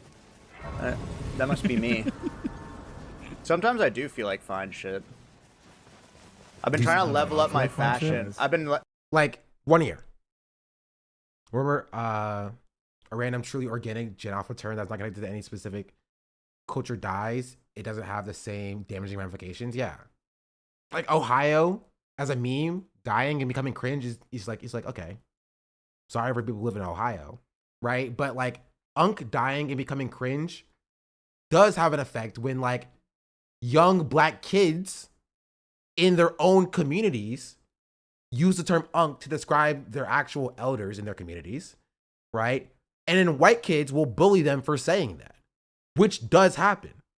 Black kids getting bullied for using cultural language that they've always used because now it's cringe because white people have taken it, right? Stolen it, made it cringe, and then dropped it. That happens all the time. I called my uncle since I was 5 years old. Yeah.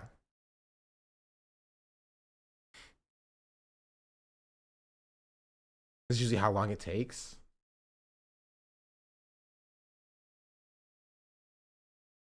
The NTV's gonna clap me for watching this. Bling bling, bling bling, bling bling, Bling bling. Bling bling. Bling bling. Bling bling. Bling bling. Bling bling.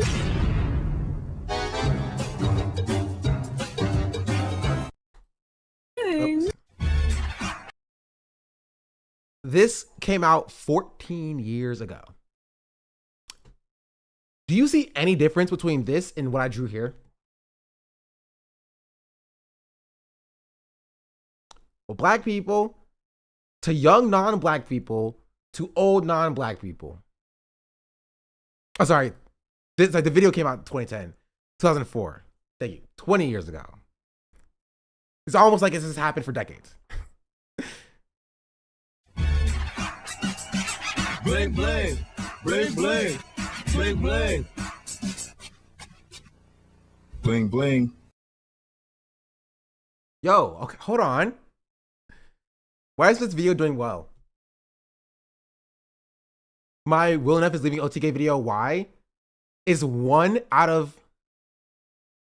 10. It's my best performing video, apparently. Huge! Huge! Bling bling! Bling bling! Bling. Sorry. Because I commented Will left. True! That's funny.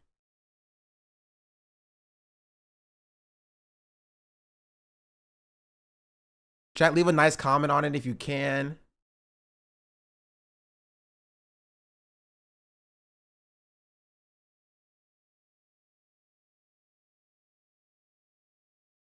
Oh, this is a long link, actually. Can I get a better link?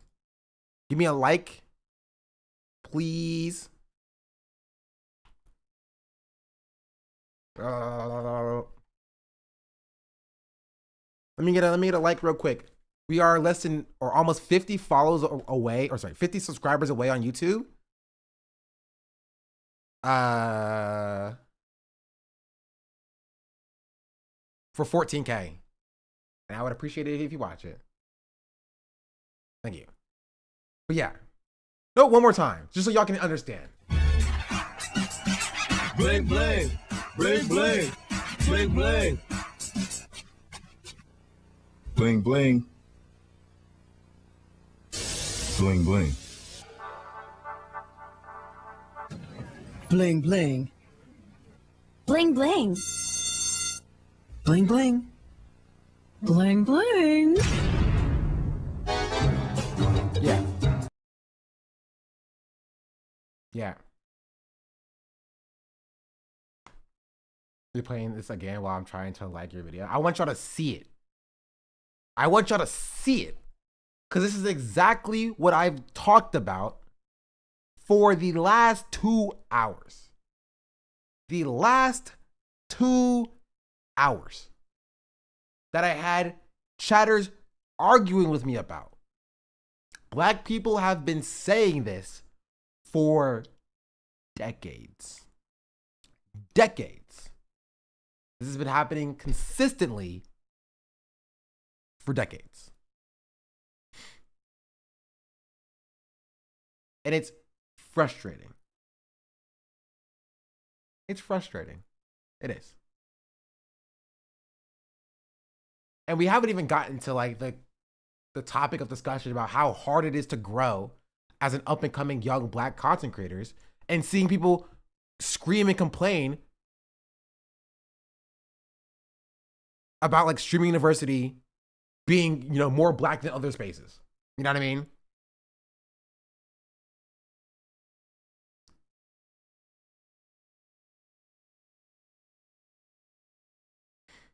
there are people who exist in a cultural authentically, and those who consume only discard. I think we should have boundaries, but be open to people. Be open that people will understand us. Requiring black content creators too loud. I mean, yeah, they did it to Kai before Kai was so large. This is exactly what I'm describing here. I've described consistently. You see, if you watch enough of my streams, you'll see a through line through everything I talk about. With Kai, people did not collaborate with Kai when he was growing. They didn't.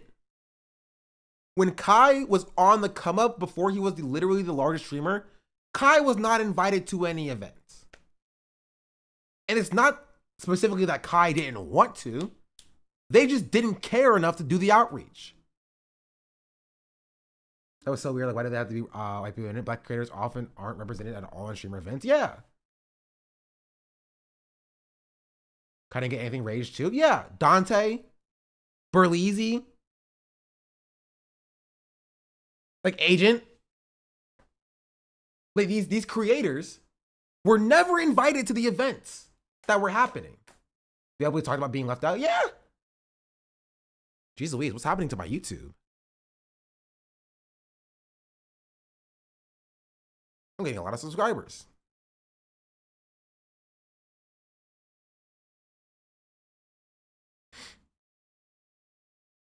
Dante's been there for so long. Dante's been here for like 10 years. Dante's been around for like longer than some of these other streamers have been. I remember I was having a similar conversation a while ago. I wanted to use this clip in a vid. Turb is in YouTube chat. Where's my YouTube chat at? I have so many tabs open. Oh God. I'm doing a whole video on this. The stars align. What's up, Turb? You're hitting on the head. I'm gonna get you for an interview. For sure. Huge W. 100% down. Bruce was like the token black streamer for the Progress side to invite. RDC made their own event because they weren't invited, and now inviting Progress community to it. Yeah. Even in the YouTube gaming space, like Corey Kenshin example, has literally built everything he has by himself. Yeah. Who's this young man on the screen? I'm literally on the screen 3 separate times. Oh, wait, what was I saying here? And I try to point out, this is not unique to the black experience. I'm talking about black perspective. Wait. Black. That's what I can tell you, right? But an Asian chatter brought up Uncle Rogers. There's a good video by an Asian creator talking about this in reference to the whole emotional damage shit. Yeah. This is not something that is unique to the black experience, but all marginalized people talk about this, right? Because the audience is overwhelmingly white, because white people are a majority in this country, right?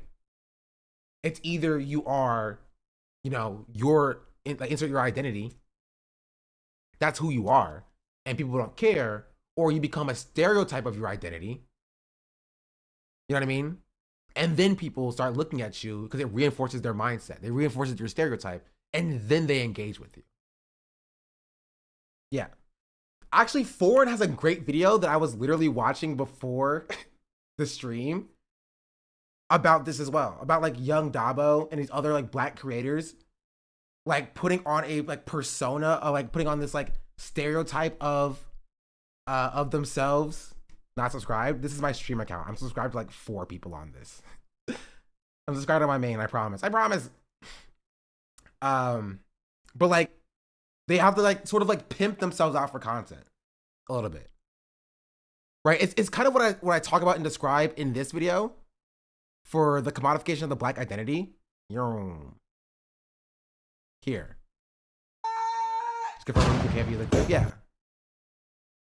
Which I'll the chat eventually. I look at the chat. I see it. But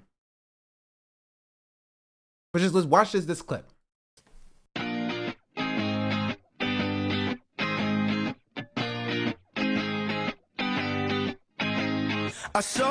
TikTok and the way it operates is not unique in the slightest. Before TikTok was around, it was Musical.ly, and before Musical.ly, it was Vine. But what we've seen time and time again is that whatever the newest and hottest social media platform is, there will be those black people. You know the ones.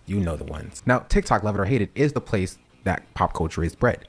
Being one of the biggest social media apps garnering 1.2 billion monthly users, TikTok is where the culture is. It is no secret, however, that this app would not be what it is without Black culture. Countless sounds, styles, and dances originating from Black creators being quietly exported into the wider TikTok atmosphere is the norm.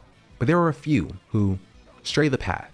Those who decide that instead of embracing our culture and creating content off of that, they take it, twist it, put it on as a costume, and jump Jim Crow themselves into a little bit of clout.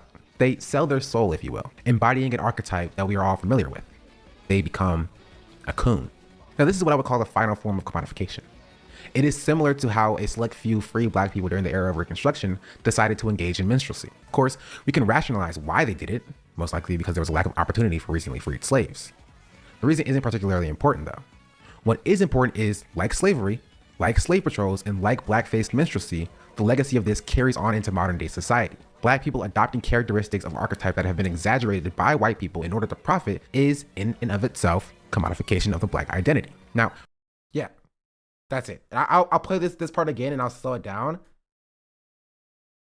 This carries on into modern-day society. Black people adopting characteristics of archetype that have been exaggerated by white people in order to profit is, in and of itself, commodification of the Black identity. Now, Black people adopting characteristics that have been exaggerated by white people for clout is commodification of the Black identity, right? That's what I was describing in this clip. You have to become a stereotyped version of Blackness, right? Because people don't like Black culture unless it's done by non-Black people. Unless it's done by their preconceived notion about what they think Black people should be. That's the only way they will engage in Black people doing Black culture. That's it. That's it. You need to play a character of what they think Black people will do, right? It's like Pyrocynical talking about Streamer University and focusing on the fact that, like, oh, they make gangs, right? Oh, they make gangs at Streamer University, right? Because that's what his expectation of Black people is. Black people, gangs. Gangs, Black people. You know what I mean?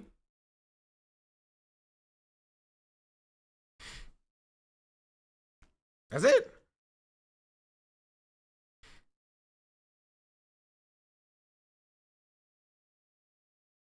Where was I at before this? We also had the Tino R video that talks about this as well. But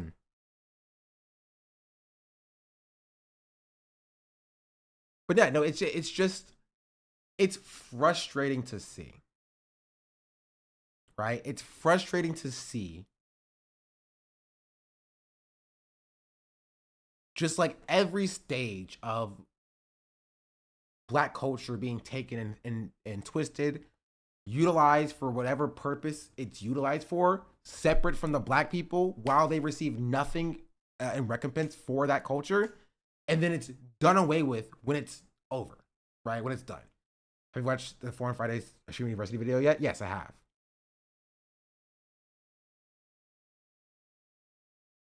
I broke so many brains as a Black kid who likes to read and study history and didn't use much AV. Being the first Black person they've met causes them visible confusion. Yeah.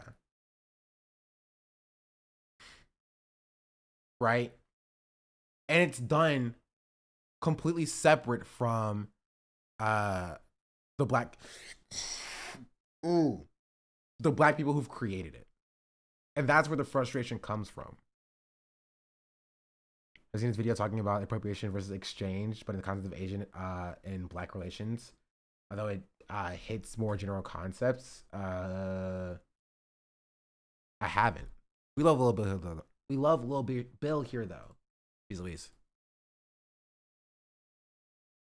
I'll put it on my watch list. But yeah, my point is just this. Little Bill. The point is just this, is that I'm not trying to like cancel Ludwig's and Squeaks and Slime or whatever. I'm not trying to cancel anybody, right? I just wish that Black people, right, were respected in general for their contributions to culture in general. And oftentimes they are not. Right? And I said all of this to say that the reason why I'm talking about this right now is just to express disappointment in what I saw during this stream. Right? And how this is how a lot of Black viewers feel when things of like this happen in creators that they watch. And that is why it seems like there is very little Black viewership in this streaming space. You know? Like a more extreme example is like Vosh. I've talked about it before. Like I got into leftism because for watching like Vosh videos on TikTok, right? And I went to watching Vosh videos on YouTube. And then Vosh said the N-word. And I was like, that's gross. And I've never watched Vosh since then. Right? That's a more extreme example of that. But the content that you put out has an impact on the people your audience. I know that part. This was like in 2019. Something like that. I watched V twice and quit when he was equating Black nationalism to white nationalism. Yeah, he did that as well. I watched one Destiny video and knew that the man was racist. Same with Turkey Tom.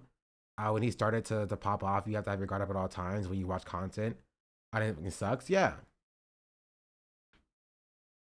The tactical inward crap. Yeah, that's what I saw. It was like a month, if not 3 weeks of like watching Vosh content on TikTok and then watching a few of his like live streams or whatever. Be like, oh, what is this guy about? And then he just drops the N-word in a debate. And I'm just like, okay, I'm out. Right? But that puts people off. Obviously, like this isn't the same as dropping the N-word, right? But even something like doing like this, right, puts Black viewers off. Come on, fine shit. That must be me. Sometimes I do feel like fine It shit. can lead to it. Yeah, like it can be this on top of like a lot of other stuff. And if they don't care about that, I think that's fine. They don't have to care about like making their what is fine shit like in general.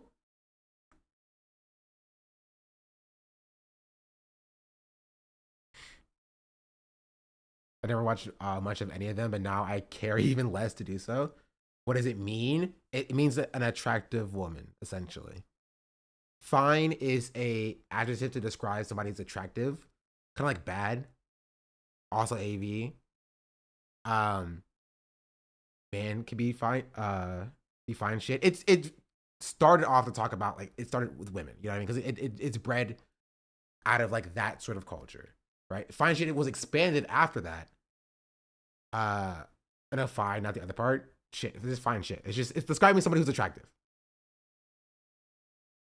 right? It started to describe attractive women, and then it expanded to describe attractive people, right? Originating in the Black community.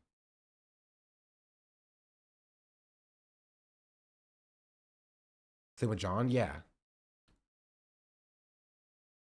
Yeah. That's essentially what it means.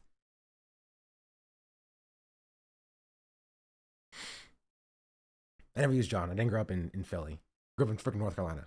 That wasn't one of our phrases. Which is also that's another thing, right? And that is like not all Black people use the same phrases. It's still all AAVE, but like when you are here mixing different regional slangs, we know what you are, right? Because if you are a non-Black person, right? If you're a non-Black person and using like New York slang and Chicago slang and Philly slang, we know what you are.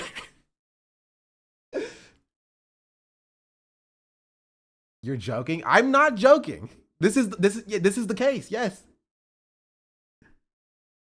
not all AAVE is like international or national. How are we supposed to know this? You know what I mean?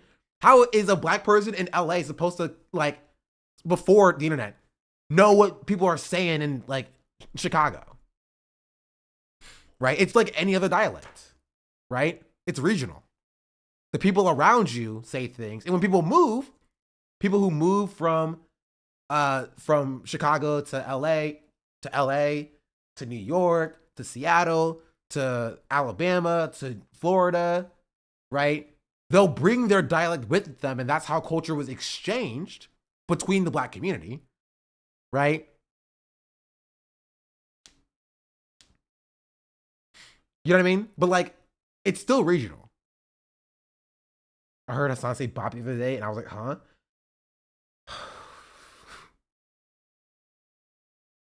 What? Besides the greater conversation, the black people are not a monolith? Yeah. Hassan said bop? He did? What?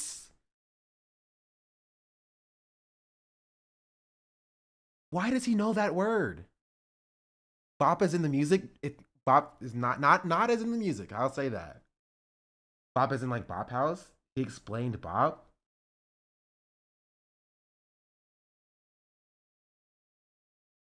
They use it on TikTok? Okay, if you have a link, I want to hear what his explanation of bop is.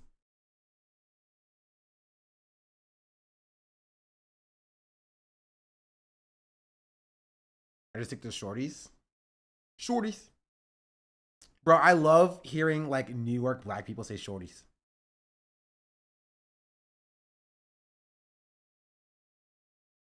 It is the same as fine shit. It is not the same as fine shit. It is not at all the same as fine shit. Those are not at all the same thing at all. Those are very clearly different. But young, no. Bop is fully derogatory. It's 100% derogatory.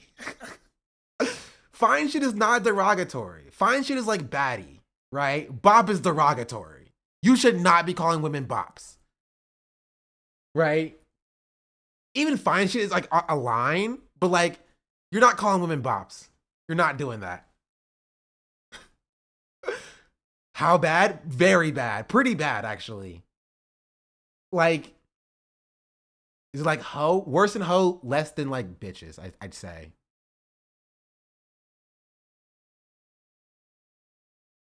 It's in that scale.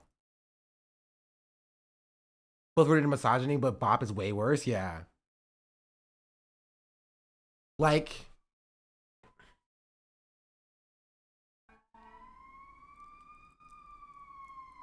y'all hear that?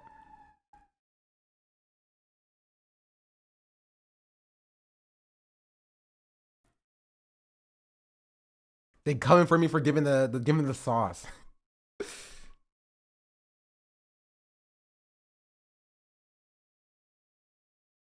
Thing is, though, I understand where Hassan got bop because Silky and Max called Jason a bop, so he probably got it from Nephew.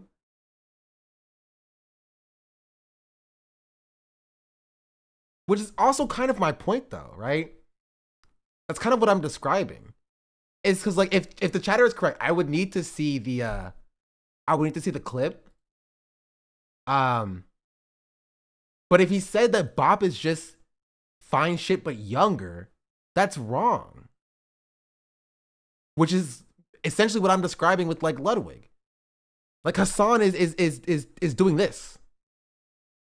Right?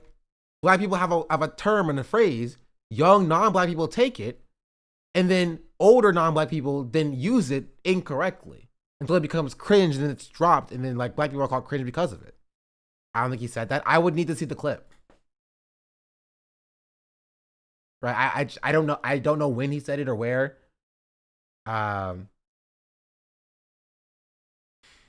Bop meant banger, like in music. I remember the whole thing. I doubt he did that. Many chatters would flip out. Does Hassan say that about a woman? No, I don't think he would. I don't think he said it about a woman. I think Chatter is saying that he described what a bop was. right? He described it incorrectly based upon what the chatters said. But I would need to see the clip to see that. I don't think Hassan called a woman a bop. Because that would be unacceptable, in my opinion. If he did that. Which again, this was why I don't think he did it.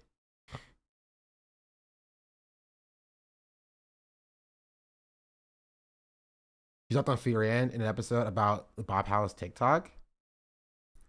Which stream was this? I don't know. Maybe we can check the VOD. I just don't know which VOD.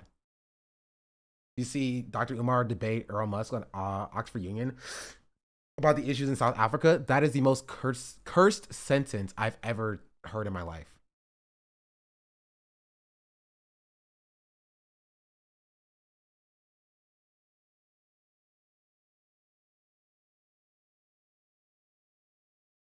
If no one has a clip or cons, let's keep it pushing. I'm just curious. Again, I'll say I don't think Hassan called somebody a bop. I do want to see where he described and defined what a bop was. Just pure curiosity. It was Stream University coverage.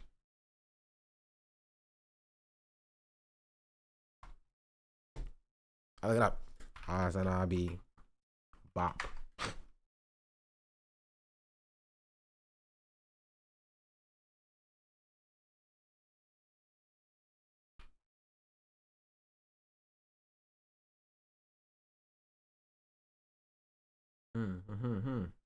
Yep, nothing really there. It's a little too urban for Hassan. Him calling someone a bop correctly would make my day. That's crazy. I think he was just reacting to Fresh and Fit guys on TikTok or some other pod like them. And he's explaining to chat what it meant. Maybe. I am curious.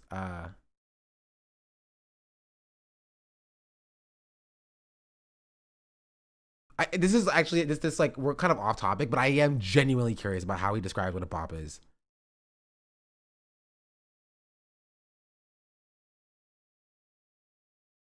YouTube transcript search.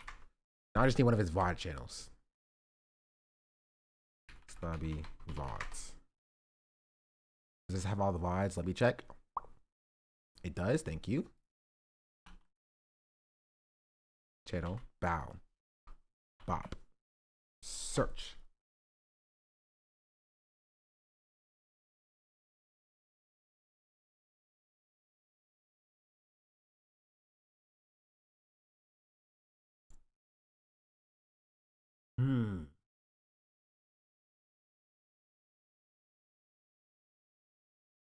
Bop, song, bop, banger, bop, bop, bop, bop. Wait, is this ordered? This isn't even ordered. Can I order this in like a, or filter this in any way?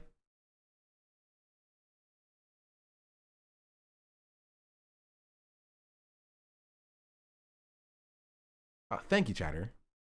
If this is it, if not, that when I was a little boy and I found a perfect stick, that shit was coming home with me. And these people have taken it to the next level. Let's pull up some of these talk. But what makes a good stick? Tara. Okay. Are you kidding me? That's a good stick. Thank you. Okay. That looks like. Oh, do you have a timestamp? With the description?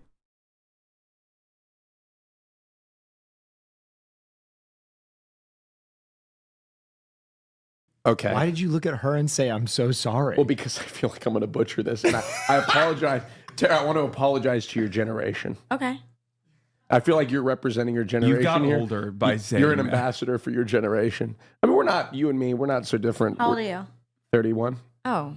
Yeah. That's not that much Yeah, older than they're me. both older than me. Not in heart. Then what's the bop house? Go ahead. I know what a bop is. A bop is like somebody who I actually think this is what it is. Okay. Is it like it's sexual thing?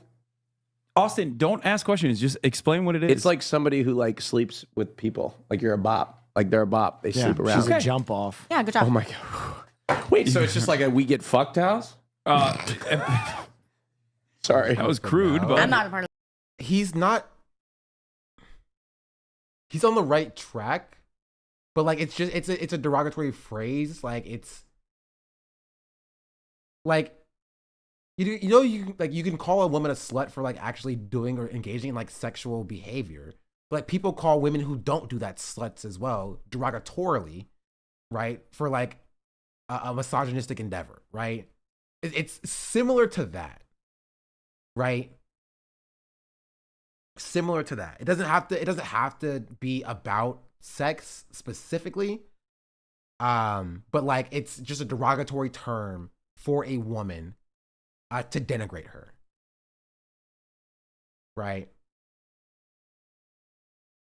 That's what the phrase bop means. Is type ship AAV 100%. 100%.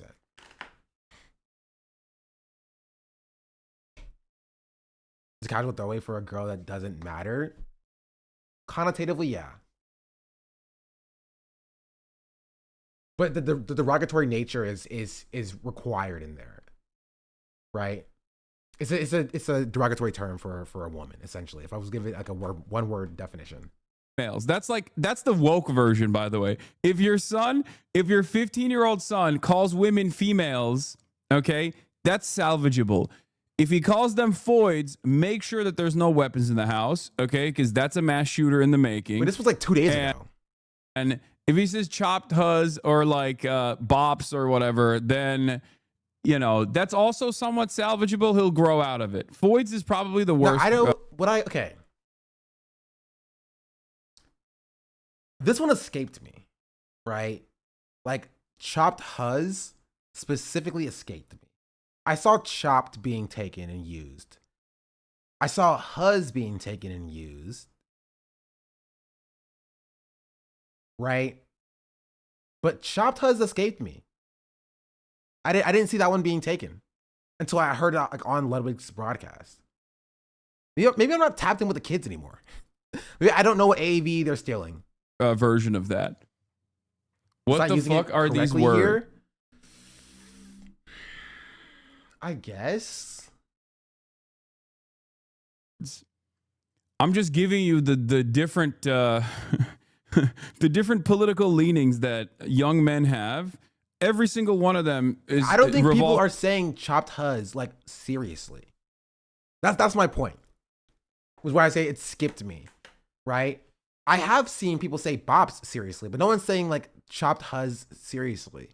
That's not really a thing. The phase boys say it a lot. Yeah, but not seriously. That's the point, right?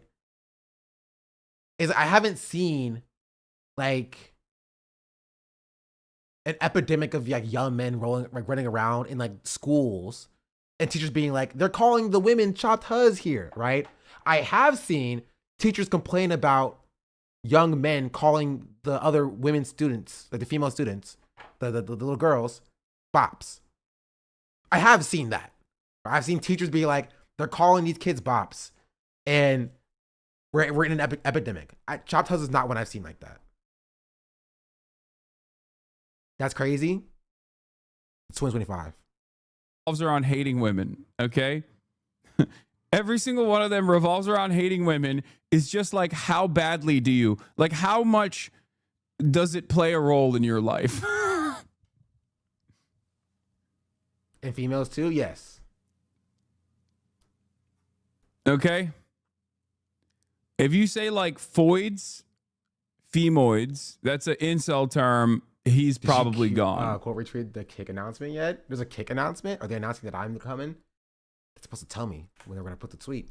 Okay, very difficult to save. Like we're talking Hitler Youth. All right, we're talking. This person is like has deep resentment built in against women in general. Okay.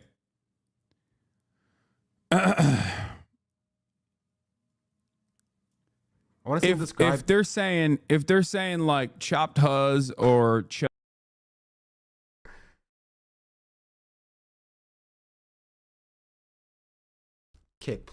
sorry, Twitch, please, this is a layup. You can do the thing that will make life better. This is a layup. Please do it, Twitch. You know the thing. You know the thing. Please. He replied, multi-streaming begins tomorrow. You can save this, Twitch. You can make it so it doesn't begin tomorrow. You can do it. It would be the funniest outcome. It would be the funniest outcome.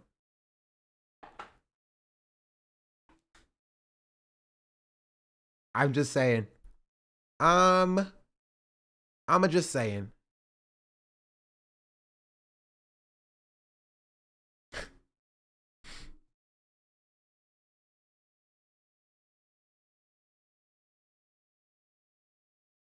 I'm trying to get.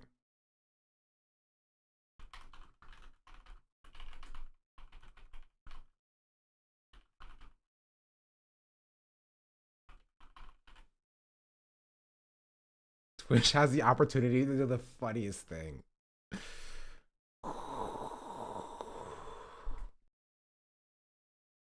It'll be so good. It'll be so good. Wait, I spelled it wrong? Dang it! Chat don't like my tweet. How do you spell it? Oh. I added an I. Fleet. Fleet. Haha. Retweet. Bow. Bow. Opportunity. That doesn't look right. Post.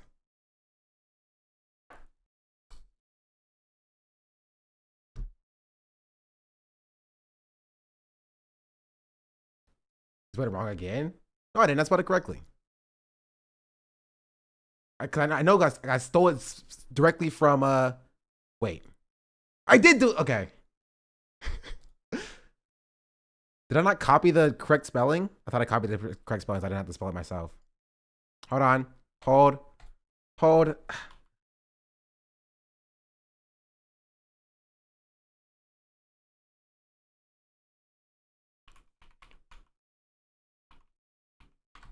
Opportunity. That's how you spell it. That's how you spell it. I got gaslit. Dang it. I did spell it right. Chat gaslit me. It was literally spelled correctly.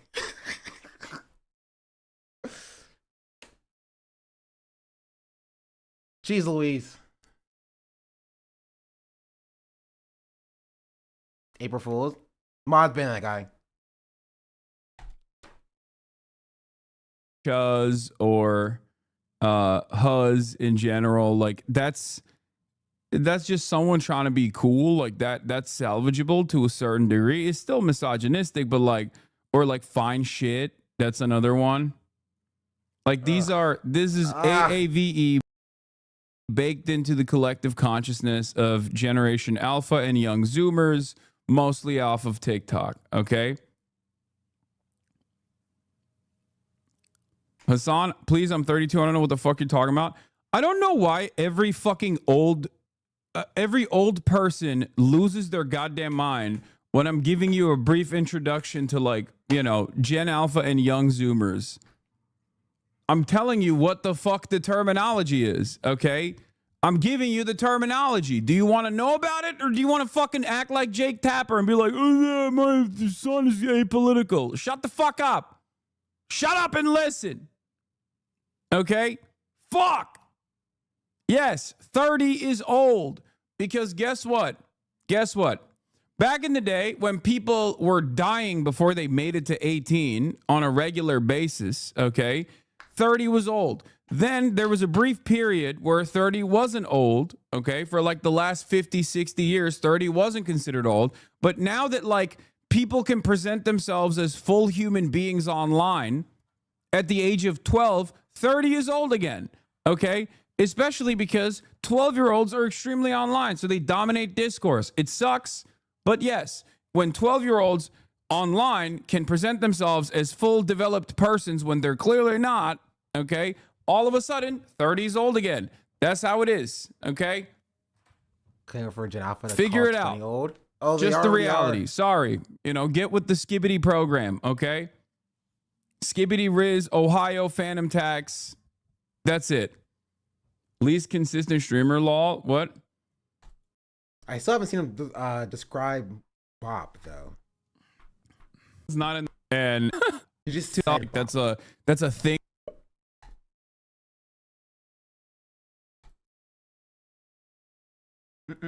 Keep watching. No, I'm gonna go to the freaking transcript. Bop. He says Bop once in the entire thing. He wasn't trying to explain it, but this was the clip. This is not what y'all described the clip was. I was gaslit. I've been gaslit.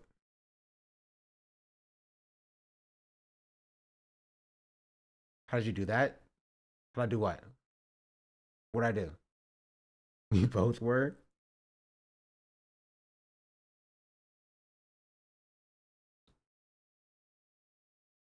They lied about your goat? The Bop search? You just go to any YouTube VOD or YouTube video, and then you scroll down. In the description, it says show transcript. You click on show transcript, and you control F, and you search for something. Ethan. Take it. And then you didn't talk about Ethan at all this VOD. What about the Knicks? That's not. What about Meg? Yeah, see? Rip Knicks. That's my take, okay? Ugh, I don't envy Future Meat to cut down what I just talked about into a YouTube video. It's gonna be like an hour long. Or I can do multiple videos. One about the Ludwig stuff, and then one about quantification of language in general. And maybe they'll be 30 minutes long each.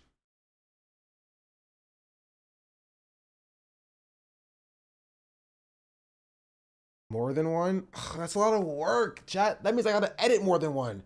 And I still have to edit the 2 other ones that I already have.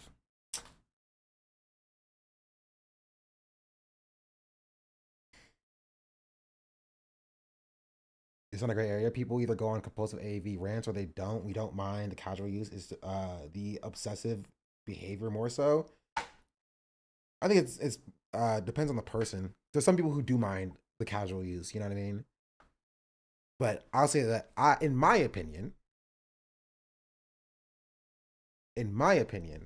right, I just didn't appreciate how this felt as a viewer.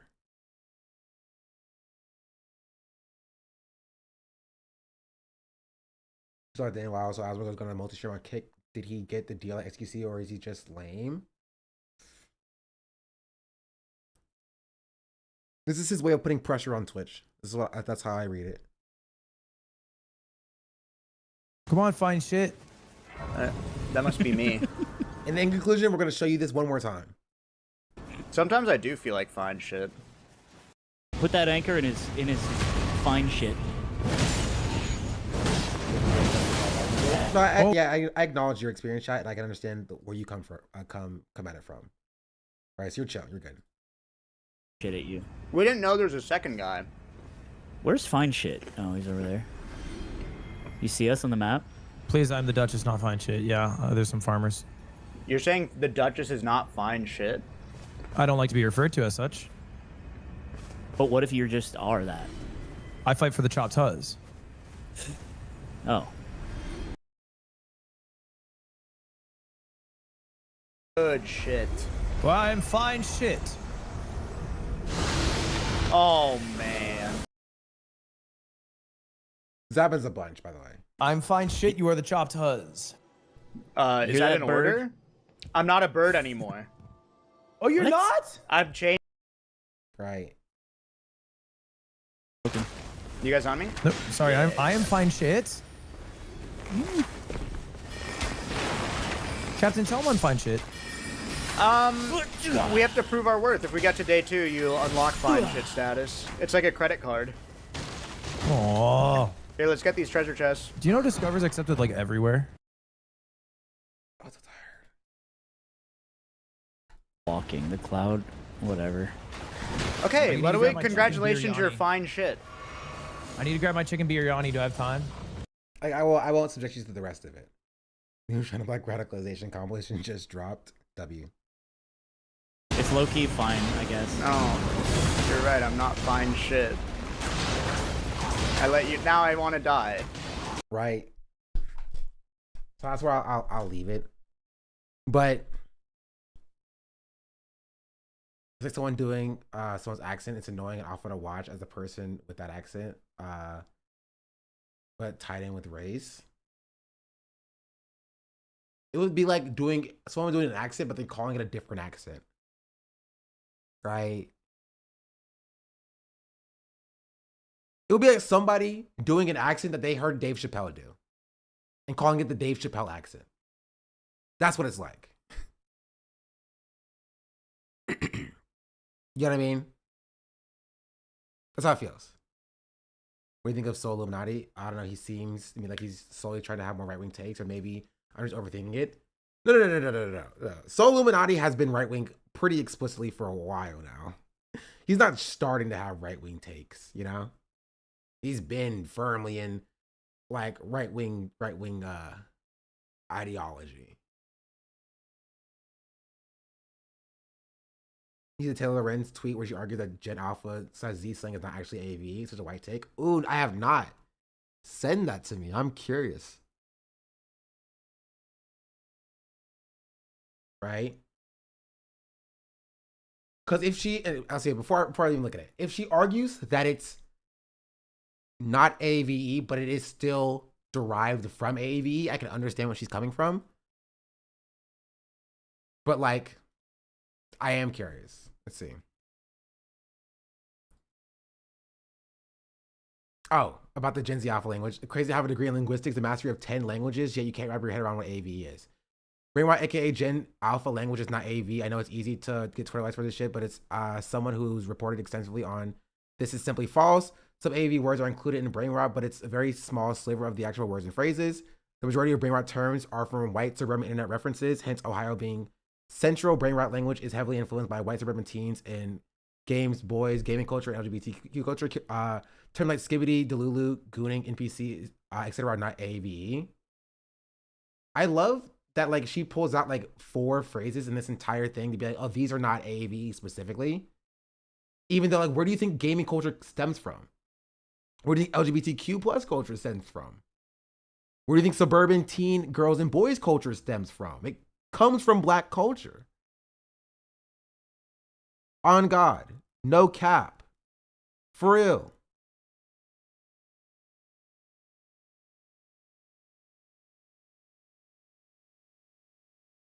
Where do you think it comes from? Yeah. Where do you think it comes from? LGBTQ terms comes mostly from black drag queens. Like, I can do a thing where I can go through this entire thing and tell you what of this is and isn't AV. But I can guarantee from what I've seen, at least 50% of it does come from AV. Right here, I'll watch it on YouTube. Where's it at? Alpha. YouTube. You to be vibing here at Westtown High School for Language U. It's low-key a low-key AV. Huge W to be vibing here. Huge W. I can see that's gaming culture. Here at Westtown High School for Languages Week. But chat, let's lock in. Lock in. I can say straddles the line. Maybe you can argue that's gaming culture, but like, you know, it's proliferation AV. Like maybe. Bro came prepared. Bro, AV. Usage of like bro came prepared, AV.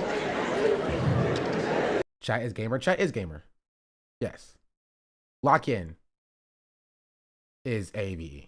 Now, I know it's giving Delulu for this chuggy boomer. Right? Even if you want to argue that Delulu is like freaking TikTok, it's giving is AAVE. To speak in such skibbity brain rot. Skibbity brain rot, sure. Roblox, Gen Z.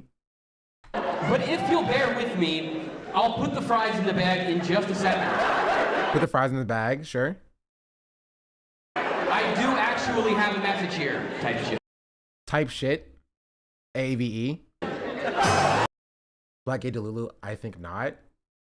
I thought there was like a, to be fair, like this could be an example of like, you know, Charlie D'Amelio and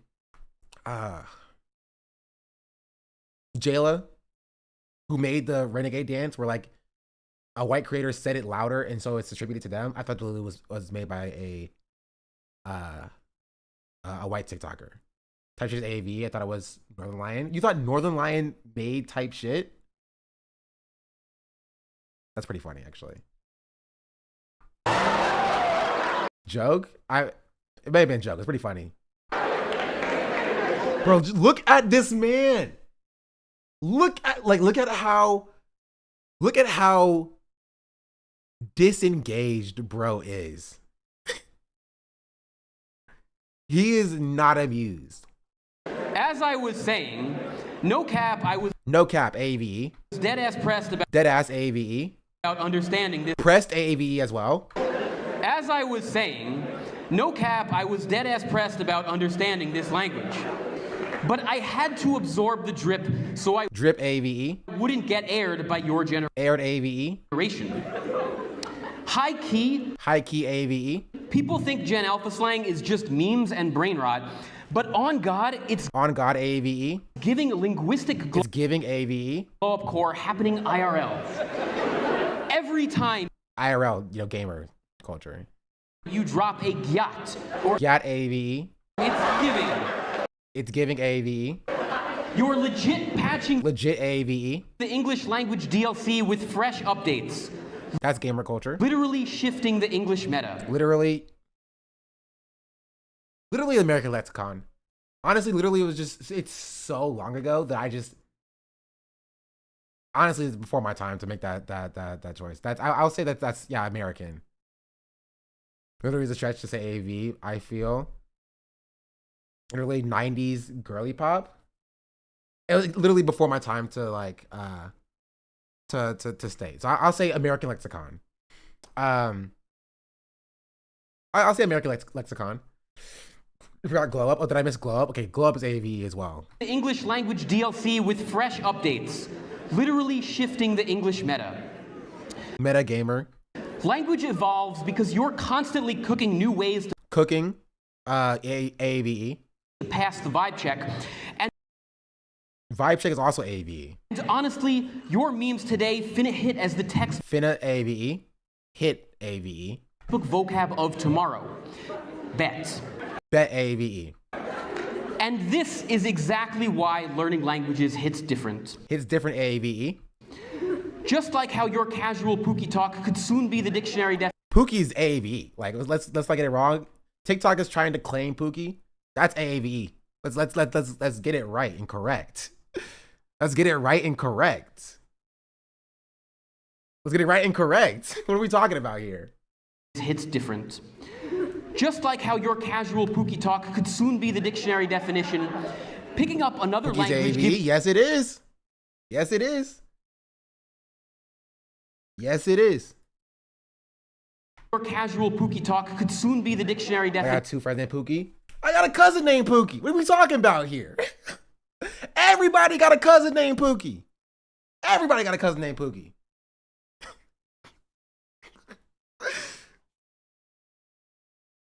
Everybody got a cousin named Pookie. Pookie and Ray Ray are cousins. Exactly. Pookie and Ray Ray are cousins. Like, yeah. Come on. Definition. Picking up another language gives you front row seats to how people around the world give the deets. It's give the deets, you know, American culture. That's not even the deets is like not even Gen Alpha. It's not even Gen Z. It's not even millennial. That's like Gen X style. Like Happy Pride. Lesbian Kafka, thank you for the 2 months. Happy Pride to you as well. My aunt calls me man. Don't even, man. It's like unlocking infinite drip. Drip AVE. Allowing you to catch dubs across culture. Dubs is AV. I will say W. Even then, it's pushing it, but I can even say W. Sure, give it to gamer culture. Dubs is AV for sure, for sure. Cultures connect deeper with the squad and stand new. Squad is AVE. New perspectives that would otherwise leave you ghosted. I don't know what he means by ghosted. Ghosted is the only thing in here that I just don't know what he means. These authentically white contribution to linguistics, true. Ghosted to AV, yes, but the way he's using it makes no sense. It doesn't make ghosted when someone stops texting you back. Yeah, which is why it doesn't make any sense.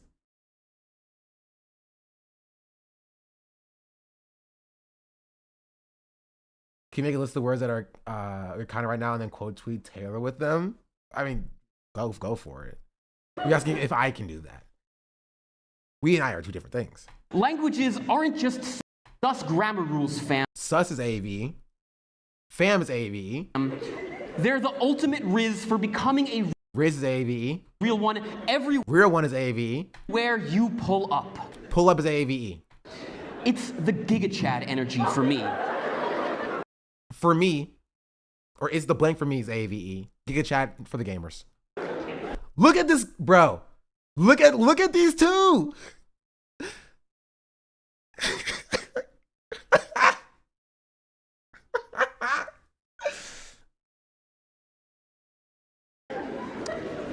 So, knowing languages isn't mid, but mid is also AVE. It's not just a flex either. Flex is AVE. It's an infinite money glitch that slaps. Slaps is AVE. Infinite money glitch is gamer terms. People finna get pressed saying finna get pressed.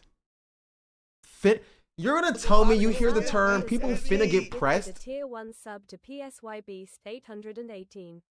They have given 11 gift subs in the You're gonna hear the term people finna get pressed and be like, nope, most of that's actually Gen Z alpha language, not AAVE.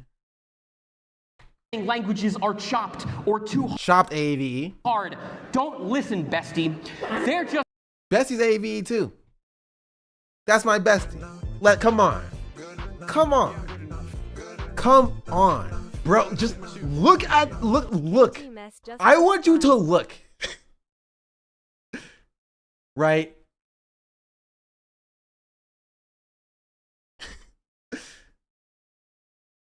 Just every black person in this frame they're just not having it. So maybe this guy, I can't really tell.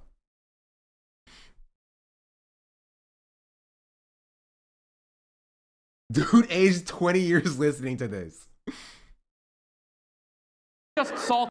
The white shirt right next to the white friend next to the white shirt kid. Bro.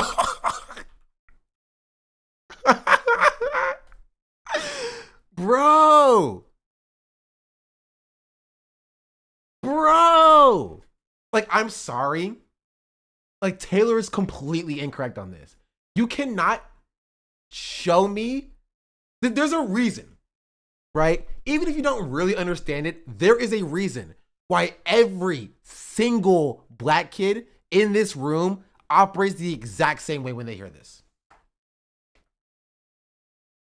There is a reason. Was Taylor talking about this video? Yes. Taylor is talking about this video. Yes.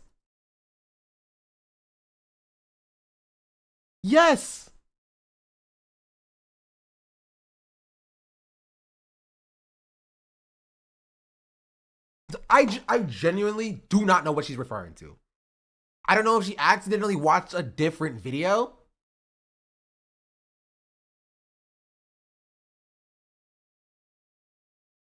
What Taylor say again? Taylor said, brain rot, aka Gen Alpha language, is not AAVE. I know it's easy to get Twitter likes with this shit, but as someone who reported extensively on this, it's simply false. Some AAVE words are included in brain rot, but it's a very small sliver of the words and phrases.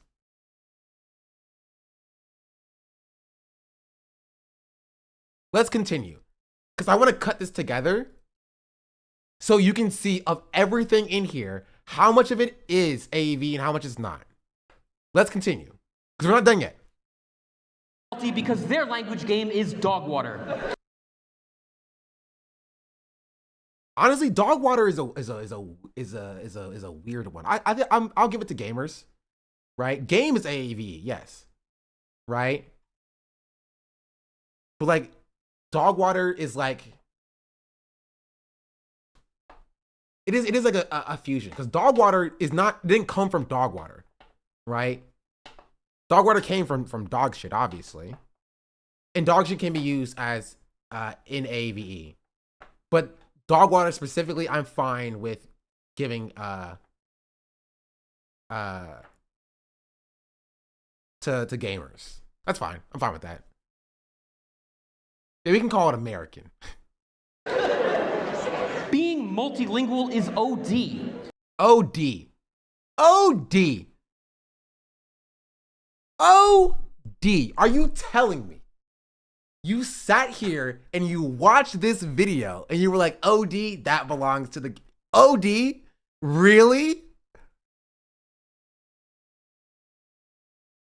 Come on, dude. Come on, dude. What's OD? Don't even worry about it. Don't even worry about it. Don't even worry about it. Just know that it's AAVE. Just know that it's AAVE.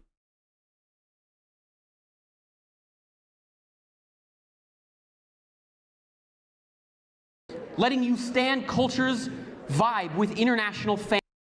Wait, Stan, I'll give it to internet culture. Vibe is AAVE. And utterly mog your career. No, I give mog to AAVE, to the gamers. Mog goes to the gamers. No cap, speaking another no cap, again, AAVE. language lets you go off. Go off, AAVE. Turning you into an absolute conversational Rizzlord. Riz is AAVE. Rizzlord is a gamer culture. Right? But it's taken from AAVE, so I don't even know if that really counts. So yeah, chat, that's the sauce. Sauce, AAVE. Keep cooking. Cooking, AAVE. Stay goated. Goated, AAVE. Never be mid. And mid, AAVE. FR, study hard. And he said FR. It's AAVE. He means for real. AAVE. And go rizz up that knowledge. Riz is again the AAVE.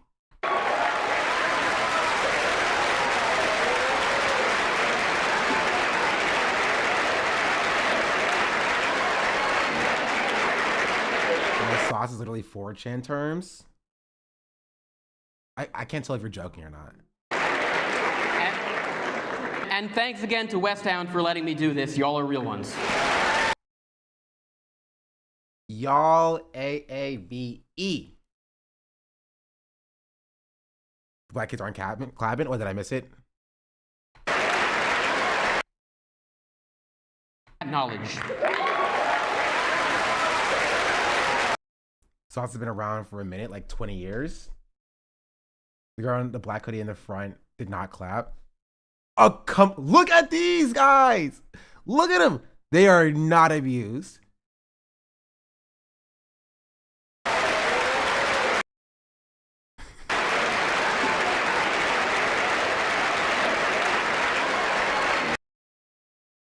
Where's the other black guy who was here before?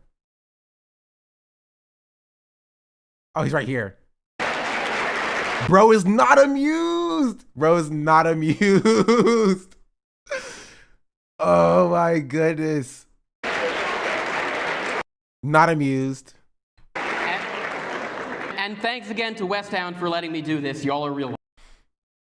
Agree with that mostly except for Poogie. Poogie comes from an old German way of referring to children that gain popularity in the United States in the 50s and 60s as a term of endearment.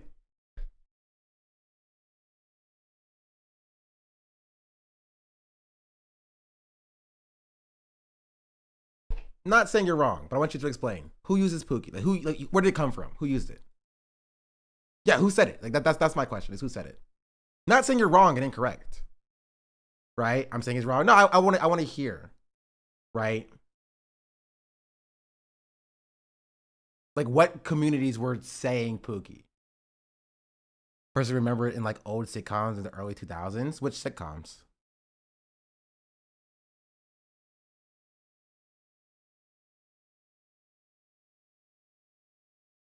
Cause I am telling you, I got a I do got a cousin called Pookie. Right? And to be fair, I am down with just like splitting the difference and giving it to an American culture if you're that confident on it. I think my point has been made regardless. Right? But I do know that black people be saying Pookie. For sure.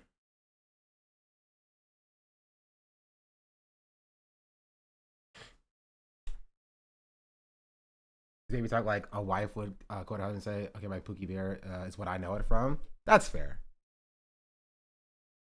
That's fair. I think that is fair. I will say it's difficult to pin down whether or not the usage of Pookie as a standalone phrase comes from that and who started using it and why, right? Because that can be the case. Right, that can be the case. But like calling somebody like Pookie specifically is, you know, as like a term of endearment of it in and of itself is, you know, where that comes from. I don't know, but I am fine to split the difference. I think that's also fair. It might be used differently today too. Yeah, but I think regardless, I think my point has been made without Pookie being in there specifically, right?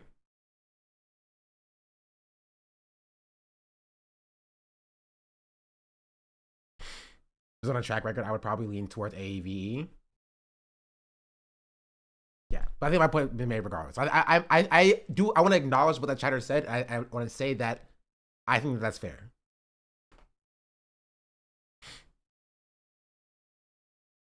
Pookie and Ray Ray are in the Black American mythology with characters such as Boo Boo the Fool. True, that is true. That is true, right? But I am down to split the difference. That's a case of origination versus popularization and usage. Yeah, and we could probably figure it out by going down a rabbit hole. I don't think it's necessary to do so to make my point, which is why I'm down to call it, right? But I think there's a good argument for both sides.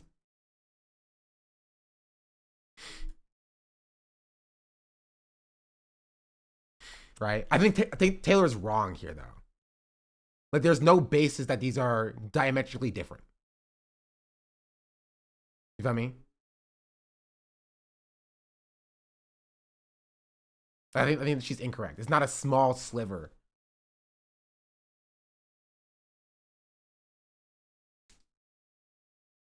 Where did that come from then? That's a great question. Some do come from gamer culture, right? Like, if you were to say like where we dropping, that comes from like Fortnite and Battle Royale, where you jump out of a battle bus and you land somewhere. You know what I mean? Like something like that comes from gamer culture. And I think that's fair if you were to call that out as like, or like Ohio as like a meme. I think that's fair to call out, right? But again, she named like 4 terms out of the dozens that he said. And of the dozens, I would venture to say like 80% of them were AAVE.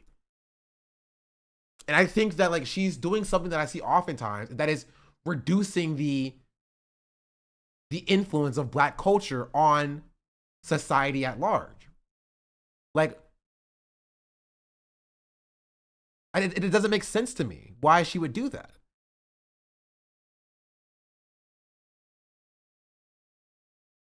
Right? Because she calls out suburban teen girls and boys, gaming culture, and LGBTQ culture. Right? And so even if you think that like Gen Z or Gen Alpha brain rot is a different thing, why would you not also call out the influences of Black culture there? Right?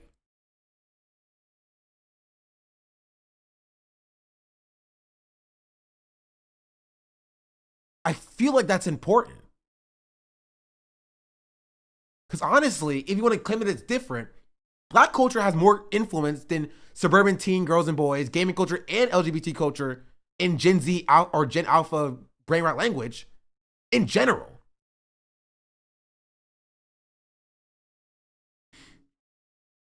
She's not wrong. She is incorrect. It is a percentage that she is off about. The issue is the culture gets eaten up and repurposed by the suburbs and turned into their culture because it's still 60% of the population. Yeah. Maybe she knows the concept but doesn't know what they're even saying. Still wrong. Don't forget the youth speak isn't just vocab, it's a style of delivery, which in my opinion is hijacked up from AAVE. True. Suburban teens are just more influential to her demographic, and she's not against being a culture vulture. I think she might just be mistaken, honestly. I just don't get the whole, like, I've written extensively about this. Like, about what? About Gen Alpha language or about AAVE? Because I've studied and researched extensively about AAVE.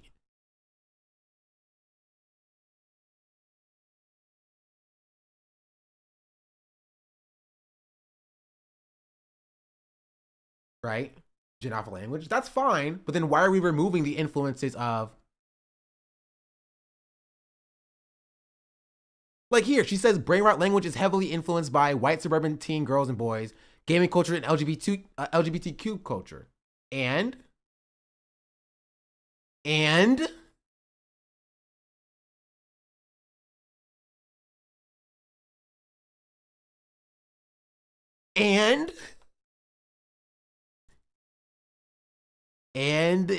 black culture. I feel like it's an important part. It's the biggest influence, actually, I would say.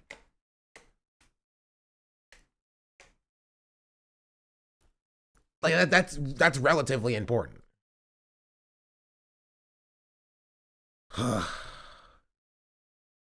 Jeez Louise. Well, I'm glad y'all showed this to me, because I think I have 4 separate YouTube videos that I can make out of this entire VOD. Are she talking about this? I don't know. Actually, I'm not entirely sure why it's like Taylor, his first sentence in Gen Alpha slang is low-key a huge W to be vibing here. What's even dumber is that he clearly basically just ChatGPT the whole thing, which isn't a surprise since most polyglots are questionable at best. Wait. I originally wasn't going to make this video, but I feel... Okay, it's just about fake polyglots in general. That was just about Jama.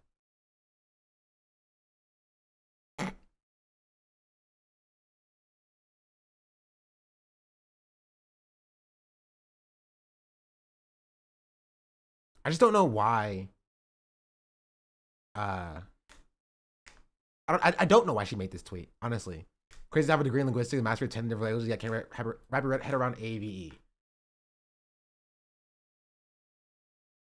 It's like this is not incorrect. Her comments off for a reason, I see. No, her comments are always off. That's just a Taylor Lorenz post.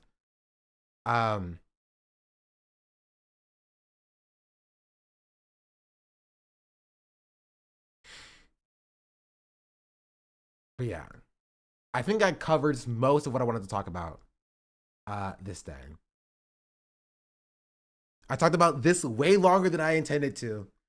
I didn't expect to go on a whole rabbit hole about linguistics. But hopefully it was productive. In conclusion, we're going to watch my favorite usage of a white person saying AAVE. And that's this post. What's Ute? Like a Ute, like you call them YNs in 2024? What's that YN? Am I saying something bad? So technically you said nigga, but you did. Oh my god! Don't say that! We gotta cut that out! Oh my god! Well, there you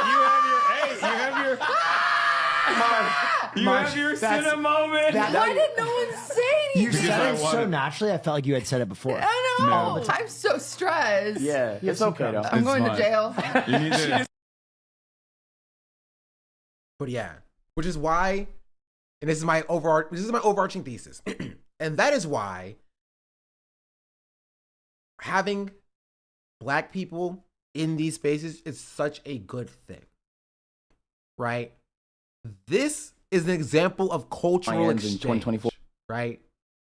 For that chatter, this is an example of cultural exchange. This is way funnier, right? Way funnier and more informative for the audience than just being like, yeah, I'm from fine shit today.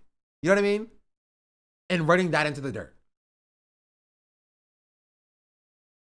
So Emily, next, please. I mean, we already did, but I can do it again. Sure. Days ago, and I followed you. And Really? I'm happy. Oh, thank you so It's nice to meet much. you. God bless Thank you. I love your you. content. Yeah, you're so kind. Thank you, Tyler. You're so nice. Who's in the chat? What's in the chat? W Glaze. He left after 10 minutes. They're saying. Listen, you know what glazed me, right? Like a glazed donut. No. It's No? not a glazed donut. It's Oh. like dick sucking. What? Yes, that's what glazed me. Like you glazed Like dick me. riding. Yes. Yeah, and I appreciate the glaze. Because I love glazed donuts. Oh, it's such a fun. Well, his face at the end kills me. Yeah, and I appreciate the glaze. Because I love. Oh, it's so good. It's so funny. It's so funny.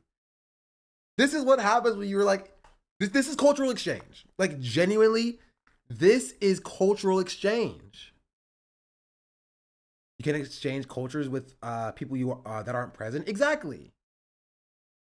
Also, why it has more impact hearing you discuss the terms of Hassan explaining it to his chat.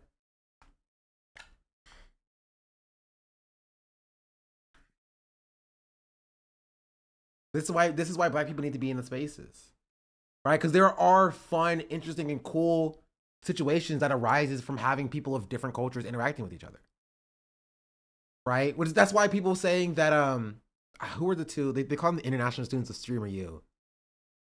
Ray and somebody else, right? And their interactions at Streamer U was like some of the best parts people were saying, right?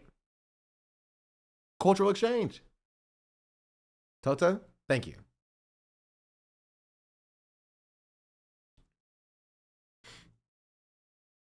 Cultural exchange is fun. Yeah. Honestly, white people need to be more like Asian Americans when it comes to cultural exchange. There's a lot more to unpack with glaze and dick riding often having a negative connotation due to deep-seated homophobia, but that's another issue. Yeah, that's true. I don't disagree with what you said.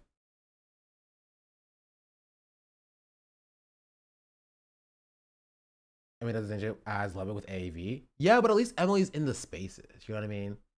When Emily does that, like, at least that, like, here, like, she's here, right? And she's engaging in this exchange of cultures, right? And so her, like, misunderstanding, but not really misunderstanding of, like, what, like, glazing means leads to a funny dynamic like this, right? And that's cool, right? That's cool. That you need more of that. You need more of that. She does try to code switch, but poorly, and that's what makes it funny. 36, I've been in the marketplace of ideas doing cultural exchange for some time. It's a young man's game. Yeah. In conclusion, honestly, people just need more black friends. I think they can just benefit from more black friends. Genuinely. That's kind of the conclusion to this. It would kind of fix a lot of these issues.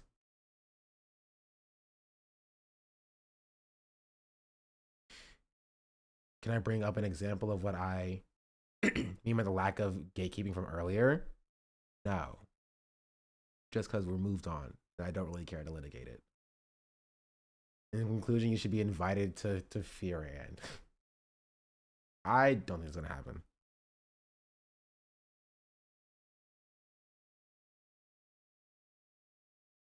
In conclusion, you should actually watch my YouTube video. Can you play the clip again? I missed it? No, you can watch the VOD. Not this one. What is like this? Stop. Thank you. But this one. Piggybacking off. Why? Will F is leaving Stream University? Or not Stream University. Will F is leaving LTK? Why? Did you watch this video, chat? It does pretty well. So like you can speak on this and educate people in a more productive way.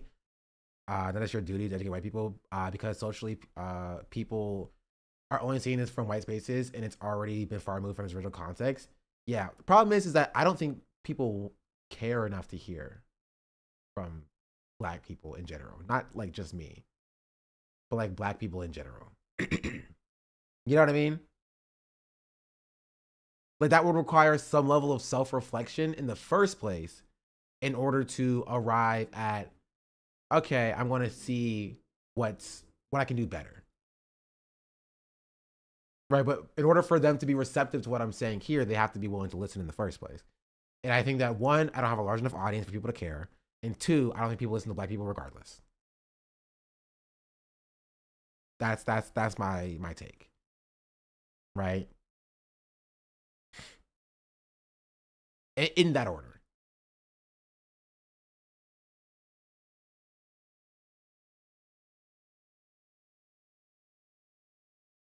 You show me your Discord. I have a project for you. My Discord, you can just join my Discord. It's in the thingy. Exclamation point Discord. Or send me an email. If that's what we do not care, it's easier to just take from us. It will require them to not think it's not that deep, and even non-black progressives struggle with that. Yep. So I does not respond to Discord DMs. Let's see how many I have. 1, 2, 3, 4, 5, 6, 7, 8, 9, 10, 11, 12, 13, 14, 15, 16, 17, 18, 19, 20, and 21. 21 different DMs that I have not opened yet. Has L. At this point, I don't want to open it because it's too far away. It's been too long, and I feel bad. It's definitely been an eye-opening top. So open my eyes to the topic I really had very little knowledge about. Well, thank you for listening, chat. Thank you for watching. I wish more people had your level of curiosity. Right? It's a lot easier to just straw man the position, close your ears out, and not listen, or pretend it doesn't exist at all. And that's where a lot of my frustration comes from. Because like as chatters will tell you who've been here for a while, I've been saying this for a long time, right? And I'll be saying it again, in a long time coming, right? As my people have been. We just watched a video from 2004 of MTV talking about the same phenomenon, right? And I do wish that, like, you know, if I had an opportunity to like have a conversation with Ludwig, right, to explain my position, I don't think it'll, again, one, I don't think it will change anything, and two, I don't have the opportunity, but like, I would like more people to be aware of this position, just so that they can be more aware when they go about doing things in the first place. Right? But it's hard to have these conversations without coming across as like woke of the day to some of these people. Right? Because it's a lot easier to put black people, even like progressive, leftist, socialist black people, in the box of being or doing identity politics or being sensitive, than to actually interrogate their own personal biases, you know? And so even when people ask me like, would I go on Hassan's stream to talk about this? Like, honestly, probably not.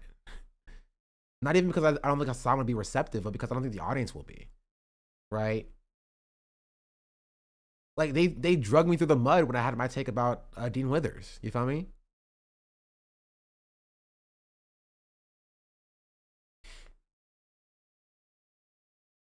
So even though I think that it would be important to have these conversations, like I don't wish it upon black people to take, and this is what people talk about when like it takes emotional labor to have these conversations as a black person, right? And then it's not as easy to do so because the audiences are just not receptive. And not we're talking about conservatives. We're talking about freaking like leftists.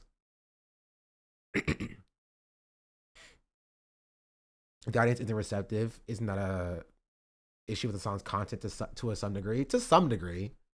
But I think it's not an issue that Hassan can control specifically, right? Which is why I don't criticize Hassan specifically, right? It's by the nature of having an audience of that size, you know.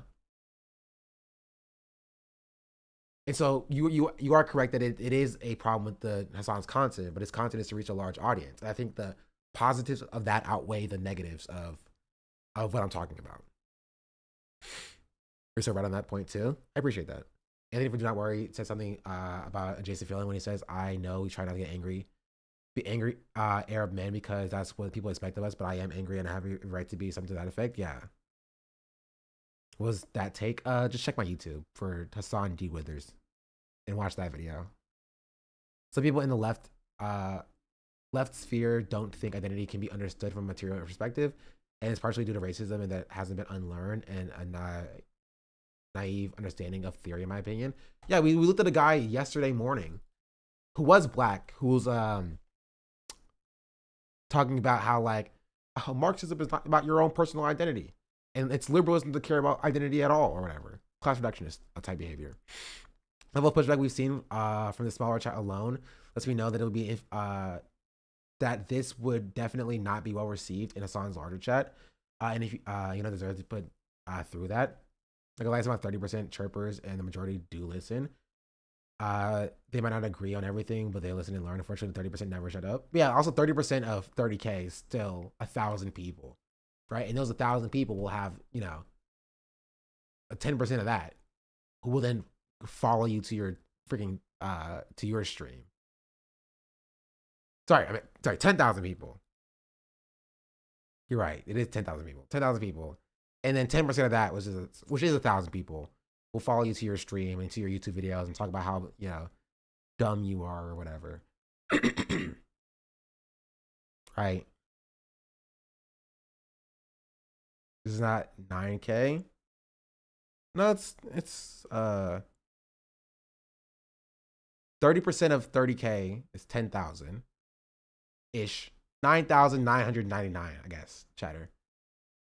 Euphoric Acoustic gifted a tier 1 No, actually, no, it is sub 10. to It is 10,000. You're wrong. They have given 180 It is 10,000. gift subs No, in you're the just dumb. channel. Euphoric Acoustic, thank you for the gifted sub. They'll show you and call you a rad lib. Yeah, as they've done to me before.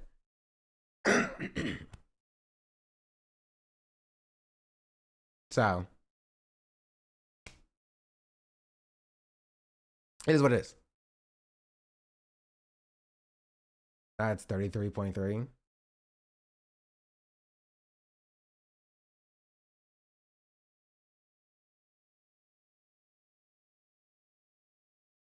No, I think you're wrong and I'm right.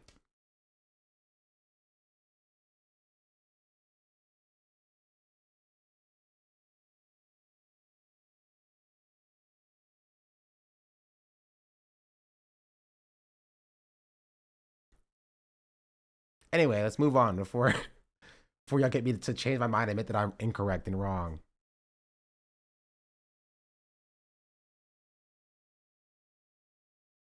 One third of 30K is 10K, which is 33%. Wait, that's what I said.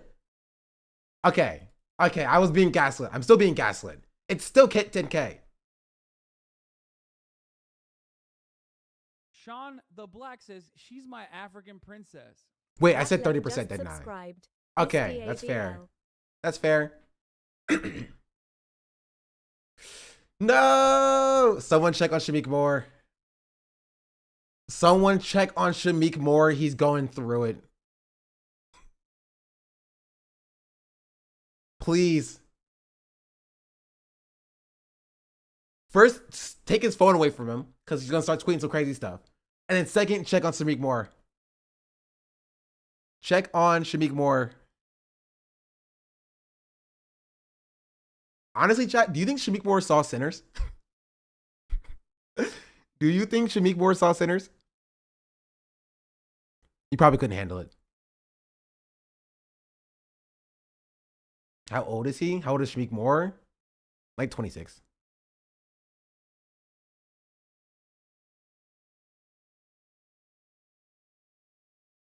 He 1,000% left the theater.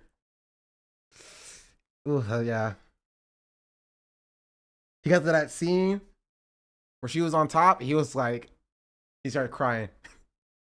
He started crying.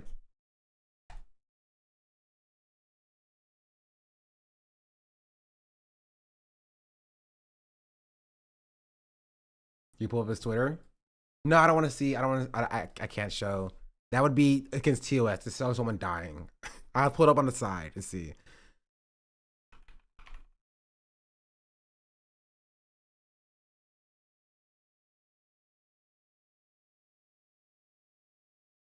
Okay, he hasn't posted. Well, he posted a few days ago.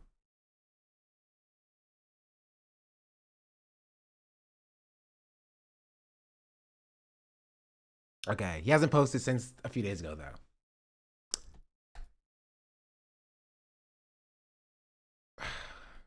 Someone check on him, please. Make sure that man good. Make sure that man is all right.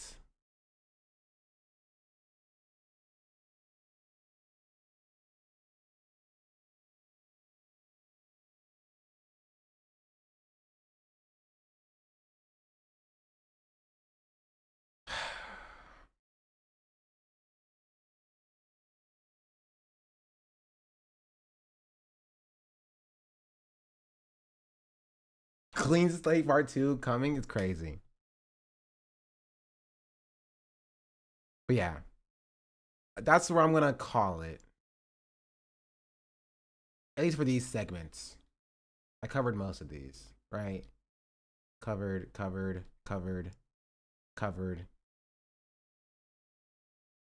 we didn't finish this. I think it's fine. Covered. Again, watch my video. It's kind of popping off a little bit, chat. Yo!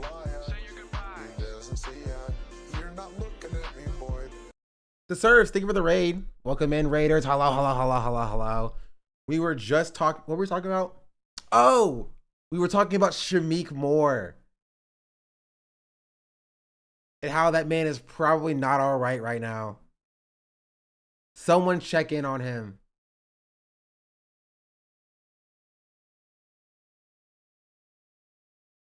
Haley's getting married.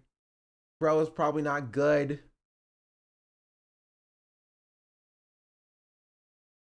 Yeah, Spider-Man delay and now this. Bro's going through it. What else is there? Happy Gay Month. To all my gays out there. About to go get that. W. Monty G, thank you for the 5 gifted subs. Much appreciated. Shamik No More. That's crazy. I have a video on Shamik Moore. So if you're wondering, like, who's Shamik Moore? What are we talking about? What's going on?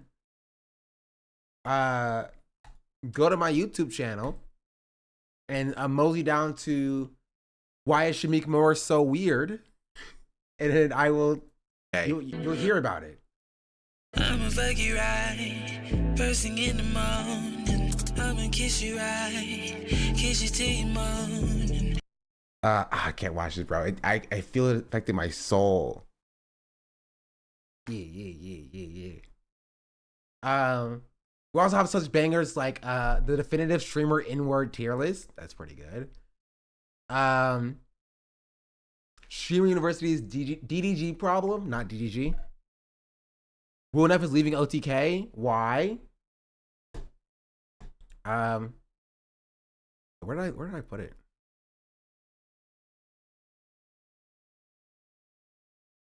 DDG, we're like, DOODOO garbage, got him.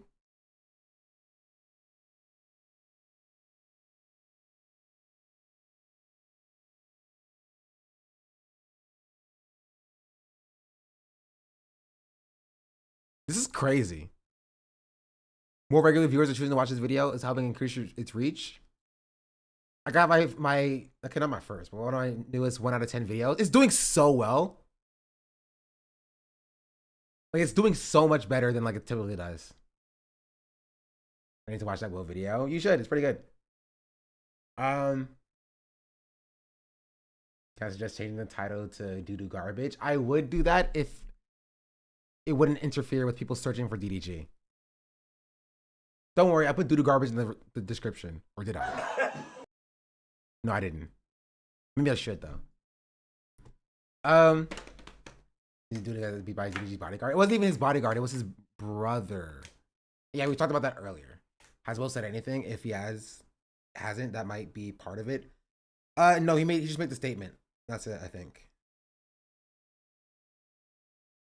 He's actually recommended it to me this morning. Hence why I watched it before coming here. It's wild how much that helps. Yeah. Yeah, YouTube recommending things is actually pretty super good for my videos doing well. Like the videos, save the videos to a playlist, copy the link, comment, and watch it all the way through. Wilson said he was leaving all the best and pointedly left the topic alone and moved on. Yeah. Which I think is actually, it's a statement in and of itself. Also, I am 100 10 19 followers away from subscribers away from 14K. And at 15K, I do a backflip off of, let me stop, my bed in a very safe manner. Can you do a backflip? No. No, I cannot. Yeah, I was gonna end stream. I don't have much else to say. I actually know I was gonna be like, maybe I should stay. I do have to end stream because I do need to edit this stream down into clips, into YouTube videos. And I can't do that until I end the stream, which means I do have to go. But we will be back tomorrow, chat. One league match? Definitely not. Do it on stream? I can't. I need the VOD to be uploaded so I can actually download it so I can then edit it. I literally can't. Oh, are we only 200 away from 30K? Also, Bradley, thank you for the 2 months. Euphoric Goose, thank you for the gifted sub. Pommy, thank you for the 5-month subscription. KTMS, thank you for the tier 1. Masala Chai, thank you for the tier 1 gifted. Yeah, I think I got all of it. Also, chat, if you want to sub, I would appreciate that. We are only 70 subs away from 10K. 10K, bro. I would quit my job if that was the case. We are 70 subs away from 1K. We are less than 300 follows away from 30K. And less than 20 follows away from 15K. We have a lot of milestones pretty soon. If you commit to 2 more hours, I will sub. I am not streaming 2 more hours. I literally have I have 5 videos. What is your job? Non-profit.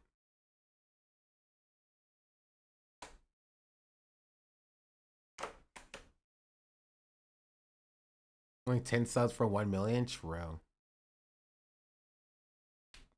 I did not promise to make a Fansly at 30K. I don't know where you got that from. Every single day, Shank. I live like Oh, Bubman, thank you for watching. Subscribed. I appreciate that. All the positive support drowns out all the Reddit hate comments or threads that are made about me. You know what I mean? Which I don't see unless y'all tell me. So stop telling me about them. Please. Channels will come here and be like, hey, do you see what they're saying about you on Ethan Klein's Reddit? Here's a link. I'm like, no, I didn't. Now I'm thinking about it. Leave me alone. Like, okay, perfect example. Perfect example.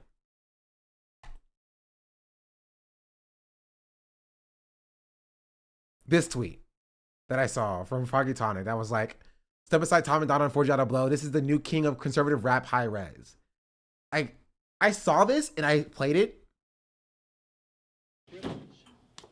Welcome.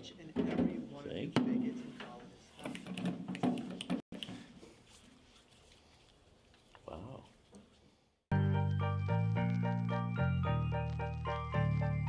Oh my god.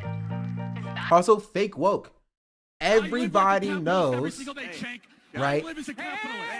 That if you're non-binary and it's not Mr. and Mrs., it's MX.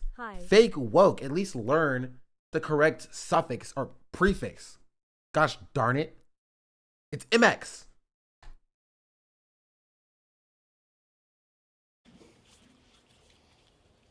I didn't know that. Yeah, because you are also fake woke. I'm the most woke, the realest of wokes. Oh my god.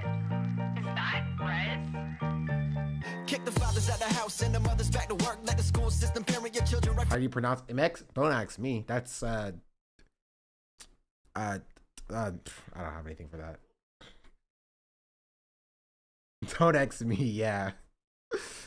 Mix. They didn't even mask up? I know, right? They just half measured it. Also, in case you're wondering, this is Harley, yes. Are you the Pope of the woke? Yes, I am. I'm not gonna play it because it's like, it's bad. I won't. Actually, no, I will assault your ears. From the birth, make a meal, feed them pills, confuse them about what's real. Tell them facts don't really matter. It's all about how you feel. Science and math erases. History let's erase. Also, wait, did I miss a subscription? Dick Cheney, oh, money for the 15-month subscription. Much appreciated. And oh, Bub Man, thank you for the 2-month subscription. Indoctrinate a whole generation, you can't escape it. It's bigger than American politics, you're an accomplice. White people, racists and bigots, and you're a colonist. If you want freedom, we'll encourage to do the opposite. It's toxic masculinity. If a man is too confident, excuse me, what's a woman? Well, I am not a biologist. Common sense is really not common when you're a communist. Parents that care about their kids, let's call them terrorists. It's cool to be a feminist and an environmentalist. And if you love the country, that makes you a white supremacist. Don't even try defending it, cause what you say's irrelevant. Put your hands up, everybody stand up. The whole world going mad, bruh. 2 + 2 = 5. You a racist if you don't think that add up. And so I saw that. And I was like, wait a second. I know that guy. And so that's what I tweeted. I was like, wait, is this the McDonald's rap guy? And in case you don't know what I'm talking about, yes, it is the McDonald's rap guy.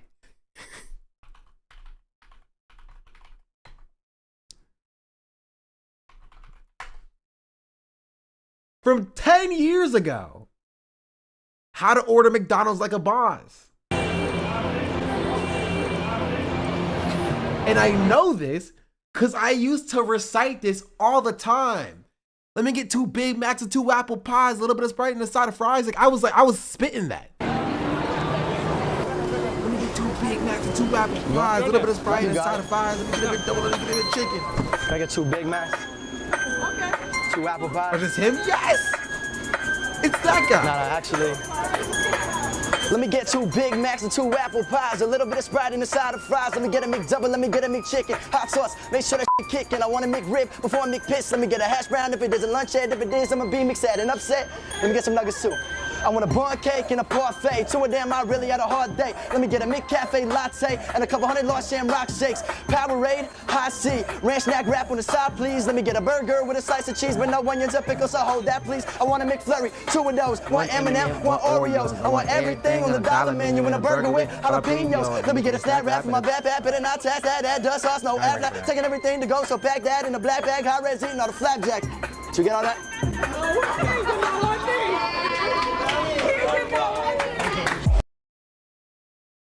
You know it? I told you.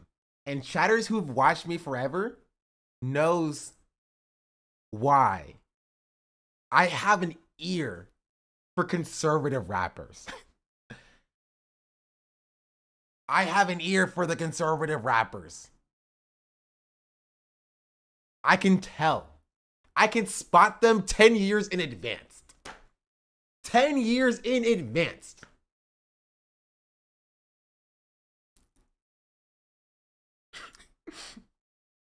So when I saw this, and I heard him say this, I was like, that's the McDonald's guy. Don't ask me why I know it, but I do know it. I literally saw this, I was like, that's the McDonald's guy. Feminist and an environmentalist, and if you love the country, that makes you a white supremacist. Do you know who he reminds me of as well? Besides this, he reminds me of this guy. Gone. Have you heard Gone? Who did this? Better than I ever been. I let him in a minute with the pen again and venomous. I come up with a pen like a veteran. I enter my element, then I send it for the hell of it. The rhetoric's irrelevant, but still I'll be developing in 7. And if you look at the evidence, cause every time I get up on the mic, I've been ahead of him. So fuck it, I'ma never quit. The benefits are eminent. I come up for the motherfucking throne. Better than I ever been. I let him in. Like, You motherfuckers ain't really man enough. I don't give a fuck, I never run it from nothing. Even if Donald's got the noose and he's coming for everybody in the opposition, I'ma be there, open it up again at the whoopee. I'm whooping the man, cause I'm not a man, I'm a legend. I reckon my records are breaking every single record known to man in the second the world. They're ready for the return of the mic, murdering menace. I heard him and burn him, invented the word. but this isn't my favorite from this guy.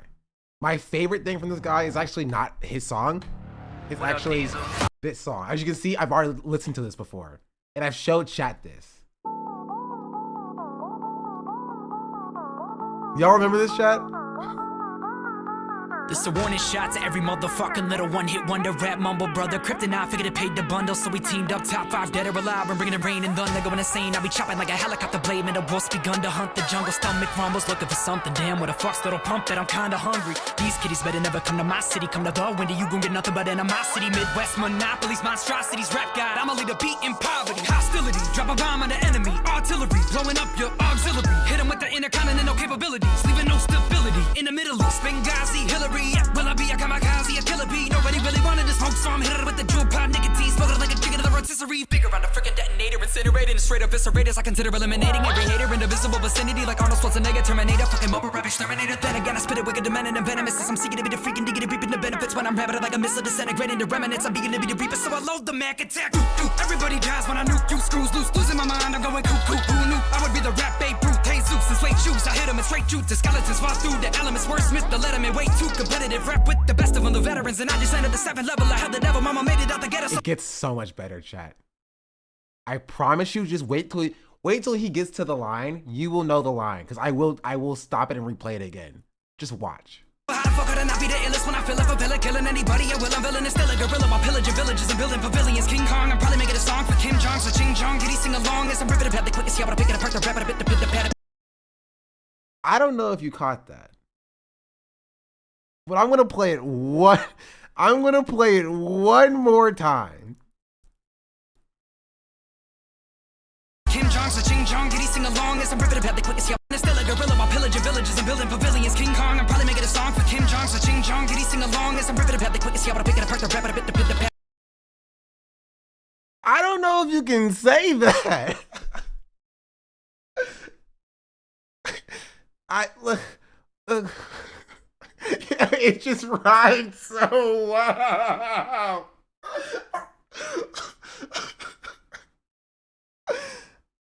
This came out in 2019. Like, I'm pretty sure that was still unacceptable back then. Like, it wasn't like this was like, no, it was a different time. It was the 80s, or it was 2002 or whatever.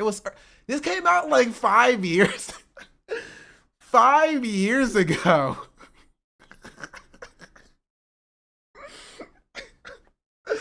Like,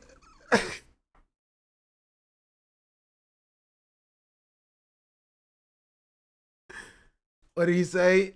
Okay, I'll run it back again. I'll put it at 0.75 times speed.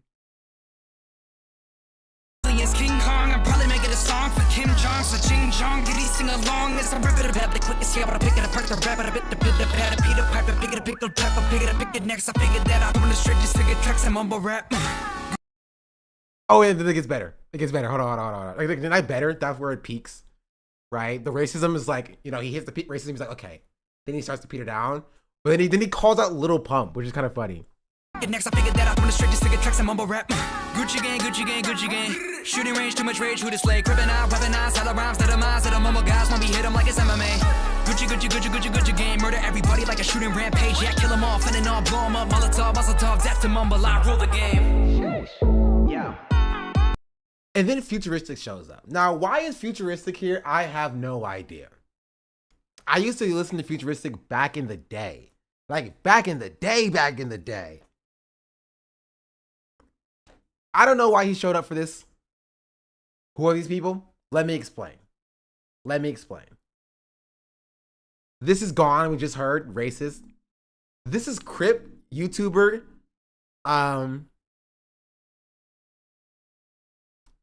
Did a lot of music react content. He was in the space with Quadeca, if you know Quadeca. Mac Lethal is here. He was also early YouTube rap space. I think he did a pancake rap, and that's where he kind of popped off. Right?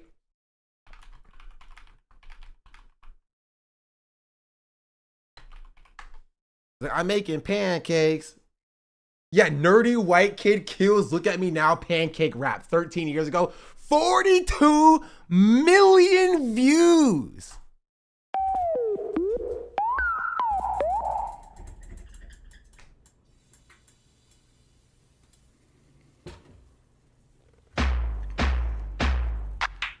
Yo, yellow, cheese, eggs, white, pancake batter. Put a little bit up on the skillet when it starts to bubble, flip it over with your spatula.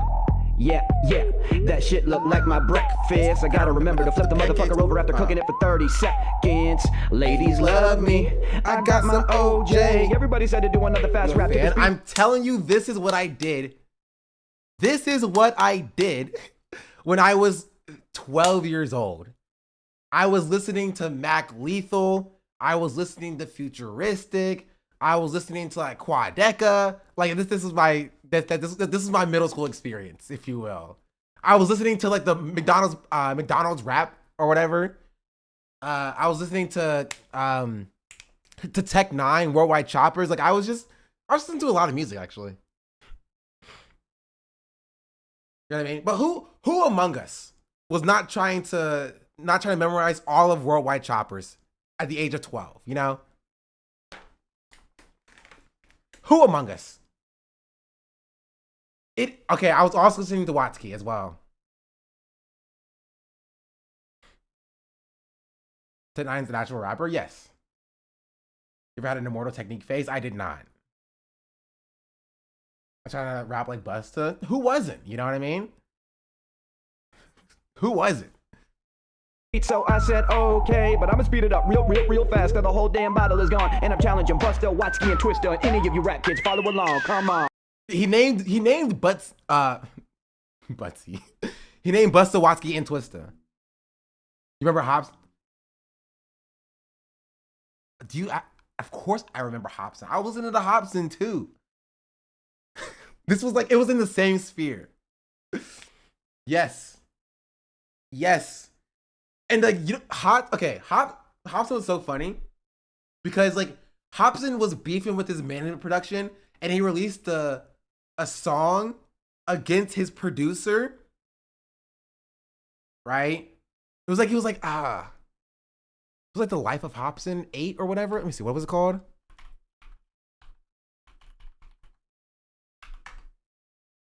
The Ill Mind of Hobson 8. This one. All rise. Case number 23. Hobson versus Mr. Funk Volume. The Honorable Dunsky Douglas presiding. Why you kind of look like DDG? Sorry. That was uncalled for. All right, everybody sit down. That was uncalled for. I didn't need to do that. My bad. I'm sorry. I acknowledge. That was bad of me. That was bad of me. Chat, don't spam DOODOO garbage. He's gonna sick his brother on me to come beat me up. Please. Too much of my time.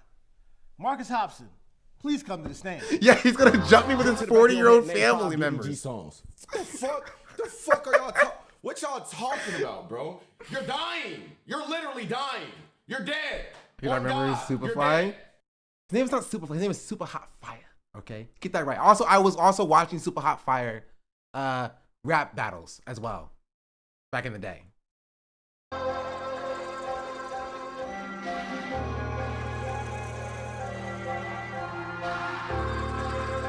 Who didn't? Exactly.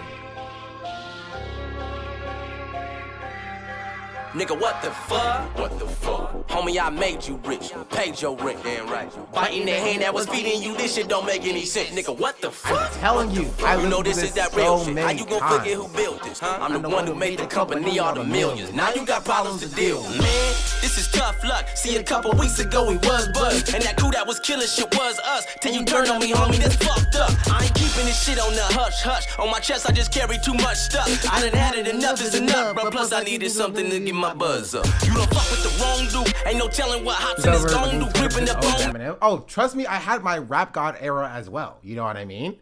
I had my rap god era as well. Of course, who did not? Who was not in middle school trying to learn all of rap god, word for word, bar for bar? Like, this is a common experience here. Quit your sleeping, I told you. This a motherfucking journey we finna go through. If I had so much to lose, I swear to God, I'd probably beat up and choke you. Nigga, this is that raw shit, that organic flow you probably see up in Whole Foods. Shivering me timbers, something's fishy about you, Mr. D. Ritter. When I told you that I wanted new management, why the fuck you throw a fit and seem bitter? So I tried everything, but in middle school, when I was in middle school, when I was in college, it fucked me up so bad. Like I was literally in middle school. Chat, how old do you think I am? I gave you a little hint. If you know, don't say anything. Shiver me timbers, something fishy about you, Mr. D. Ritter. 31. 31? 22 max?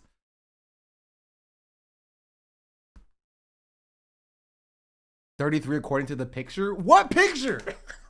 What do you mean? You can't say according to the picture. What picture are you referring to?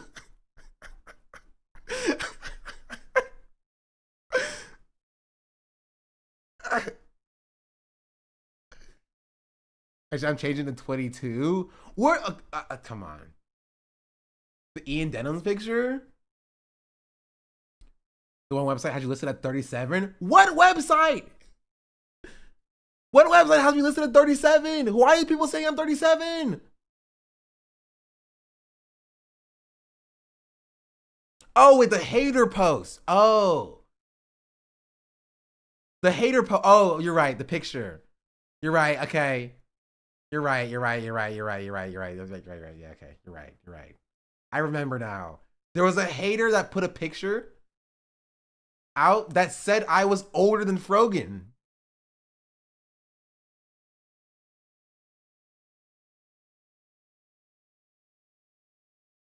They had Frogan at like 24 and me at like 26.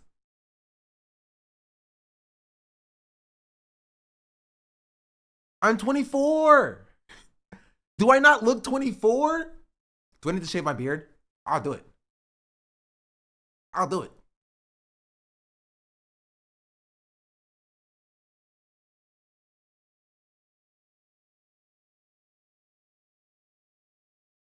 $25 max?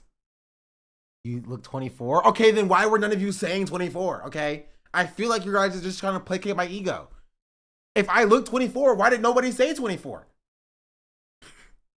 There was like 2 people who said 24. I did. I acknowledge you, chatter.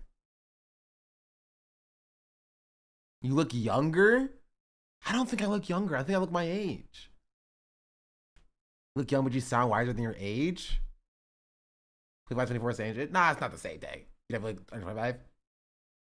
I am currently early 20s, okay? 25 is mid 20s. I am early 20s.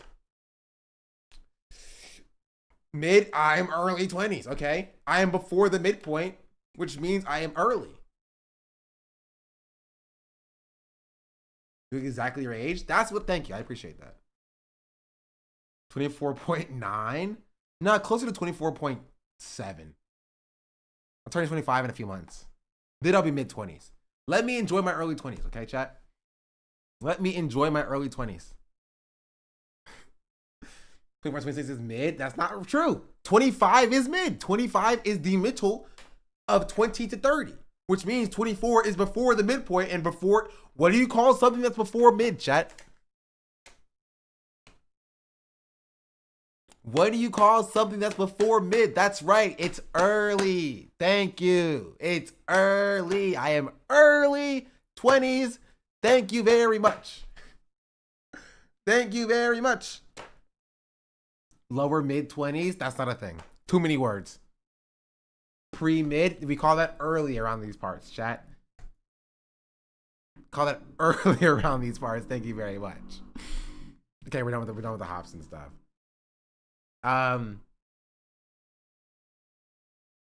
anyway, yeah, you listen to Futuristic as well.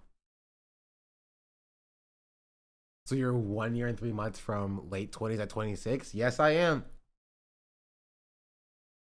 Yes, I am. I am technically 1 year and 3 months from late 20s. Mm-hmm. Mm-hmm. 23, 27 is the middle part, 20s and 30s, so mid 20s. I think you're wrong, Chatter. The midpoint is 25. Are we disputing that? Are you disputing that the midpoint between 20 and 30 is 25? Just because you guys are bad at math does not mean that it's my fault. Just turned 27, so I'm basically 30. I'm sorry, Chatter, but that is correct. Happy belated birthday. It's literally in the middle. Thank you. It's in the middle. It's mid 20s. Thank you. And 24 is before 25, correct?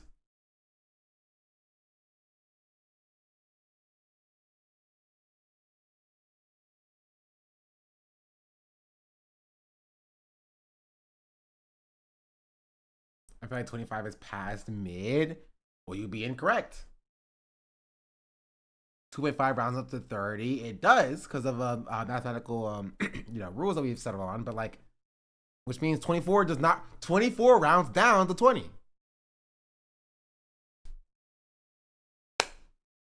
So 25 in 1 day, late 20s. I don't make the rules. I don't make the rules. But yes.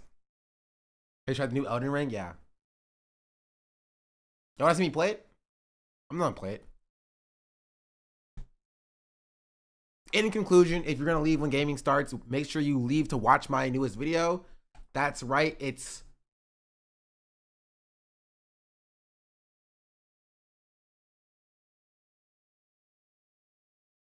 currently 1 out of 10, almost 2,000 views. That's kind of crazy. Oh, no, okay.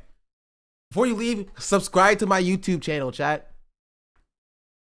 Subscribe to my YouTube channel, please. I am 8 subscribers away. I'm playing it right now. Appreciate you. 8 subscribers away from 14K. I searched well enough OTK and I saw your video come up. Maybe that's the algo. Really? Let me try on a new account. Oh, that's a print. YouTube.com. I can't spell.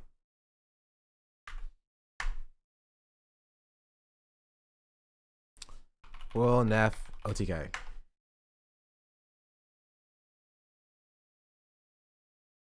Denos comes up before me? That's crazy. I'm number 4. Not bad though.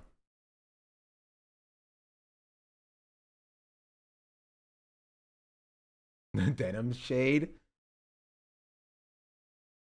A little bit, yeah.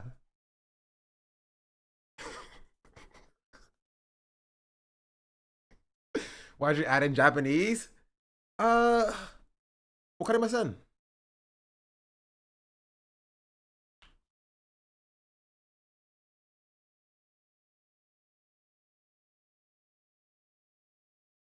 Chan kawaii desu.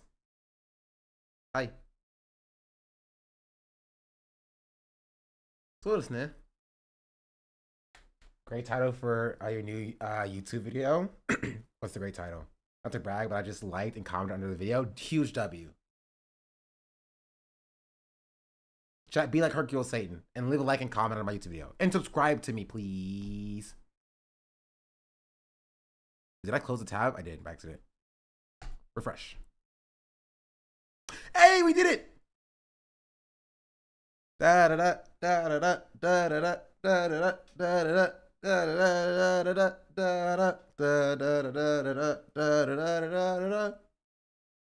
Yeah, take that, Denims. I've had a long-standing one-sided beef with Denims from like a long time ago, by the way.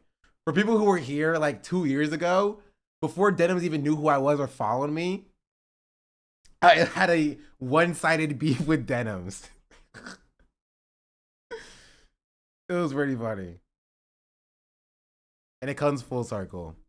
Why? Because Denims didn't follow me. That's why. Does she know this? No. I can actually probably find the VOD where I talked about it, or the clip. Let's see. Let's go to my clips. Analytics. Does she follow you now? I would hope so. Because if not, the beef is continuing. Let's say oldest first. We could scroll.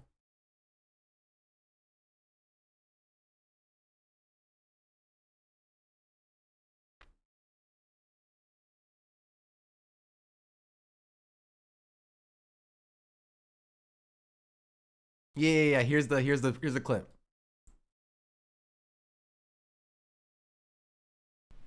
This is from 2 years ago. From 2 years ago when I was talking about the shark drama. Y'all remember that? Y'all remember the shark drama for those people who were here? Man, what a time. What a time. I just unfollowed Denims. Thank you. You know, someone might say that if you don't follow Sean the Black, you may be teetering on what some may call racist. So now Denims, your move.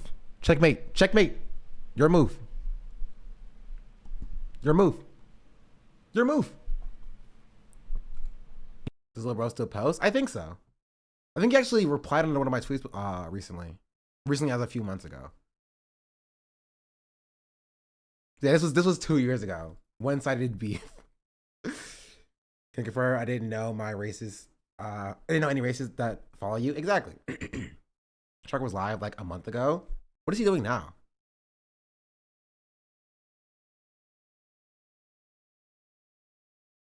I never sent you the VOD and so you got it from the Shark D thing. Wait, what Shark D thing? What did Shark do? I watched him for a while. Not to litigate old drama.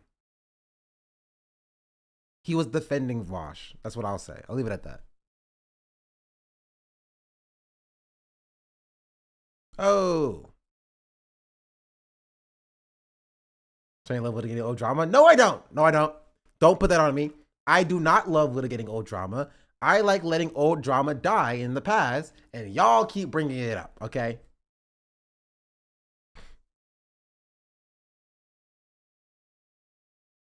That's it. We are officially 275 followers away from 30K though. So.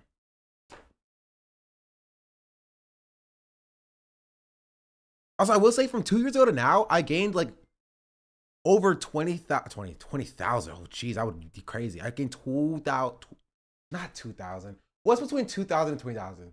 Wait, no. No, it is 20,000. I gained 20,000 followers. Is the band having frizzy hair? Sometimes.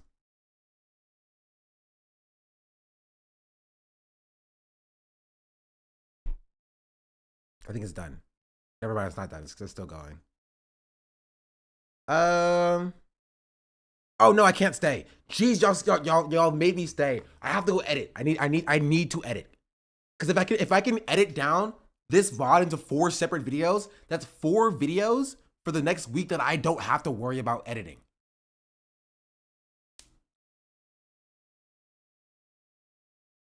No gaming. Maybe if y'all gave me subs, I would stay. You know what I mean? No, that wouldn't happen. That's a lie. Don't do it, chat. If you give me a sub, I'm not staying. I'm sorry. I have to go. I will be back tomorrow. I will be back tomorrow. So, if you want to come,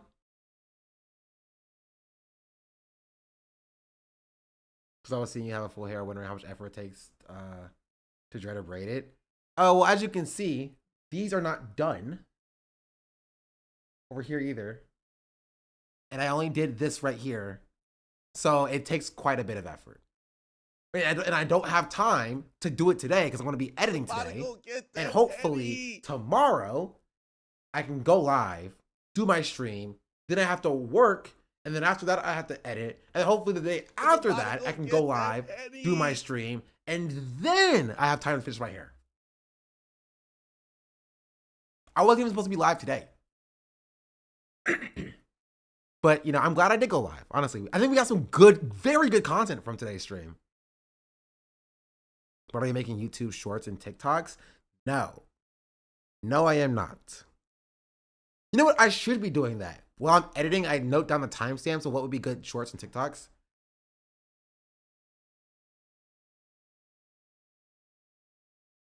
Because I think in Premiere Pro, you can make a preset where you can just drag it onto a video clip and it cuts the video in a specific frame, or I don't know. That's the way to figure it out.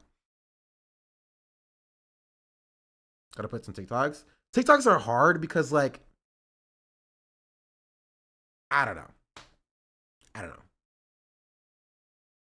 That's what I want to do. So thank you for being. Also, I forgot. Walter White, thank you for the 5 gifted subs. And Anonymous, thank you for the 5 gifted subs as well. Much appreciated. I mean, we're almost at 1K, chat. So, like, you know, you just might as well. Or just use your Primes. Your Primes are free. You get 1 Prime subscription a month if you touch your Amazon Prime account with your Twitch account. And you can use it only on me. You can't use it on anyone else but me. It doesn't work on anybody else. Don't even try. Jamie's really bored today since Dennis is a figment of our collective imaginations. True. Use DaVinci and it's easy to just cut out a segment for a short into a new timeline while you're editing. I don't use DaVinci. I use Premiere Pro. Just use CapCut Pro's AI video making is actually pretty goated for editing. Yeah, but you have to pay for it. And I don't want to pay for stuff. I can make it myself. Purely on principle. Is that about whatever DDG did I drink out earlier? I can watch the VOD? Yes, I did. Cheap? I'm not cheap. I am innovative. Okay? Yo, Garlic Fries, thank you for the 5 gifted memberships on YouTube. Thank you, much appreciated. Huge W. Shout out to my YouTube viewers. Y'all are real ones. I don't look at YouTube chat literally at all, but they are still there. And I respect them for this. But you're paying for Adobe Cloud? Who says I'm paying for Adobe Cloud? Who says I'm paying for anything? I have not made any declarative statements about my payment method for the software that I use. Turbo's in YouTube chat earlier? Yeah, I saw. And Turbo's still here. Turbo still needs to email me. I'm waiting on an email. DaVinci is free and works, so already better than Premiere. I've tried DaVinci. I did. I have. I promise you I have. It did not work very well, in my opinion. Not saying it's bad, but my computer did not like it. It just did not like it. I might have to try updating my drivers or something, but it just wasn't a fan. But yeah, thanks for being here, YouTube chat. I appreciate you all. And I will catch y'all later. Adios.